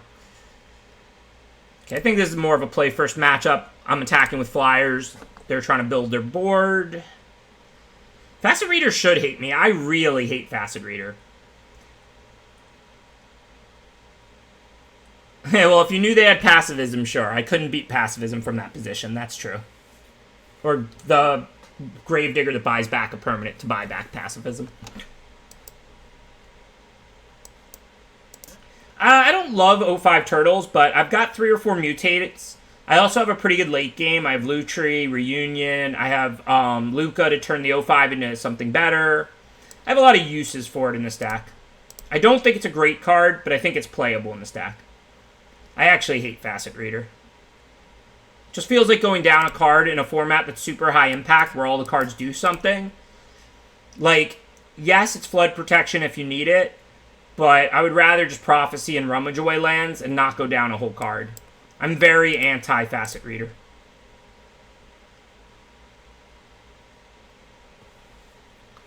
Okay, well, I kept the hand, of course, because we had the Prophecy and the 2 Cyclers, some of that anyway, but I'm not going to be Lutrying this game because we have good things to copy, including Volley already. I also don't really want to Prophecy a 2 toughness creature because I'm hoping to make it rain. Acid Rain, copying a Blazing Volley with a Lutri and wiping away a bunch of small creatures.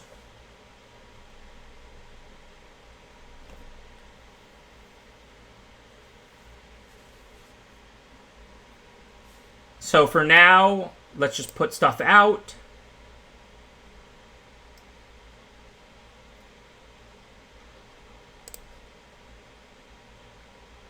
I mean, we're under no pressure. I see no reason to do anything. We're 1 land. If they play a big creature, we're going to Rock Slide it. If they play small creatures, they're going to die when we make it rain. Volley Lutri. If they play a 3 toughness, we've got Prophecy. We're 1 land away from just casting Cloud Piercer. I obviously, knowing they have pacifism and a tapper in play, I don't want to build all my stuff on 1 creature.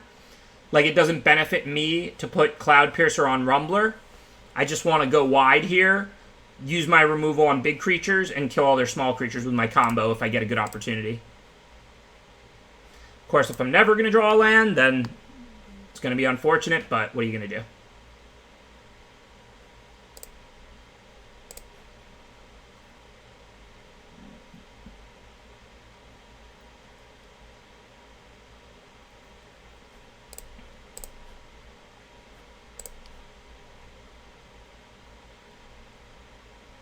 Would have definitely preferred an island, but not in a position to complain.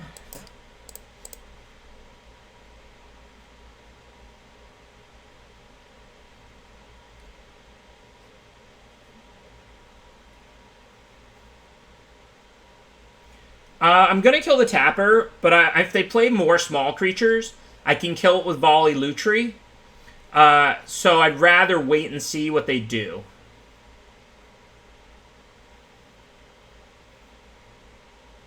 Well, now we'll see what they take.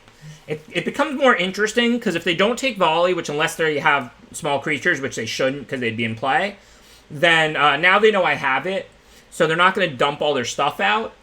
I mean, we can always switch gears and just use Lutri Prophecy to kill Tapper and something else.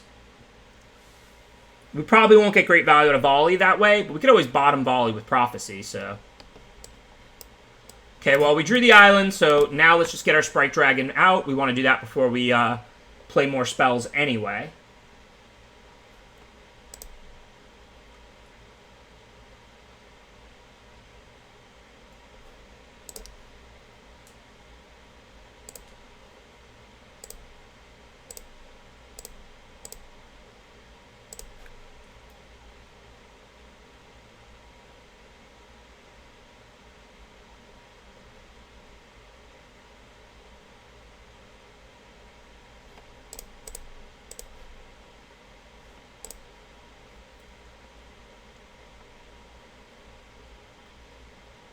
You should always lean back and then make it rain. It's funny because we're probably not even going to make it rain. Since they didn't draw any more small creatures and we have Prophecy, we'll probably just Lutri Prophecy and bottom Volley in a land or something. But we'll see. In the meantime, I'm happy to trade. I don't know if they've got some kind of a sweeper, but I wasn't going to do anything that got that 3/3 past Divine Arrow. And I'm just going to keep putting out stuff.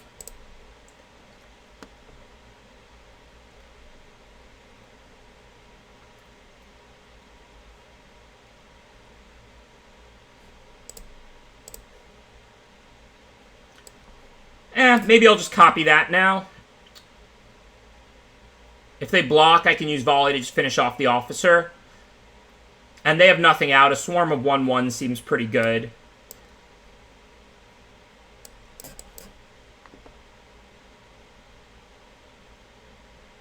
Hey, I've got, what, 7 lands, and they've got 8? I mean, they probably have, like, 1 or 2 more in hand, but... Played a bunch of removal.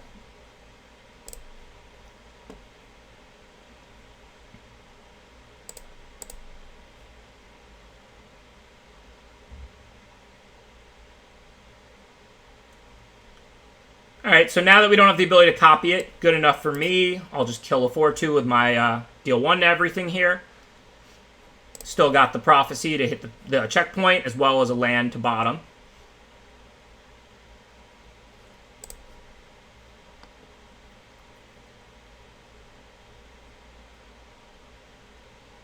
I think I want to Prophecy now, because if I draw more stuff, I might cast it. So I don't think it makes sense to wait till their turn. Prophecy can't deal with a game-winning bomb. It only kills small things anyway. In fact, I probably should have done that main phase, because then I could have put this Heron on this 1/1 token and dealt them more damage now. But, still going to do it. Use the mana. Post-combat.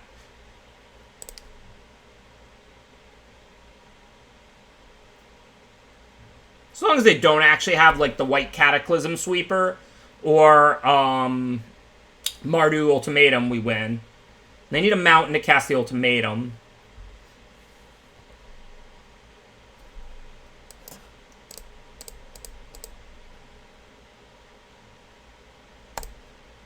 So, of course, now we'll just hold this up. If they don't play a sweeper, no reason to show them the Typhoon. They didn't see it yet. If they do play one, we'll Typhoon end a turn for the win. Okay, so they have infinite removal too, just like our last opponent. I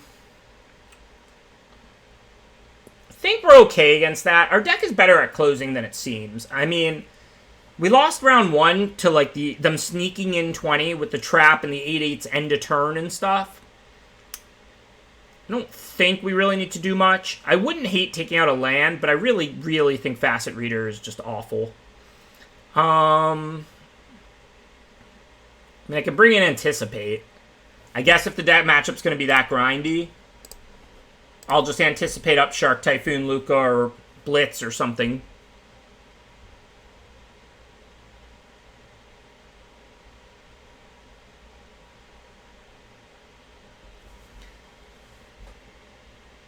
I'm starting a personal one-on-one war, a vendetta against Facet Reader. I think Turtle's alright in this deck. I've got a bunch of mutate stuff, and I've got Luca. It's also just a decent blocker, and I have card drawing in late game. I don't think Turtle's great, but I think it's fine. Okay, clearly we can't keep this. I'm going to keep this. We got a 1-mana Cycler. Prophecy, I mean, I'm not going to 5. I guess we'll put back Turtle. It is the weakest card in our hand, even though it's the only one we can cast. We're only 1 land away from casting most of our hand.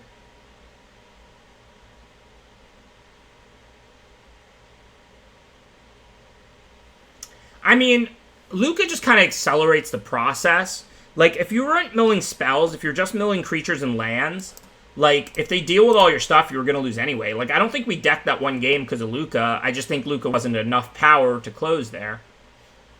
Also, my mistakes added up to a close loss, I think. So hopefully, though, we won't get mana screwed here. We already took a mulligan. We're on the draw. We got a Cycler. We just need 1 mountain, and this hand is pretty good. There's 8 of them in there. They all come into play on tap. Just give us 1 mountain now. Thank you. Appreciate your efforts, deck.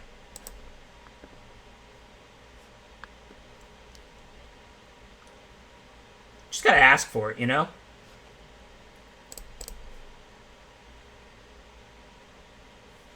I don't really have humans to get back. Survivor's Bond is good if you have, like, good expensive humans. But if it's only getting back a non-human, it's just not a good card.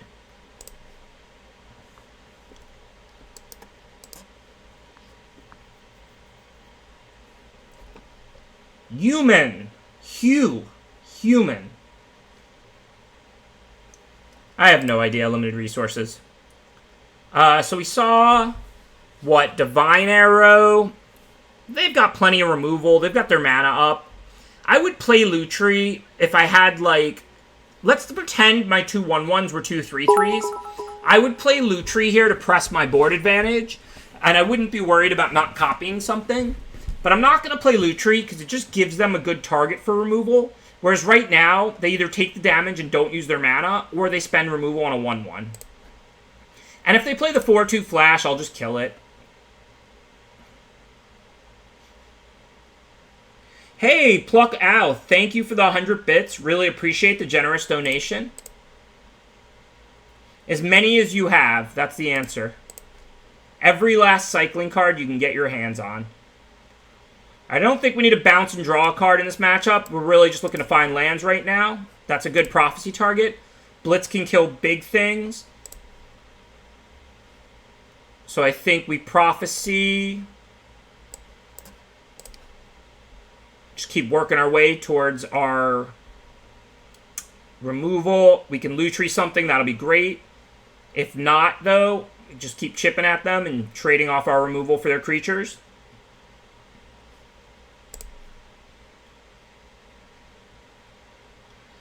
How many 1-mana cycling cards do you have, Pluck Ow?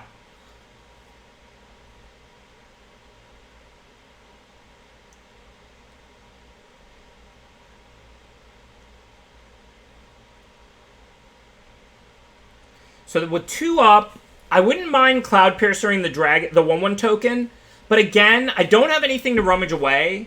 They could have Divine Arrow pretty easily. I think I'm just going to play it a little safer. Now they don't get to use Arrow. We didn't see Fire Prophecy out of them yet. So this gives them no ability to Arrow, which we did see out of them. And I want to play this after I draw a land, because I want to rummage away a land. I don't want to rummage away Raptor, Rockslide, or Spear.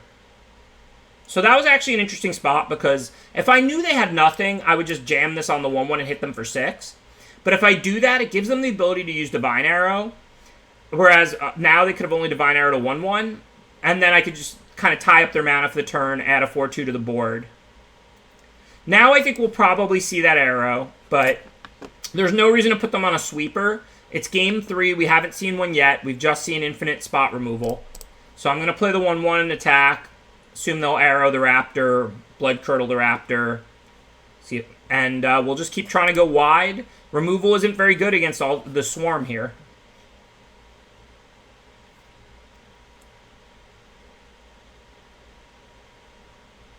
Yeah, I don't think they have Arrow anymore, clearly. It didn't look like they received priority in that attack. Additionally, they would have arrowed Sprite Dragon. Blood Curdle looks like the removal they were holding up. They don't have Blazing Volley. I don't have that many 1-toughness creatures. They're not going to board in Blazing Volley off the splash against me.